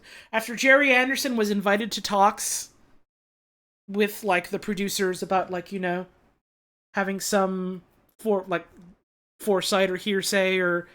What's the word I'm looking for? Some amount of direction on the project. He was eventually... Oversight? Oversight. That's it. Thank you. I'm a little tired. Yeah, I can't imagine why. After being invited to talks, he was eventually rejected and turned away and not allowed to interact with the project at all. But they did hire his ex-wife for consultation. Yeah, she got to be a production consultant. They then tried to pay Jerry money to promote the movie and give it his seal of approval. He said no, and the movie was dog shit. And he was like, that's one of the worst fucking things ever done with my property. And so they made a video game. As you did at the time. As was the style at the time. As was the style at the time. Universal.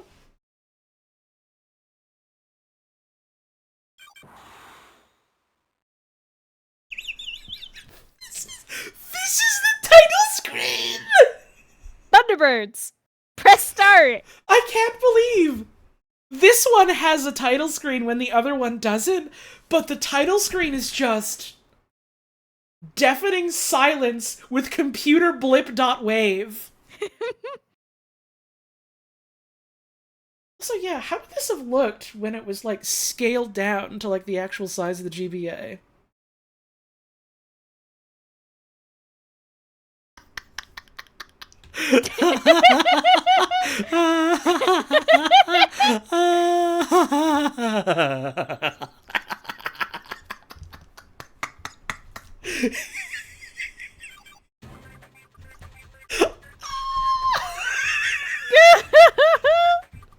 Sorry, I gotta make this fucking big again. Bit over. I can't see shit. Oh, they look bad! Oh, they look good. Oh, man. Ooh. It is the year 2000, baby. Ooh.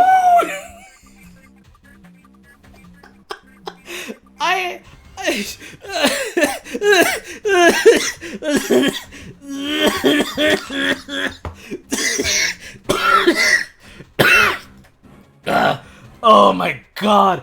Oh my fuck. Hey, hang on. fuck off, hang on. Yeah? Getting rid of gay sex, give me a second. That's a dire statement.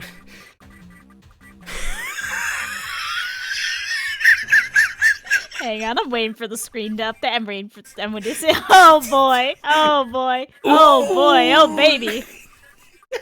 Boo! Boo! Nerd alert! Boo!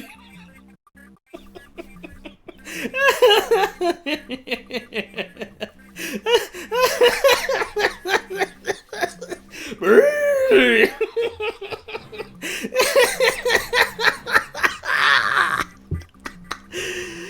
Oh. Oh. Brrr! Nerd alert! Brrr!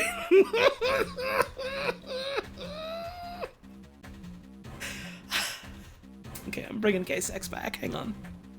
A hardening statement. Heartening. I thought you said hardening, and I was like, is that the word you want to use? Hi, honey. Hi, honey. I love you. I love you too. There we go. Gay sex. Okay. Gay sex. Gay sex birds.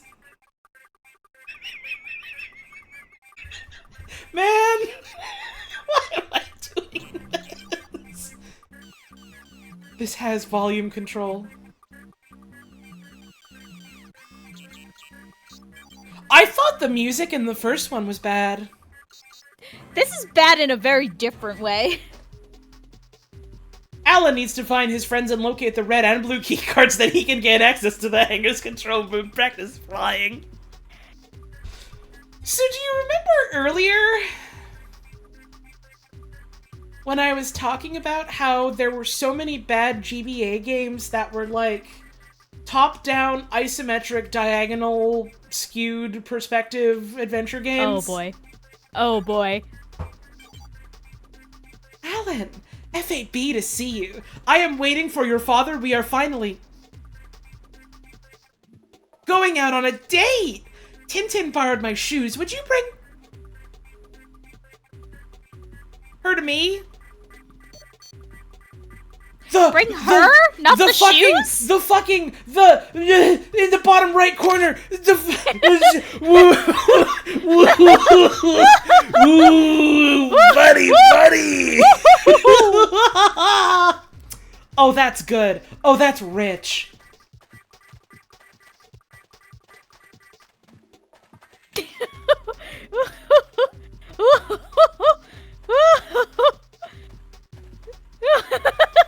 Oh yeah, he's too close to me. I gotta go. Hang on, let me...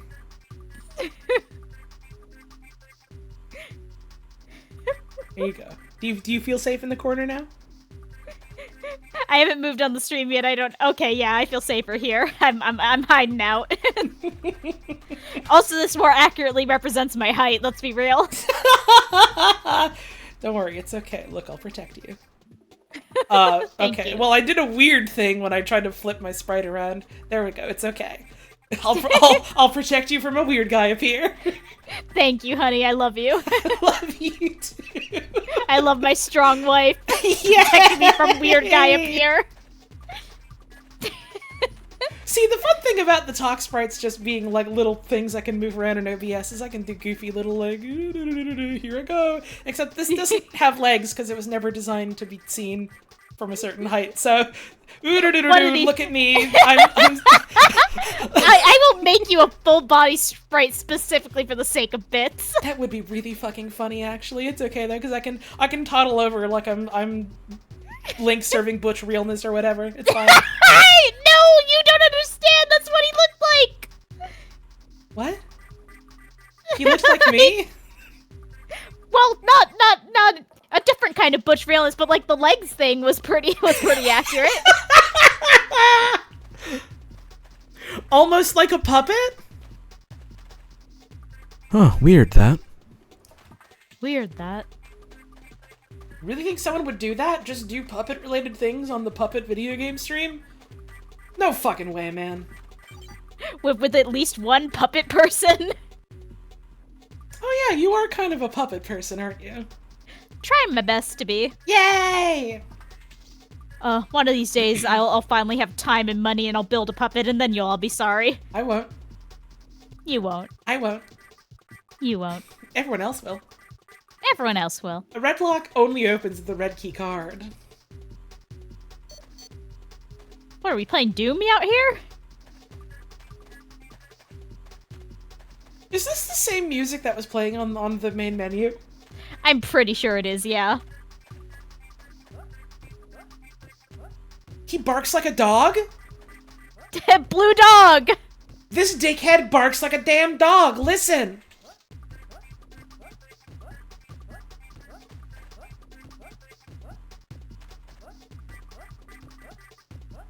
This game does even literally have the Bionicle GBA. Wait. Who fucking made this game?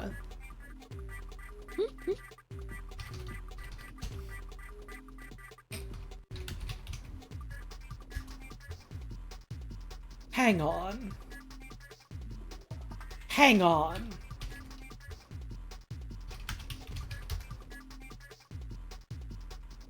Hang on.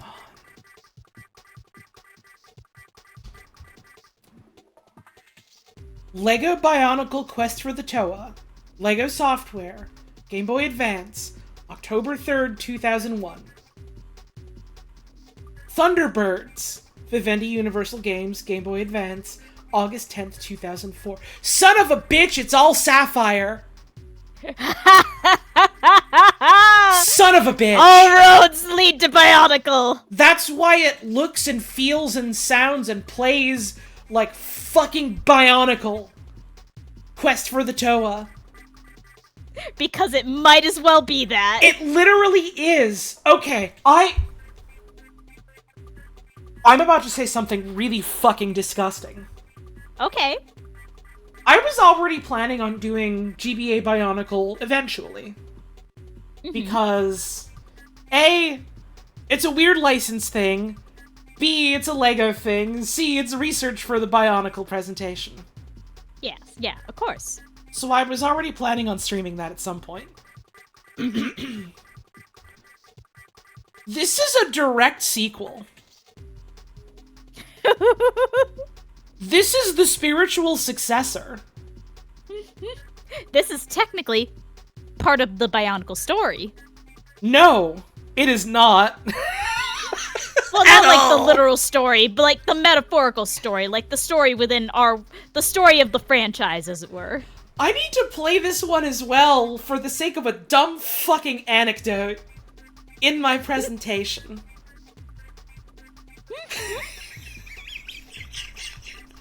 They also made that fucking E.T. game? What? Hang on, please. What? More What? information? Which one? Which one?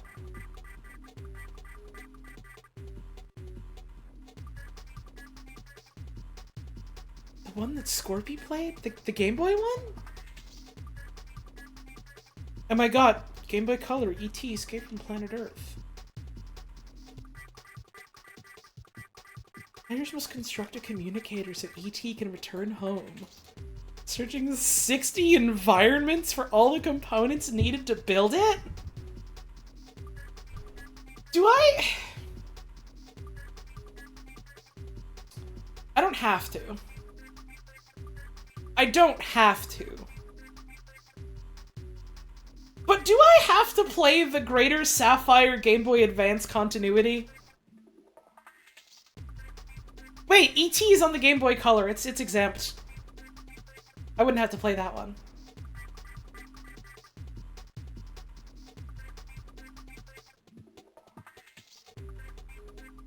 Wait. The Game Boy Advance game, Lego Bionicle Quest for the Toa, Game Boy Advance game, came out before the E.T. Game Boy Color game!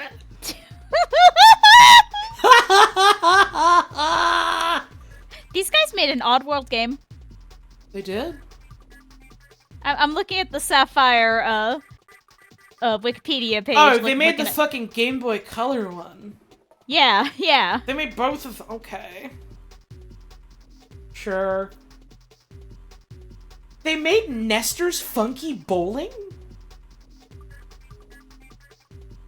They made fucking Nestor's Funky Bowling for the Virtual Boy? They did that? They did that. They did that?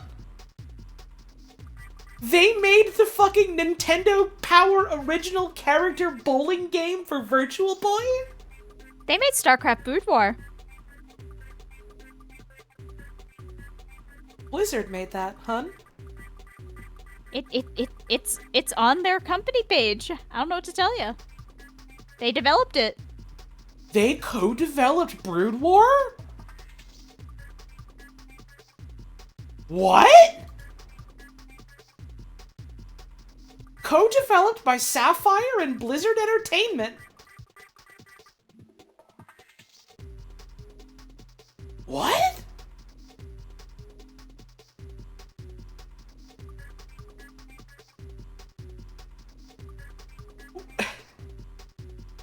I'm actually genuinely stupefied to learn this.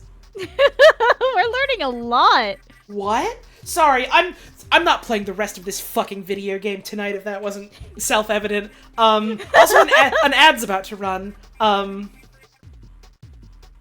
You can subscribe if you don't want ads, or you can also just pop out the window if you're on Firefox. So you can keep hearing it.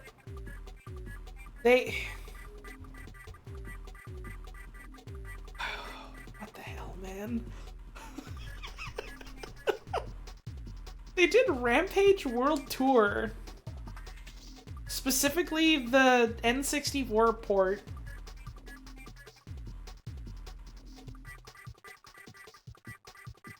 Wayne Gretzky and the NHLPA All-Stars for the Super NES. Wait. Tom Clancy's Rainbow Six? Oh, they did the fucking port of Rainbow Six to N64. Cause Rainbow Six was Red Storm. That I know. That I know because... Yeah, it looks like they did a lot of porting and co-developing on a lot of titles. Like my extremely military uncle got me just like a shit ton of Rainbow Six games and then like burnt me a ton of custom CDs of like custom maps for the old Rainbow Six games years ago. So I knew that was Red Storm.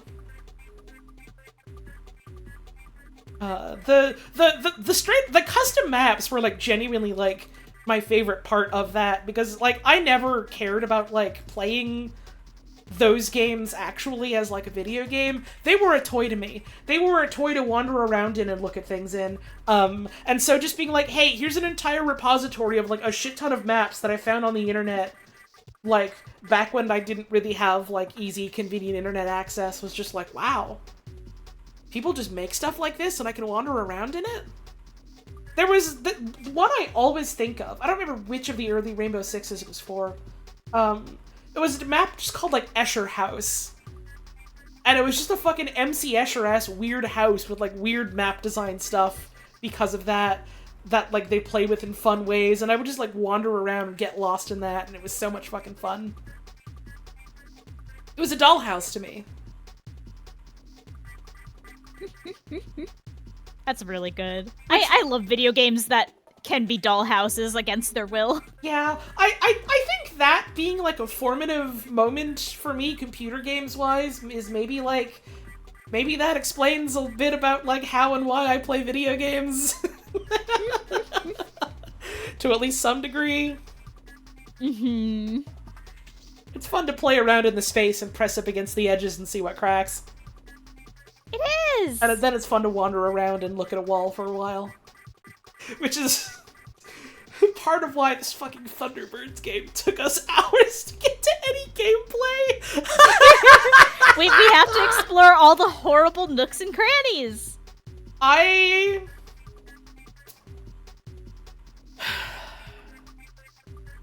I do think I'm probably gonna go back to playing Thunderbirds. Not tonight. Not tonight. But someday. Because I'm tired. And I went to bed late last night because I was watching the Energy DQ. And I've been feeling a little bit under the weather today. And it turns out playing a really, really fucking dour, dire, soul-crushing Game Boy Advance game is, like, actually physically exhausting. It really is. So I don't have it in me tonight to play more. It is also well past midnight. It's 12 minutes past midnight. Hi, honey. Hi. I love you. I love you so much. Love you. Hang on, love you. I'm gonna fucking, where's the, no, give me my talk sprite, there we go. Ooh! Hi. She's ascended. Hi. Hi! Hi. Hi! Hi. Hi! Guy who founded Sapphire now runs a series of escape rooms in Utah. This makes sense to me, like, fundamentally. Respect. Respect. Are they good escape rooms?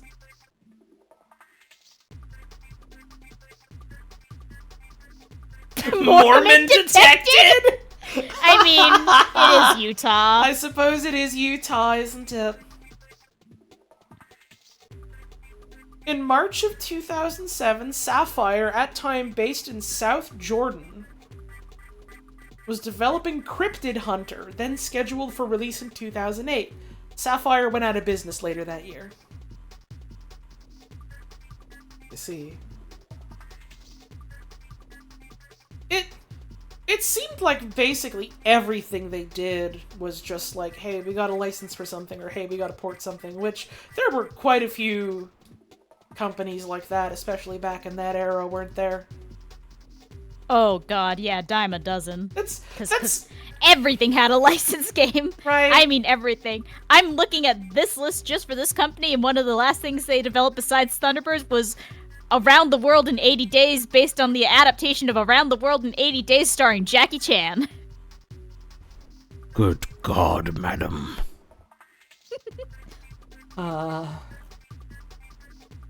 It certainly looks like a video game. Oh, we might have to play that one too. Oh, darling. Hi. You don't have to be there for that if you don't want to. I will be, one way or Okay. another, whether I'm watching or sitting here going, hi, honey, I love you. Well, that makes me reconsider whether or not I want to play it.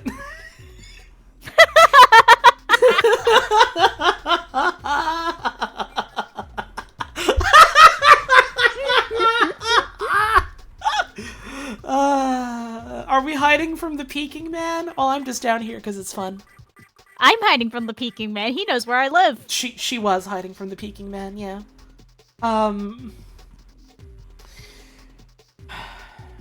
What the fuck was I saying? Right. There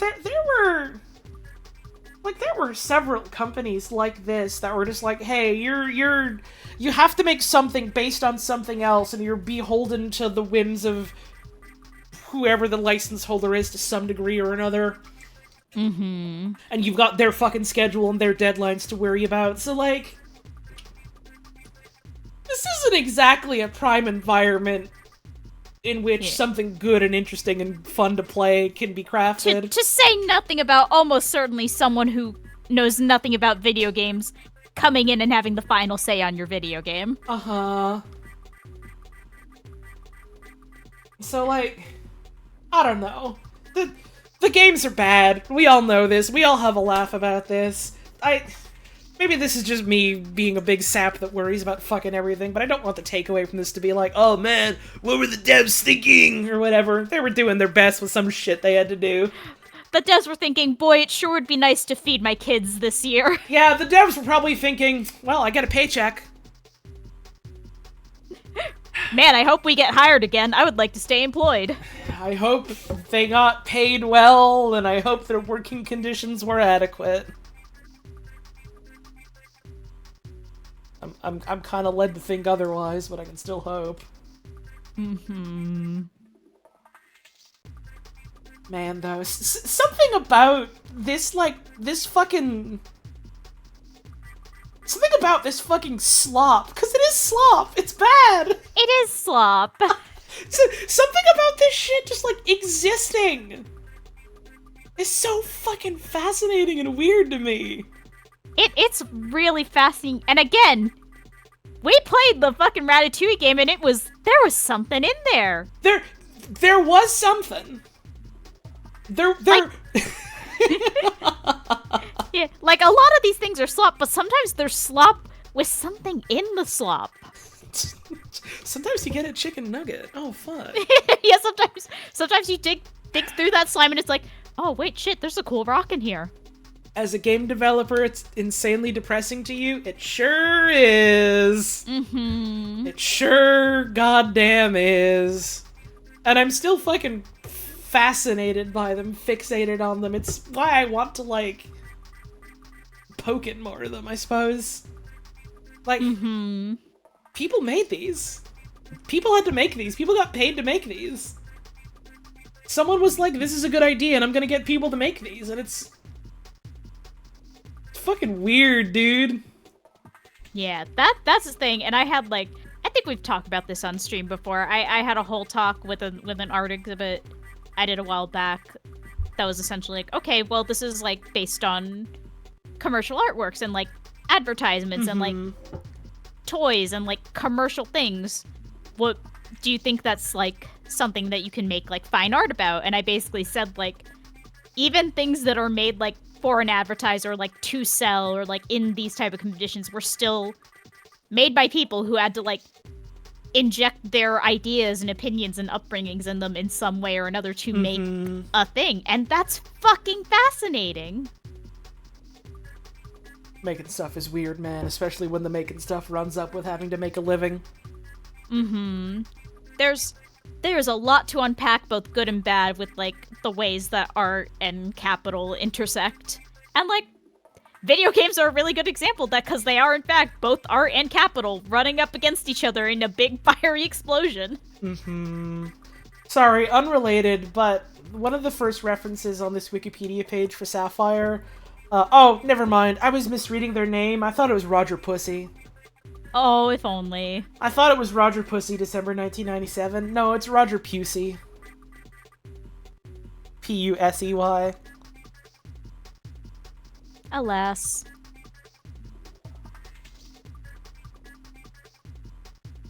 Worked with a guy once who worked on one of the Spider-Man games, and they had somebody on the publisher end. His one thing was, where's Stiltman? What's Stiltman? Why does that sound familiar?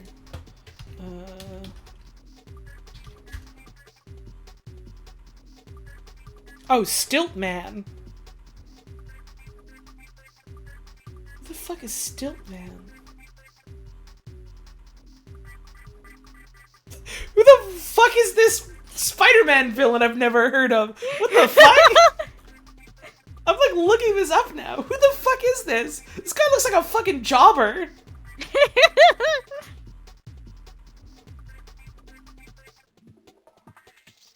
Hydraulic ram device. Stole the designs and used them to engineer a pair of extremely long telescopic metal legs. Oh, man. Literally, his powers, he has stilts. He's a daredevil villain. Okay. Great. Oh, I think about the Wall constantly, and literally misremember his name as Wallman because of, like, a YouTube poop person that I knew years ago. Oh, if only Wallman. It's Wallman would have been such a fucking funnier name, but no, he is the Wall. His name is the Indifference? No, that's a different Wallman. Different one. Different property.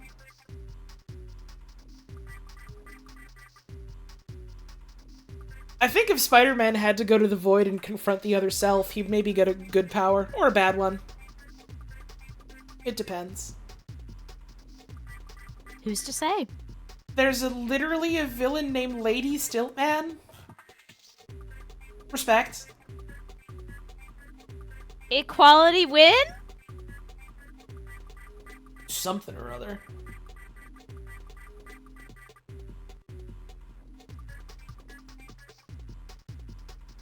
I forgot this music was playing. Yeah, this 2004 beat. I, like, actually tuned it out mentally completely.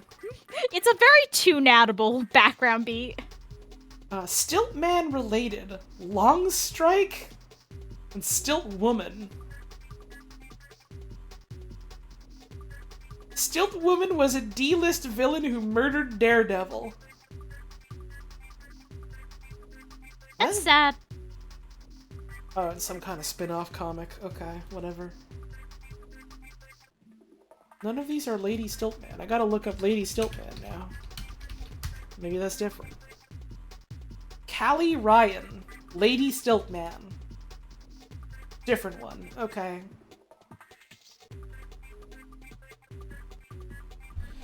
Lady Stiltman's origin still remains a mystery. We don't know where she came from. We're scared.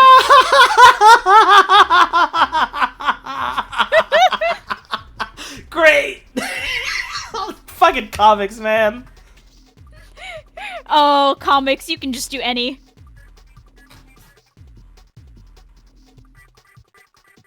What else did Sapphire do?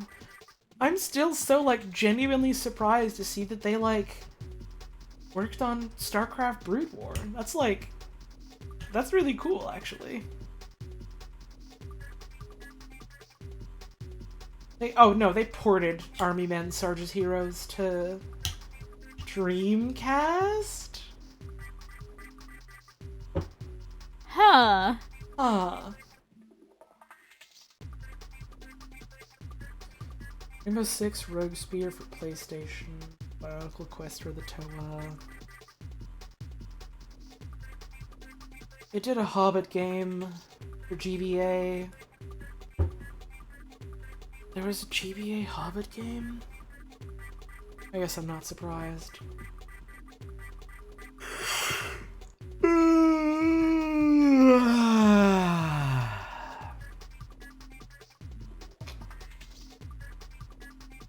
...2007 article.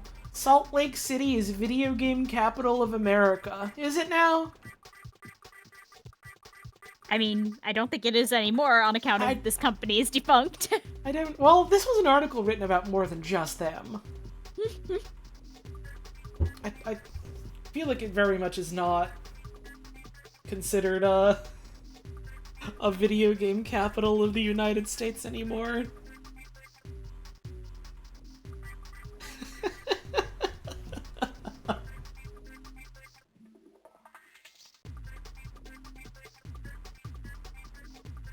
Formerly Cygnus Media Production.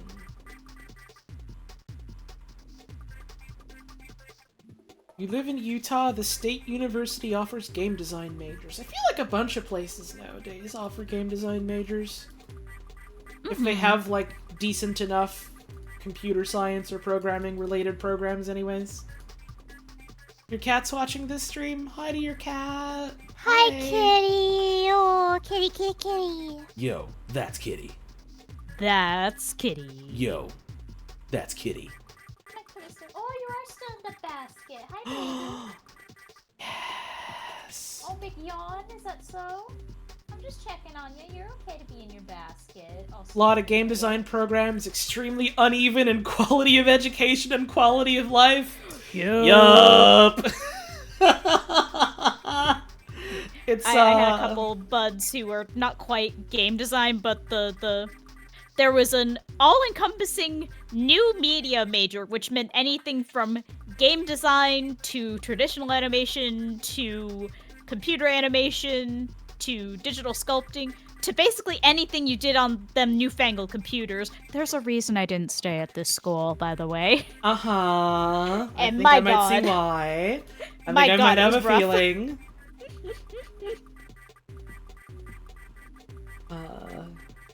Yeah, a lot of institutions get a little confused about quote-unquote new media, I suppose, especially if it's like, well, there's not really any sort of standardized way to do this sort of thing. Then it's just kind of like, well, throw it all in the bin together or whatever.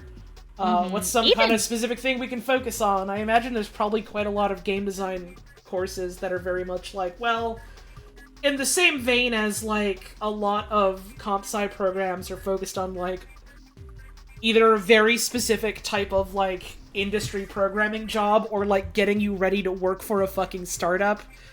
I have to imagine a lot of these are, like, getting you ready to enter the industry of AAA video game design or, like, getting into a mobile game company sort of thing.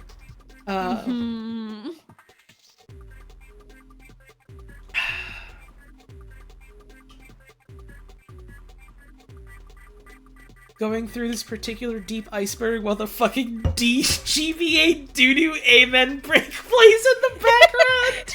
Yeah! It is a little bit that, isn't it? A little bit. Listen, what better track is there for grappling with the modern educational and games industries?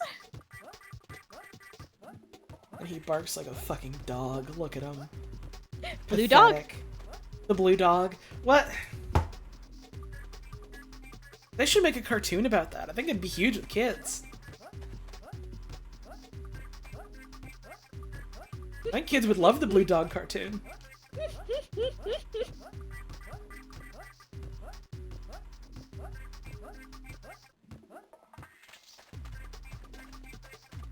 I'm stuck inside the door.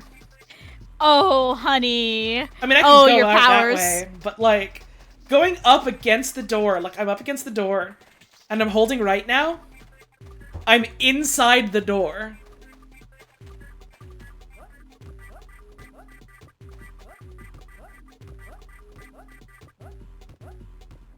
I wonder if you could speedrun this game.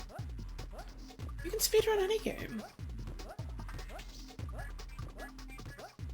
I don't like that that's giving me an idea. I should not make promises my ass isn't ready to check. I shouldn't write checks my ass isn't ready to cash. I shouldn't make promises my asshole. How many checks is your ass cashing, honey? None if I can help it.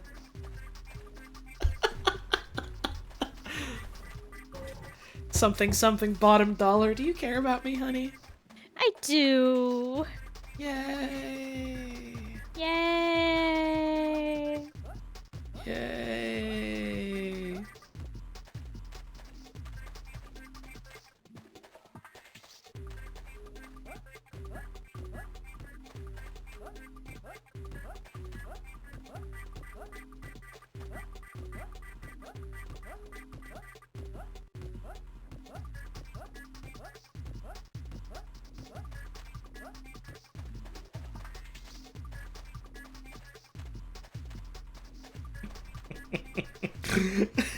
What a good fucking first stream back post GDQ. There are no speedruns for this particular video game on speedrun.com, just like the other Thunderbirds game, huh? At least this one doesn't appear to be as much auto-scrollers. This is the first level? That's true. That's true. Hey Parker, is Tintin in here? Nope, nobody here but Fermat and me. Who the fuck is Fermat? I don't know because we're not allowed to go here. I could submit the world record for Thunderbirds International Rescue. I'd have to fucking do a whole run. We haven't even managed one level. I literally did like the first however many levels of the first mission and then went, I'm done for tonight. I'm not submitting a fucking segmented run. Are you kidding me? People do that for fucking video games that have followings and actual, like, competitive leaderboards. And they make fucking videos dissecting that, ending these people's careers. If I make a segmented speedrun of Thunderbirds International Rescue and submit it to speedrun.com, they're basically sending a firing squad after me. Like, they're gonna find me riddled with holes in a couple days. This shit's Not serious. because of the segmenting mind, because they've been forced to learn about the existence of Thunderbirds International Rescue. I'm the first runner. I get to make the category.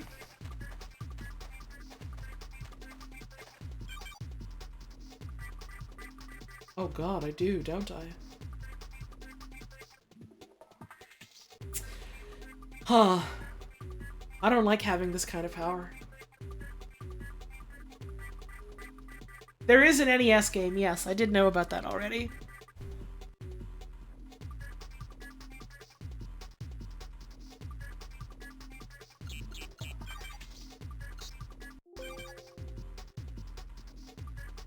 Ah.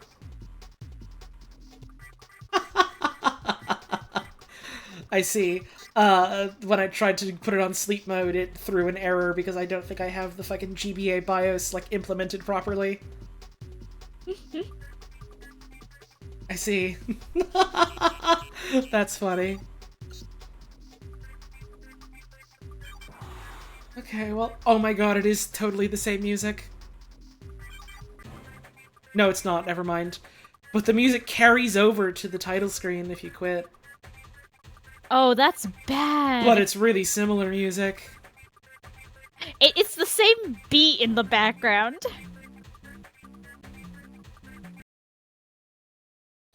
So that's basically all the Thunderbirds I have for me tonight.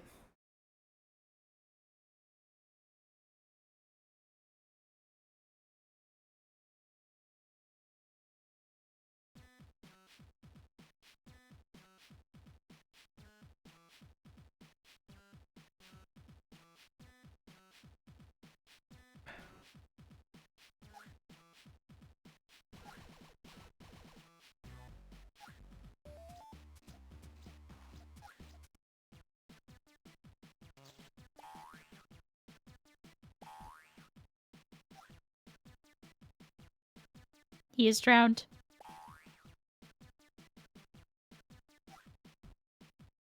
He is drowned.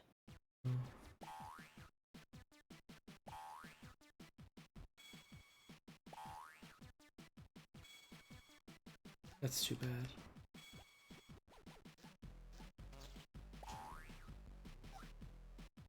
He is drowned. Oh.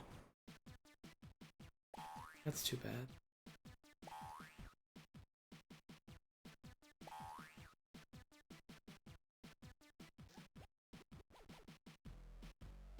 Now, I know it's maybe a bit blasé to judge a system and its library exclusively on its worst possible games.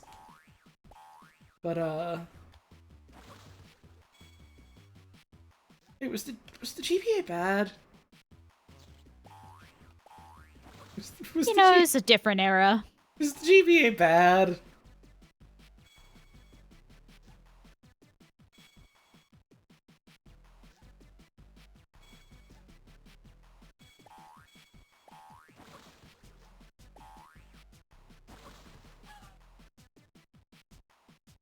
Why is this specific game so blown out lighting-wise? Oh, because I made it like that in the settings. Oh, okay, that's fine then. It had Mother 3? It's a good point. I guess it was bad. My inflammatory statement for the day. I hope you hated it.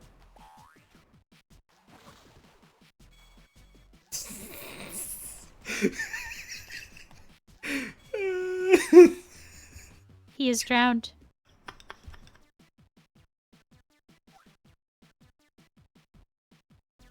He is drowned.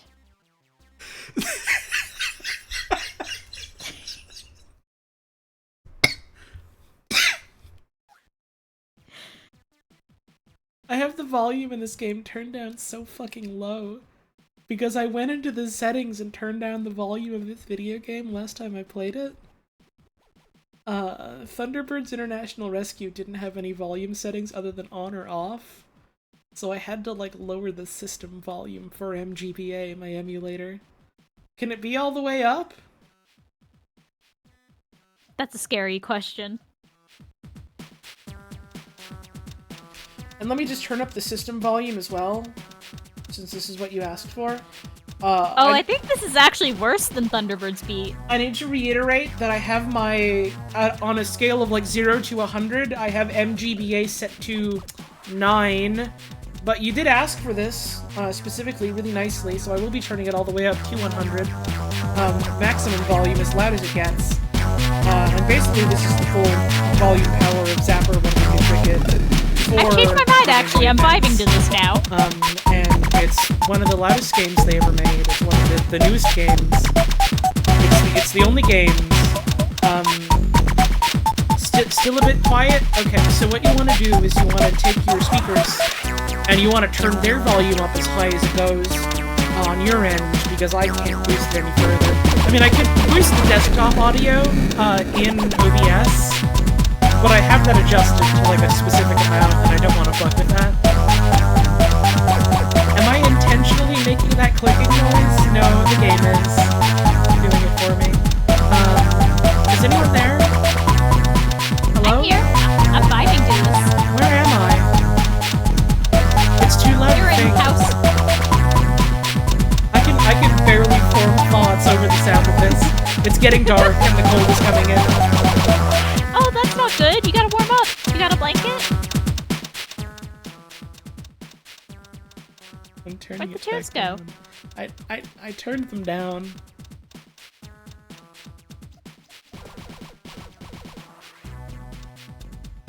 This sucks. I like it. Yeah. Oh, this also sucks. Yeah.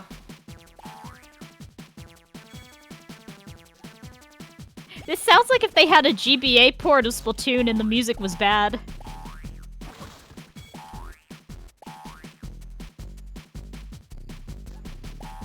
They did that. It was called Super Smash Bros. Ultimate. Good one, honey. Thanks. I'll be here all week. Follow me right now if you want more zingers about Super Smash Bros. Ultimate. And its music. I'm gonna kill this egg now. Is that good? It's honestly pretty cruel, what I just did. And it's not ethical. We've been playing Thunderbirds all night, honey. We're beyond ethical.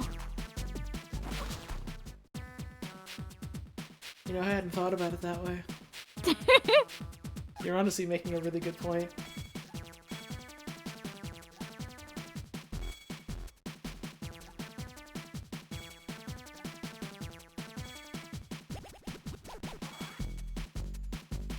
Oh my god, I just misread someone's message in chat as, I have to go, getting fired. That's not what they said. Oh, I feel really bad if Zapper GBA got you fired. Oh, you have a good sleep. Thanks for tuning in. Can we get the lowest brightness? No. Wait, what? Did anyone else just see that? The screen was just fucking 4s and 3s for a split second. I didn't see, but I believe you. I hope that fucking came through on stream. Tell me someone else saw that. Please. That was awesome. What happened? Someone go back and, like, watch it frame by frame or something. Please tell me you saw that too. That was awesome. Ruby Bloom is apparently clipping it. Thank fucking God.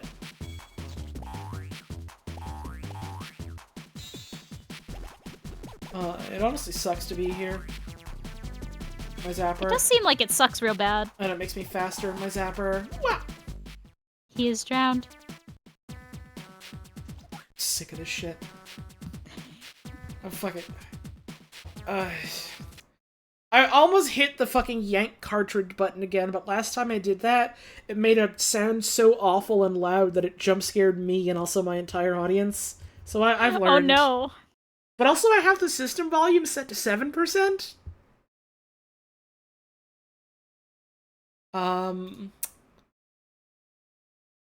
So I guess this is your warning that the volume might get really fucking bad, maybe, in the next couple seconds. Okay, mute your fucking audio if you don't want to hear a really loud, metallic, screeching computer sound, possibly. Unless it sounds good now that I turned the volume down. So this is your 5-second warning. 5, 4, 3, 2, 1. Thunderbirds are go!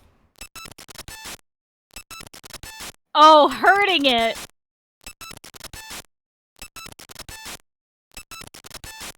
Kinda goes Oh, off. it's sick!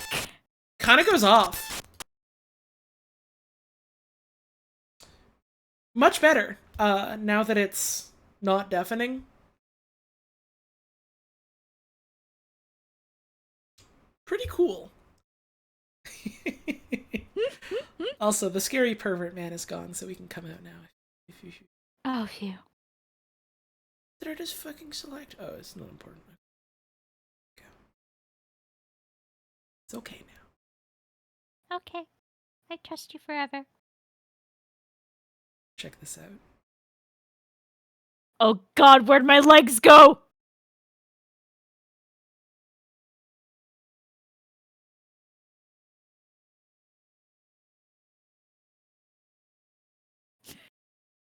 Check this out. I'm so big. Check this out. This has never happened to me before. Help! I'm just playing with paper dolls at this point. Thanks for tuning in. It's good to do this. I'm so small. Hey. So Sorry. small, Sorry. Okay, I'm normal again. Yay. Sorry I got too tired to play more of fucking Thunderbirds International Rescue tonight. But... Only apologize for bad stuff. Okay, well, I'm sorry for what I'm about to say, but, because something is deeply wrong with me as a person, I'm probably gonna do more soon. Honey, I keep threatening to 100% Jack and Daxter again. You're in good company. I mean, I knew you'd understand. Of all people. Not this week. Because quite frankly, if I'm gonna do other streams this week, I would rather play a good video game. And we have a lot of good video games to get back to. Yeah. Hang on. Apparently the reason why GBA crash sounds are like this is because they start looping a particular part of the RAM. Apparently after a while the loop will stop and the audio will eventually begin to play the data for the entire ROM through the speakers. As proof of concept, someone tried dumping a Pokemon ROM using the crash sound and were successful with a few recordings. Hypothetically, you can dump any GBA ROM by crashing and recording the audio, but apparently you also might need particular offsets which can be hard to get. That's wild. Computers are wild. Holly, when are we getting the Bubsy 3D playthrough? You either pay me a life-changing amount of money or you wait a couple of years. Whichever comes first. Whichever comes first. A couple $100 is not a life-changing amount of money, so you're gonna have to pony up. Unless you're okay with waiting. Yeah, or both. You could give my wife a life-changing amount of money and say, it's okay, you can wait a couple years. I mean, you could also give me millions of dollars if you wanted, I guess. So it's up. Where's her millions? It's up to you. My millions. Where's my millions? Costco-sama, if you're out there. Hey, I wasn't looking at the fucking tip goal. We hit $250. What do you mean? I didn't notice any tips coming in. Is that Wait, no, that's because I didn't reset it from last time we streamed. Okay, I got really scared. So did I. Let's see.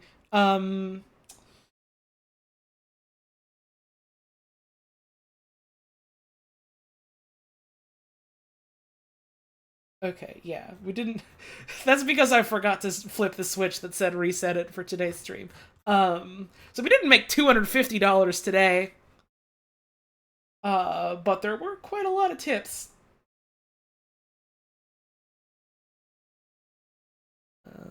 Which I do very much appreciate. Oh shit, I forgot Cosmo was still on screen. I don't have millions for Bubsy 3D, but here's $3 towards the fund. And it's Cosmic Adventure. One day. Yay. Let's shout out folks that supported the stream. We had $5 from Teffy Win, who says, you can reveal this card in your hand. Your opponent randomly chooses one card from your entire hand, then you discard the chosen card. Then if the discarded card was not Danger Thunderbird, special summon one Danger Thunderbird from your hand, and... Man, danger is right, huh? Mm-hmm. $3 from Mokamura. It said, The French. Champagne has always been celebrated for its excellence. right, because we brought up fucking Orson earlier. $5 from Soviet Squiddo, who says, the past week was so nice, best GDQ ever, thank y'all so much for making it so much fun. The only thing I just don't get is why did they make the green M&Ms so hot? You sick motherfuckers kept talking about how sexy you thought Bravely Default M&M was, and you're gonna get in trouble really soon. Oh, Bravely Default. Bravely Default? People kept asking me why the green M&M emote was named Bravely Default. I don't have an answer, but if you're a real fucking old head for my, like, Tumblr following, you'll understand. Otherwise, oh well. $3 from Eagle Full Metal, who says, I literally joked about Peppa Pig World Adventures Monarch Downfall % a few days ago. Awesome. It's just a good idea. $5 from Garbage Nirvana, who says, buy all our playsets and toys! $5 from Captain Ahab, who says, man, if I had some of these boats, I could have rocked that freaking whale. Amen, brother. What's my favorite Bravely Default job? None of them, because I never played it. $5 from Danny Schnuffles, who says, it's my birthday today. Thank you for the gift of Thunderbirds for the Game Boy Advance. I'm sorry for ruining your birthday. Thank you for the money. $5 from Garbage Nirvana again, who says, I always saw in the credits of the show as a kid that the show was made with something they called Super Mario Nation. But my gamer-ass kid brain always read it as Super Mario Nation. Yeah, we were talking about that at the start of the stream. It's like Super Marionette animation, because he had a fixation with trying to make puppetry seem like mature and like a serious art form or whatever by filling it with Super Mario, which is really fucking funny. $3 from Night of Gourd, who says, game for when you really, really want to do imperialism, but for adult 90s children. I really don't think this game is for 90s children. But, I mean, I also don't think this game is for anyone, but that's a different matter. $10 from Necromancer Kobold, who says, Nintendo are stegosauruses who don't know or trust the internet. Why would they trust their games on PC? I don't know. I don't work there. Why are you asking me? Thank you for the money, though. $3 from Mokamura, who says, I don't have millions for Bubsy 3D, but here's $3 towards the fund. One day. Hey, thanks. I appreciate the tip. We had subs. We got subs. Oh, yeah. Oh, baby, we got them. We also had quite a bit of bits, which were in, like, small denominations, so, like, alerts didn't go off. But, thank you for the bits. Thank you again to Markatoto, and to B-Drops, and to Katie Razbunny for the raids tonight. I hope you had wonderful streams tonight. I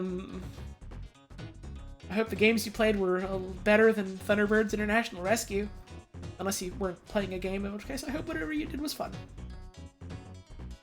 We had a bunch of resubs. We had 2 new subs that were from Jill Jig giving out a bunch of gift subs. We had one that went to Krilled Up and one that went to Frog Envy. Thank you for those. This stream has drained you of all energy? Yeah, how the fuck do you think I feel? Why do you think I sound like this right now? I genuinely, actually, like, I stayed up way too late last night. Just, like, riding the high of watching the end of GDQ. I think I was up until, like, 3 in the morning last night, realistically. I literally feel more tired right now than I did then. And, like, I got plenty of sleep. I slept good. I had, like, food today, and that kept me feeling charged. I literally feel more exhausted right now than I did last night, staying up till 3 a.m. This stream has given you a surplus of energy? You fucking give it back, you jackass! I'm so tired. You take it from us! Actually, no, you've earned it. You keep it. If you can get energy from the fucking Thunderbirds, you deserve to keep it. You fought for that. You trained and you fought and you bled and you won. Now you can do the bonus level. Because of the diamonds. Yay! I never even found out what the bonus level was. I have a sick, disgusting feeling that I know what it might be. Scary. I don't know if I want to say or not, just in case. Just in case. Anyways, resubs. We had more from the gift subs that Jill Jig gave out. We had 40-month resub going out to... Oh, I think this also just straight up didn't save, like, all of the subs that happened tonight, so I'm sorry if I don't say your name. If you did a sub, the Streamlabs layout is weird sometimes about that. It only goes back to like 5 hours ago at the moment, and then also days ago for some reason. But thank you, Jill Jig, for giving subs out to Stardust Wishes, It Just Mike, Kimmy, Accidental Possum, Sydney Lavender, Captain Red, 300 Eels, and L308. We had resubs from Hydroluricon for 41 months, B. Kiplal for 7 months, Captain Shores for 7 months, Lizard Business for 44, President Dark for 19, Legiomin the Void for 13 months, Nonkadonk for 10, Jam Bam 3 for 2, Boxster Hua for 38, Mango the Bear for 41, Etheria 1 for 9, my sister for 28 months, and message of... Hey. Hey? Cosminion for 10, Breakbeat Bun for 45, Senor Bob for 44, what a treat! Atomic Quote for 44, Tom Key 3 for 4, James 7T for 10, Neon Annihilator 2 for 7, Eves with 20 months, Intransta for 21, H-Rab with 27, Gay Avery with 43, Combo Winter with 44, Action Shakespeare with 31, Elk Turtle with 43, and Solar Ash Lulu with a 5-month resub. Hey, thank you very much.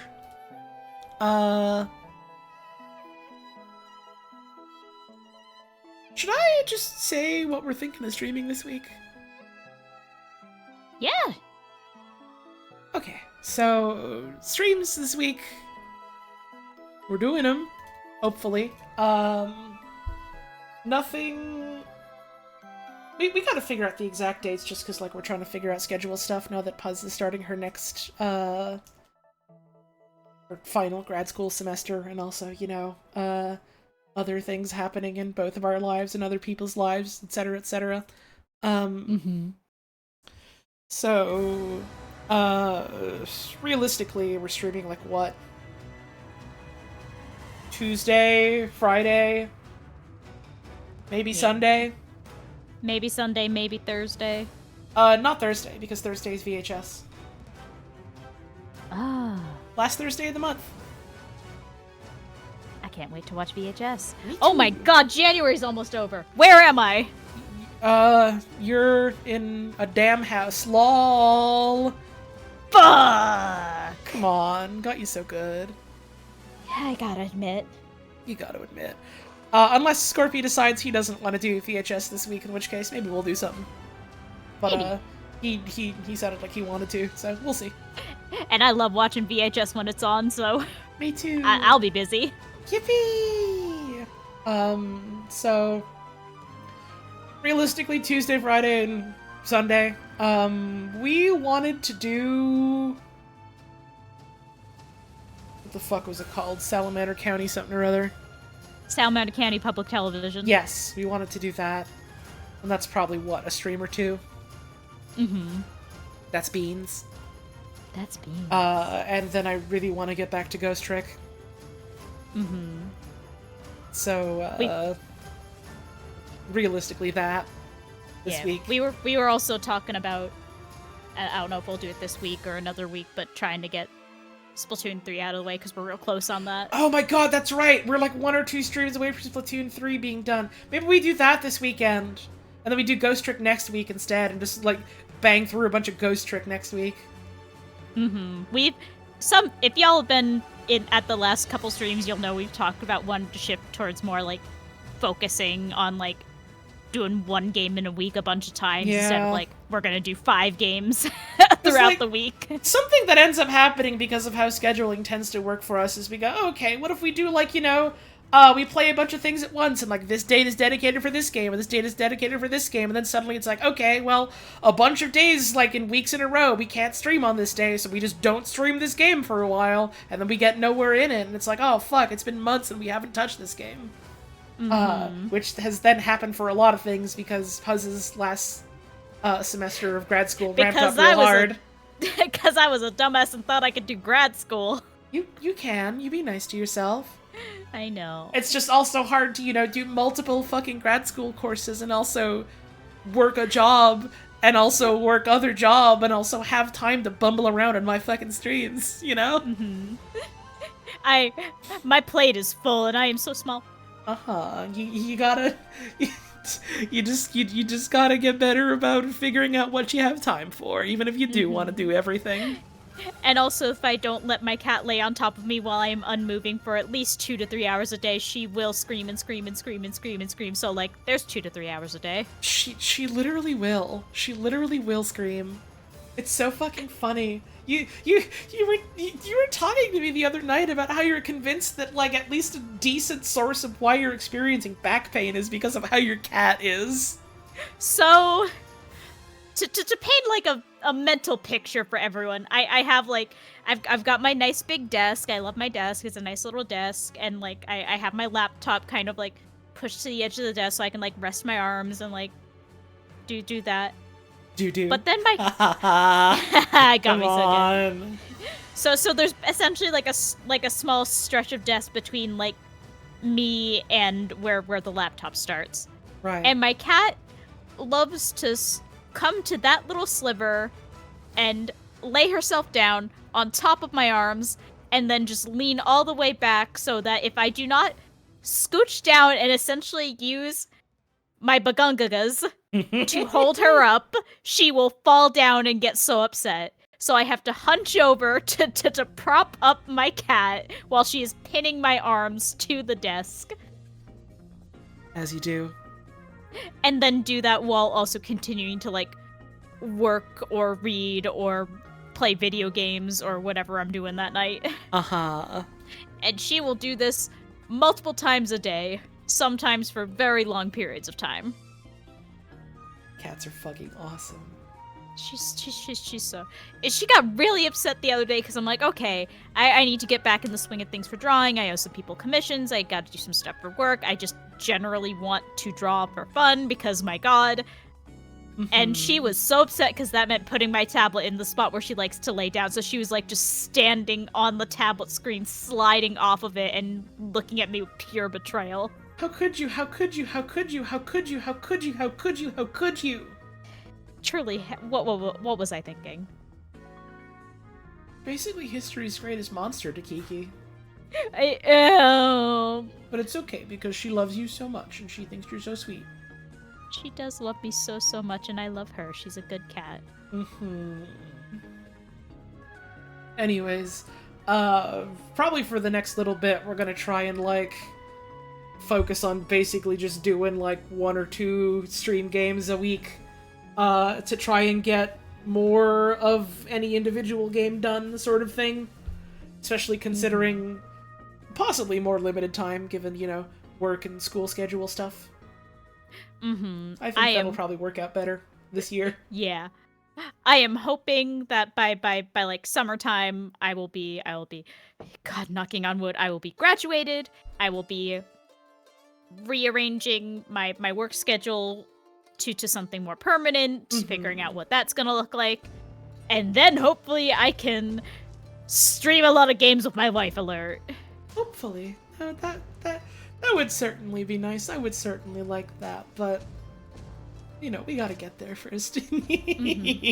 Oh shit, and also when that happens, there will be a period of, sorry, I can't, neither of us can stream. My wife is visiting me for my graduation, and we are going to kiss each other on the mouth. Oh, we will, but I mean, I've got my laptop, I can bring that, maybe if we decide we really want to stream something.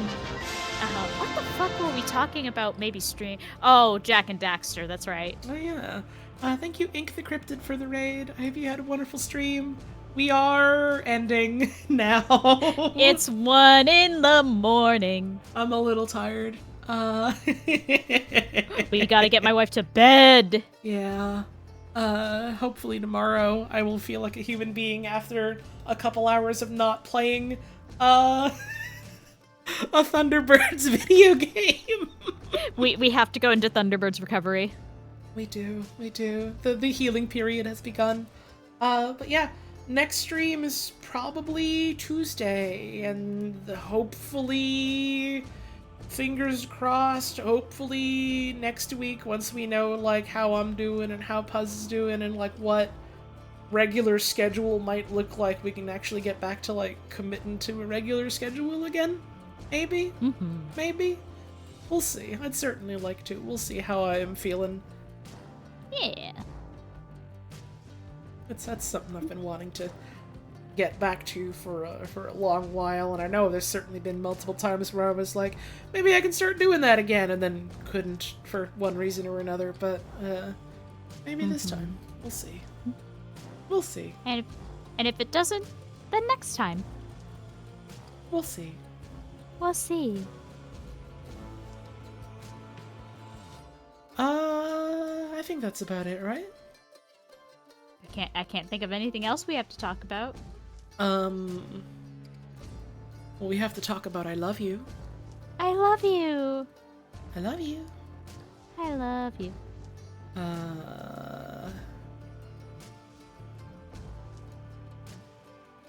And you're my wife. You're my wife. Did we talk about what F.A.B stands for? I fucking forgot. Okay, so here's the thing. Thunderbirds has so many fucking acronyms in it because it's meant to sound like the high-tech, future tech stuff in it. Like, oh, you know, we're shortening things and it's technical terms to, like, make things easier to say or whatever.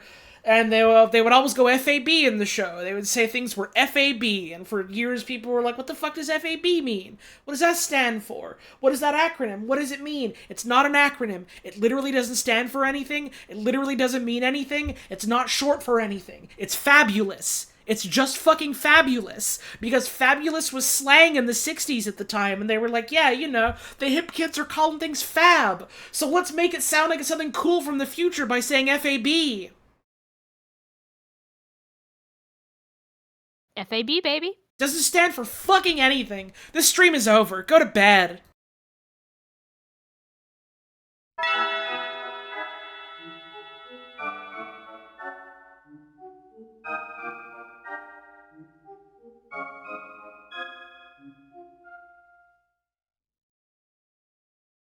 Fucking F.A.B. Suck me from the back, why don't you?